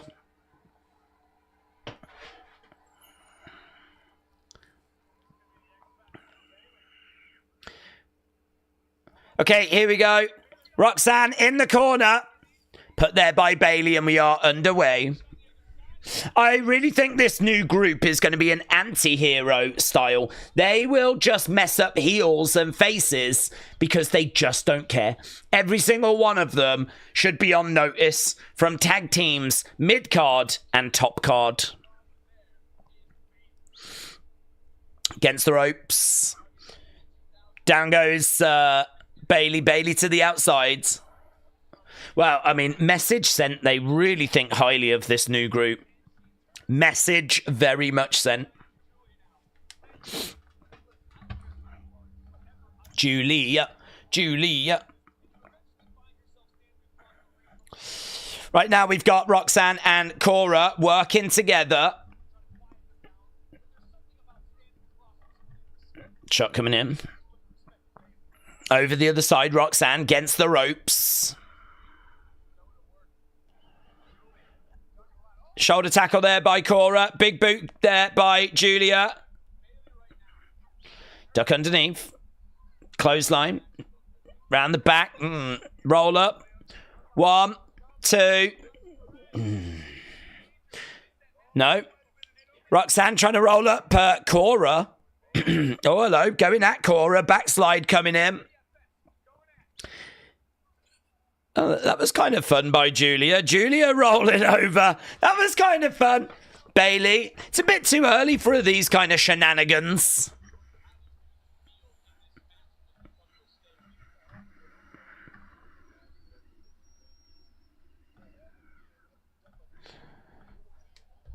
NXT.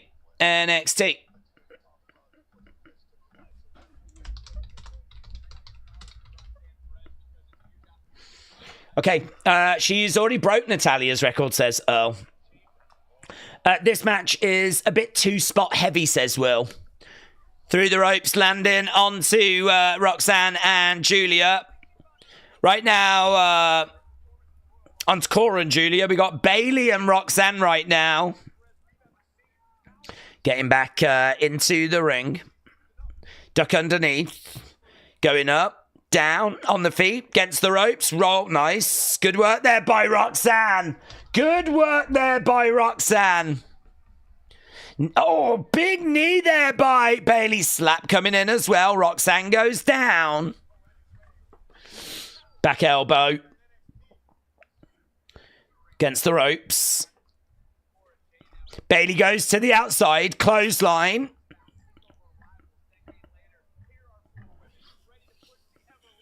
Cora on the outside. Roxanne calling her back into the ring.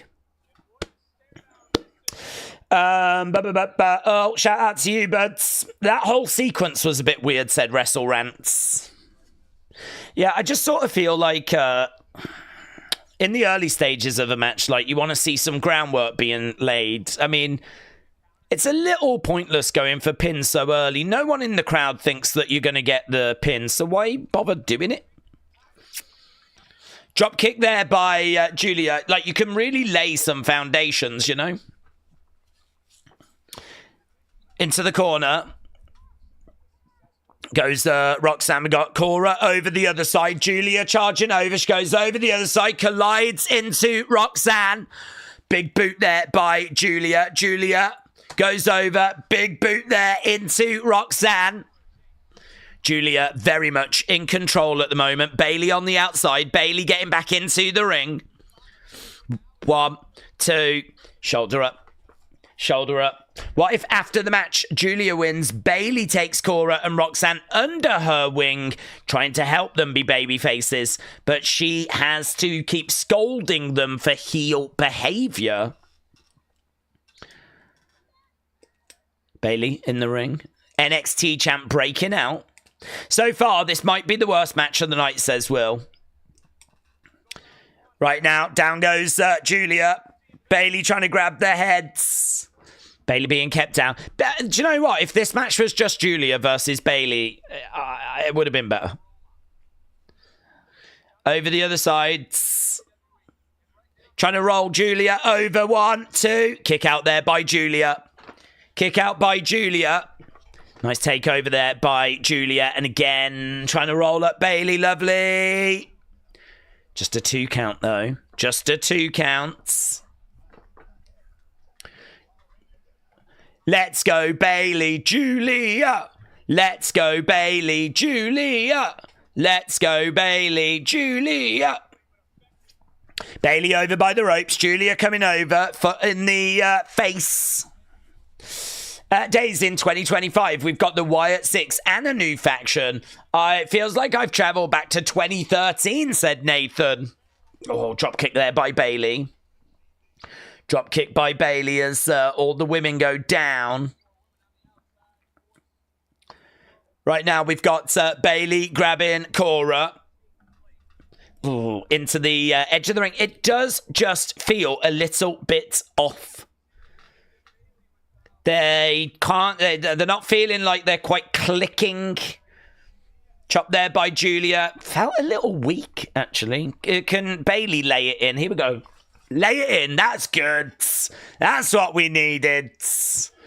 That's what we needed. A little bow there by Bayley. Bayley and Giulia working together. Now they're targeting Cora. Right now we've got Bayley. We've got Giulia. They're going for a suplex. Cora up. Cora down. Roxanne looking to get back into the ring. Bayley's laces are undone. I feel like the match is roll-up central, said Bradley. Super kicks there by Cora and Roxanne. They went to hit each other. Roxanne shaking hands. Okay, well, they're on the same page at the moment, but that ain't gonna flipping last long. That ain't gonna last long. Roxanne into the corner. Cora into the corner. Big knee there by Cora. Bayley coming over, just trying to roll up. Roxanne, I don't get it. I just don't get why you would do that. Booker said she's trying to steal the championship. Yeah, but because she's not going to. And we all know it. Elbow to the back there by Cora. Roxanne looking to go up middle rope. Oh, that was great. Bottom rope, middle rope, moonsault.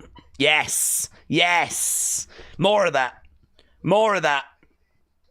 Bayley dealt with. She goes to the outside. Giulia in the corner. Kick to the midsection. And again there by Cora. Kicks coming in.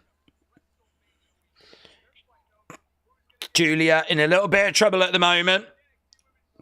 Cora, Roxanne working together. Giulia over the other side. Hard into the corner. Roxanne. Boom. Goes hard into Giulia and boom! Oh, knee there by Cora. Into Roxanne. Roxanne goes down. Booker said it was accidental. It clearly was not. That was accidental, guy. No, it wasn't. It really wasn't Booker.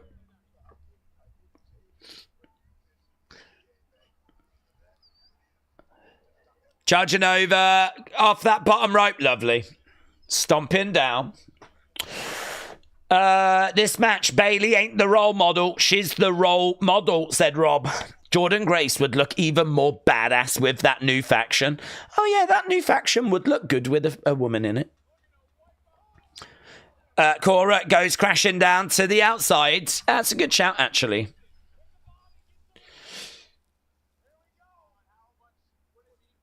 All the members, the new members, have shared the new image of this thing here. So Joshua Black and Shakiwan Sugars are two of the people just getting started. The circle of life continues. Roxanne going after Cora. Pop, pop, pop. Charging over. Boom! Ah! Okay, now we're cooking. Guys, there's some cooking going on now.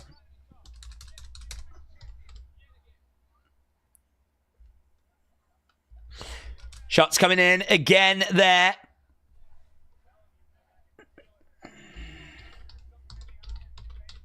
There's something in the air. There's something in the eyes of Bayley. Lovely work there by Bayley. Okay, things are picking up now, kids. Things are starting to pick up. Right now we've got Cora in the corner. As Bayley is looking to go up. Double knees. Double knees by Bayley. Hey, we want some Bayley. Let's get rid of this pole. Boom. Clothesline. By Bayley. Bayley starting to bring some energy here. It's much needed as well. We've got the Ober score. What are they called? Retribution 2.0. Boom. Look at this. Big boot there by Giulia. Guys, what do you think they should be called? We can I do that as a question? What should the new faction be called? Let's go. We've never put questions up, but look what I've just done. I'm living my best life. Lovely work there by Giulia. Duck underneath. Over against the ropes. Giulia round the back. Little off. Little off there by Giulia. She goes again. If at first you don't succeed, give up. Yeah. Octopus applied. Bayley is in a very bad situation. Cora Jade down. Cora Jade down. Roxanne down. Bayley being stretched and pulled. Oh my God, and planted. 2. Oh, I tell you what, Bayley was not kicking out of that. Bayley was not kicking out of that. Looking for a leg sweep. No joy at the moment. She's trying to get it. No. Round the back. Down she goes. Stepping over. Crossface. STF. STF is in. Crossface there by Roxanne on Giulia.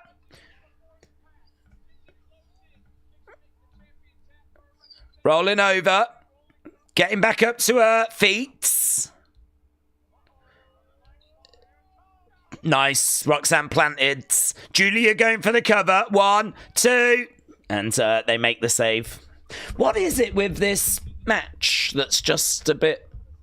What is it? I don't know what it is. Perhaps it's just because it's still a bit too early, maybe?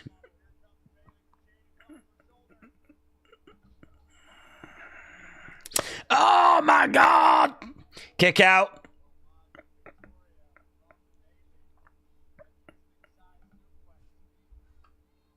You can just hear this high-pitched voice going, or a couple of going, let's go, Bayley! Let's go, Bayley! Bayley charging over to Giulia, flips her over. Giulia goes into the corner. Giulia feeling it. Roxanne Perez goes over the other side, tries to jump over Bayley, who wasn't even there, to be honest. Big knee coming in there by Cora. This should not have been the main event, said Wrestle Rants. This match, there's probably just too many chefs. 1, 2. Roxanne makes the save. Roxanne makes the save.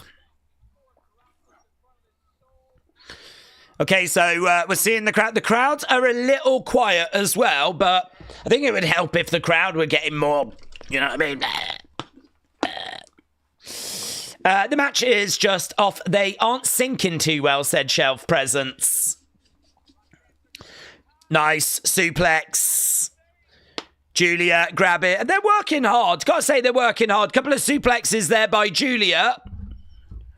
Roxanne goes down. Cora down. Bayley down. Giulia charging over. Kick coming in there by Roxanne. Big shot coming in. Giulia grabbing the leg of Roxanne. Going up, looking for a superplex. Double underhooks. She's going up top. Shot coming in there by Bayley. Bayley climbing up as well.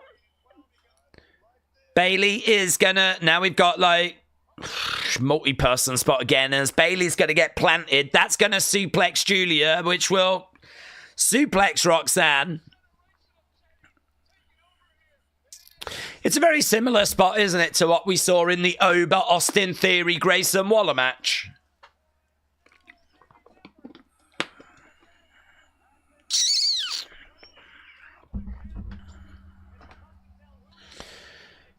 Okay. Crowd are chanting, this is awesome.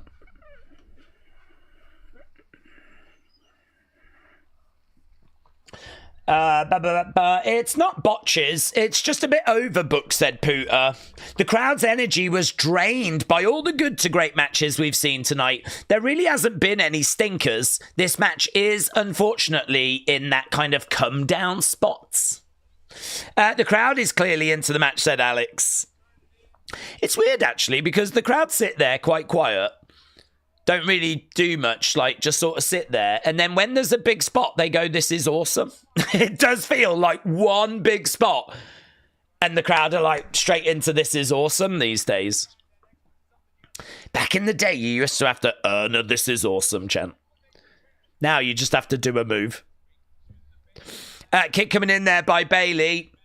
Tyler said, the Hellhounds. The Hellhounds. Looking for a suplex on the outside. Cora on Giulia.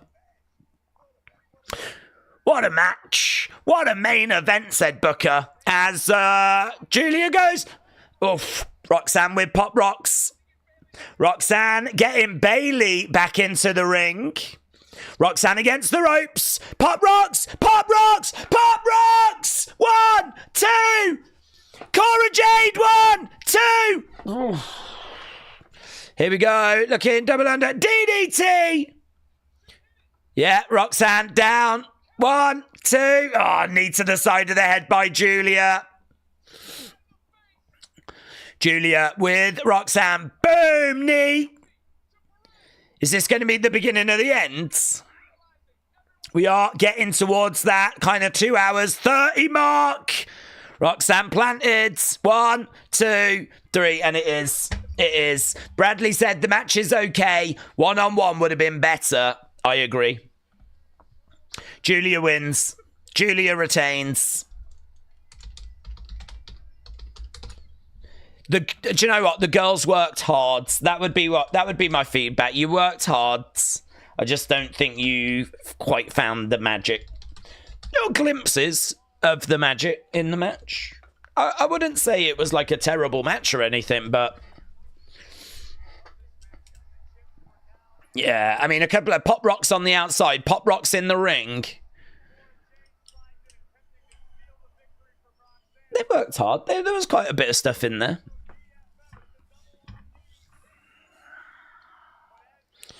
Knee to the side of the head, though, by Giulia.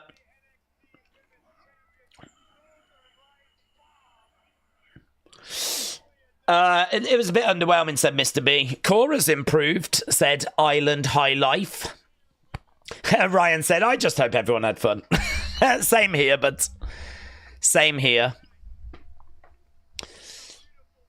Are we going to get one more surprise, just the group? Because Giulia in the ring, Stephanie is going to come out. Do you know what? Stephanie's going to come out, get into the ring. Are they going to end the show with the two champs kind of standing side by sides? It has been teased that these two could be facing off sooner rather than later. Well, there we go. That's quite a closing image, isn't it? Giulia holding up the NXT Women's title. Oh, here we go. There was one more moment. The arrival of Jordynne Grace. Oh, just as those two were feeling a little bit smug, Jordynne Grace is here. I tell you what, Stephanie doesn't look thrilled. Giulia didn't mind, but Stephanie's probably thinking, oh my God, now I've got to worry about this boomer. There we go. Look, Jordynne Grace has come out, got into the ring, and is eyeing up both Giulia and Stephanie. That women's division just got even better. But there we go. Get your scores in. What did you think about that last match? Great NXT show, said Weird Flex Wrestling. So it was Giulia versus Bayley versus Roxanne versus Cora. Get your scores in. I need to read the answers, don't I, to that? Be a bit moody to ask the question and not get the answers.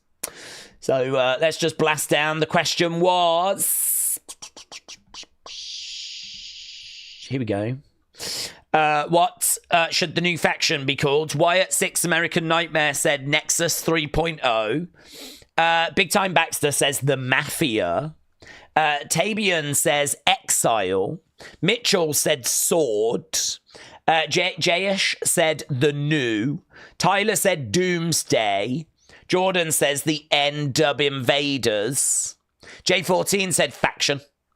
Metal Mama said Shield 2.0. Earl said The Big Boomers. and their manager should be Wrestling Daze. Oh my God, imagine that. Edward said Blackout Dynasty. Mr. B said Circle of Doom or Circle of Beasts. Coach Co said Tickles Buddies. Ah, Tickles Buddies. Boomers says the Boomers. KD says the Boomers. Metal Mama said Nocturnal Order. The Forsaken. Oh, I like the Forsaken. Black Veils. Some good ones there. Kieran said the Destroyers. The Destroyers. So there we go. Those were the some of the answers to that question. Bull riding on WWE YouTube channel right now, said Lorenzo. It is bonkers. I mean, I need to go into like reviews and all that sort of stuff, so unfortunately we can't watch it. But yeah, bull riding for whatever reason, Friday, Saturday this week. I don't think it's an every week thing, but yes, you can actually watch bull riding on the WWE. What is this world we live in, eh? The NXT women's division is so deep, almost hard to see how they can all be used, says William. If Jordan Grace is a face, NXT will have a real heel problem. There won't be any heels on the levels of the 4 newcomers. Jules said they should be called the Monster Mash. Joey said Bullet Gang. Bullet Gang. The Bullet Kids. That was class. I love Roxanne Perez, Bayley, Cora, Giulia. It was class, said Declan. The 6 Horror Kingman said, what a show altogether. Lisa said, that last match gets about a 3 out of 10 for me. Can't be called Hell Hounds. AEW have got that covered with Hounds of Hell, a.k.a. Hob. They think if they did Summer Insane, triple threat winner gets Grace, Giulia, Stephanie, said Joey.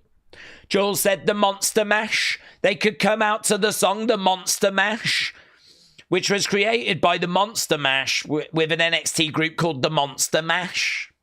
Thank you, Jules. Not so fantastic for, said Paul. The new group should be called The Reapers. Made by Dawn, said D1 Rejects. Partial face cover, PFC, said Matter. Long Beach Hippie said, if Starks is the DeFi champion, how can he be allowed in NXT? Or is it okay to be other companies at the same time? I would imagine that's something they can work out. I'd imagine he'll end up dropping that championship very, very soon or forfeiting it.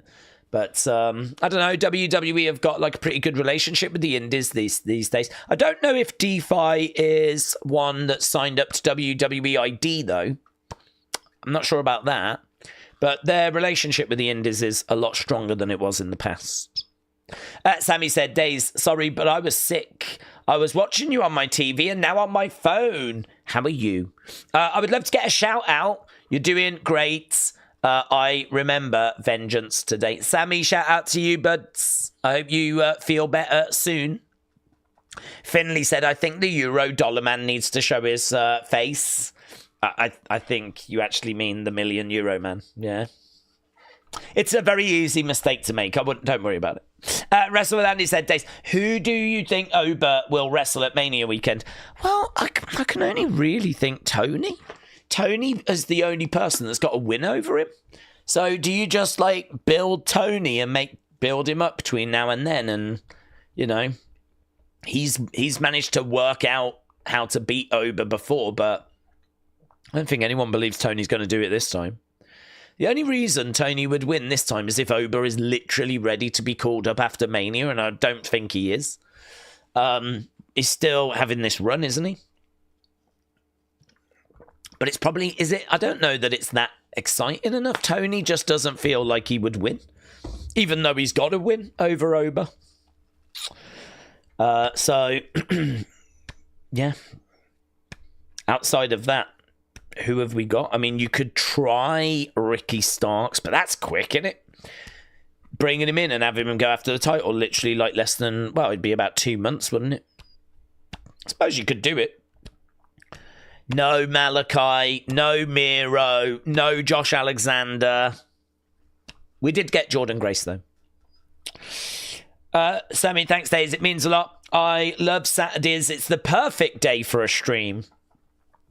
Tommy Toy Travels, shout out to you, said Ricky Starks dead on arrival. Tommy said, who is the new Shield? I've got the names, actually. I do have the names for anyone that wants them. Because they put these messages out. So it's Dion Lennox, it's Cutler James, and then it's Shaquan Sugars and Joshua Black. So I think Joshua Black might have changed his name to Osiris Griffin. So anyway, these are the accounts. Joshua Black, Shaquan Sugars, Cutler James, Dion Lennox. There's the masks, and that's the image that all of them have posted following the attack. So, yeah, they're up-and-comers, just like me, and just like Tommy Toy Travels, and Wrestle with Andy. We're all up-and-comers. We're basically the future. If people on X already are being negative towards this new faction, that is why wrestling is not fun anymore. Sean said, the collective, I like it. Days, I was 5-1 on predictions. I only got the trick one wrong, said James. Very good. Lisa said, NXT show was a 5-day stream, no 10. Oh, Lisa, look at you. Look at you. Days, I know everyone, when it comes to NXT, the conversation is, when is that talent getting called up? It's like whenever the talent loses a title, people act like there's nothing else for them to do. That is true. Yeah. Normally, if you've got a champ and they lose the title, you do get people up saying that. But we've seen people have multiple reigns, like Trick Williams. And they can always go off into other feuds. But I don't know. I mean, look, you know, it's... please don't call people up unless you've got creative for them. Please don't call them up unless you're ready. I don't want to see any more people go up and then just not be used. So... But, you know, they've got to move at some point. They can't just sit in NXT all night. Jay, it was wild. I didn't take my mum. Where did you go, Tommy? Where did you go? Ricky Starks, dead on arrival, said Tommy Toy Travels. Where have you been to? Oh, God. If you've been to a musical, I don't want to know about it. Hannah said, Days, I can't believe I got all the predictions right, says Hannah. Well done. I've got a great name, said Paul. Dismantle. Yeah, that's good. Sammy said, I was watching SmackDown and your stream. I was watching on TV. Well, Sammy, thank you. Yeah, that is the end of the show. I suppose we do need to just get the results. I will put a poll up to get your thoughts so that we can get like the feedback and everything. Let's get the poll. There we go. Oh, do you know, it's actually come out with a great rating still. Wow, I think the Shadows must have enjoyed that match a lot more than the Talkies. You lot in the chat, the Talkies weren't that keen from what I was seeing, but the official community score is going to be great 66. I mean, I feel like the Shadows might have been drinking a bit too much, to be honest. I think the Shadows might be absolutely trashed. I think I don't know if that was a great 66 match, to be honest, but, you know, just... But here we are. If LSW said that was a great 66 match, then officially it was. And none of us can argue. So, there we go. Great 66 for the main event. That means that only Eddie and Javon, was it? No, Eddie and Trick, sorry. I've written Javon early there. That has come out as good 92. So Eddie and Trick, good 92. Then it's the main event. Then it's Javon Ethan. Then it is Stephanie Fallon. then it's the tag match. But the best match of the night, you lot said, was Ober against Grayson against Theory. There we go. Don't talk about us like that, said Straight Adventure. What, the shadows? The shadows and the talkies. Are you doing another unseen? Yes, I'll go away and start working on that now. In fact, I might go right now. So there we go. That was this week's NXT. And pretty fun. Pretty fun. I hope those that watched it for the first time enjoyed it and got some out of it. And that's the thing, Daze, that I've never thought of. Does the main roster creative have a plan in place? Those same fans get bored of the talent saying we need another shiny toy. It is always about new people wanting the next new thing, you know, surprises and all of that sort of stuff. But yeah, you can't keep having surprises and keep bringing people in because the roster just gets bigger and bigger and bigger and bigger, doesn't it? Days on Unseen, will you mention Ricky Starks since he was unseen during this? I will mention Ricky Starks at some point, Tommy, yes. And when I do, I want you to know I was thinking of you. Just like when I have sex. 8 at night said, thanks, Days. Thanks, buds. Thanks, bud. David, shout out to you. Thank you. Appreciate it, everyone. I saw people doing that. I've seen that before, so there we go. Yeah. Oh, no, it's that, actually. Is it that? What is it? Hearts. Send in hearts. So there we go. Right. Awesome. Thanks for joining us. Appreciate the support as always. And I will see you again next time.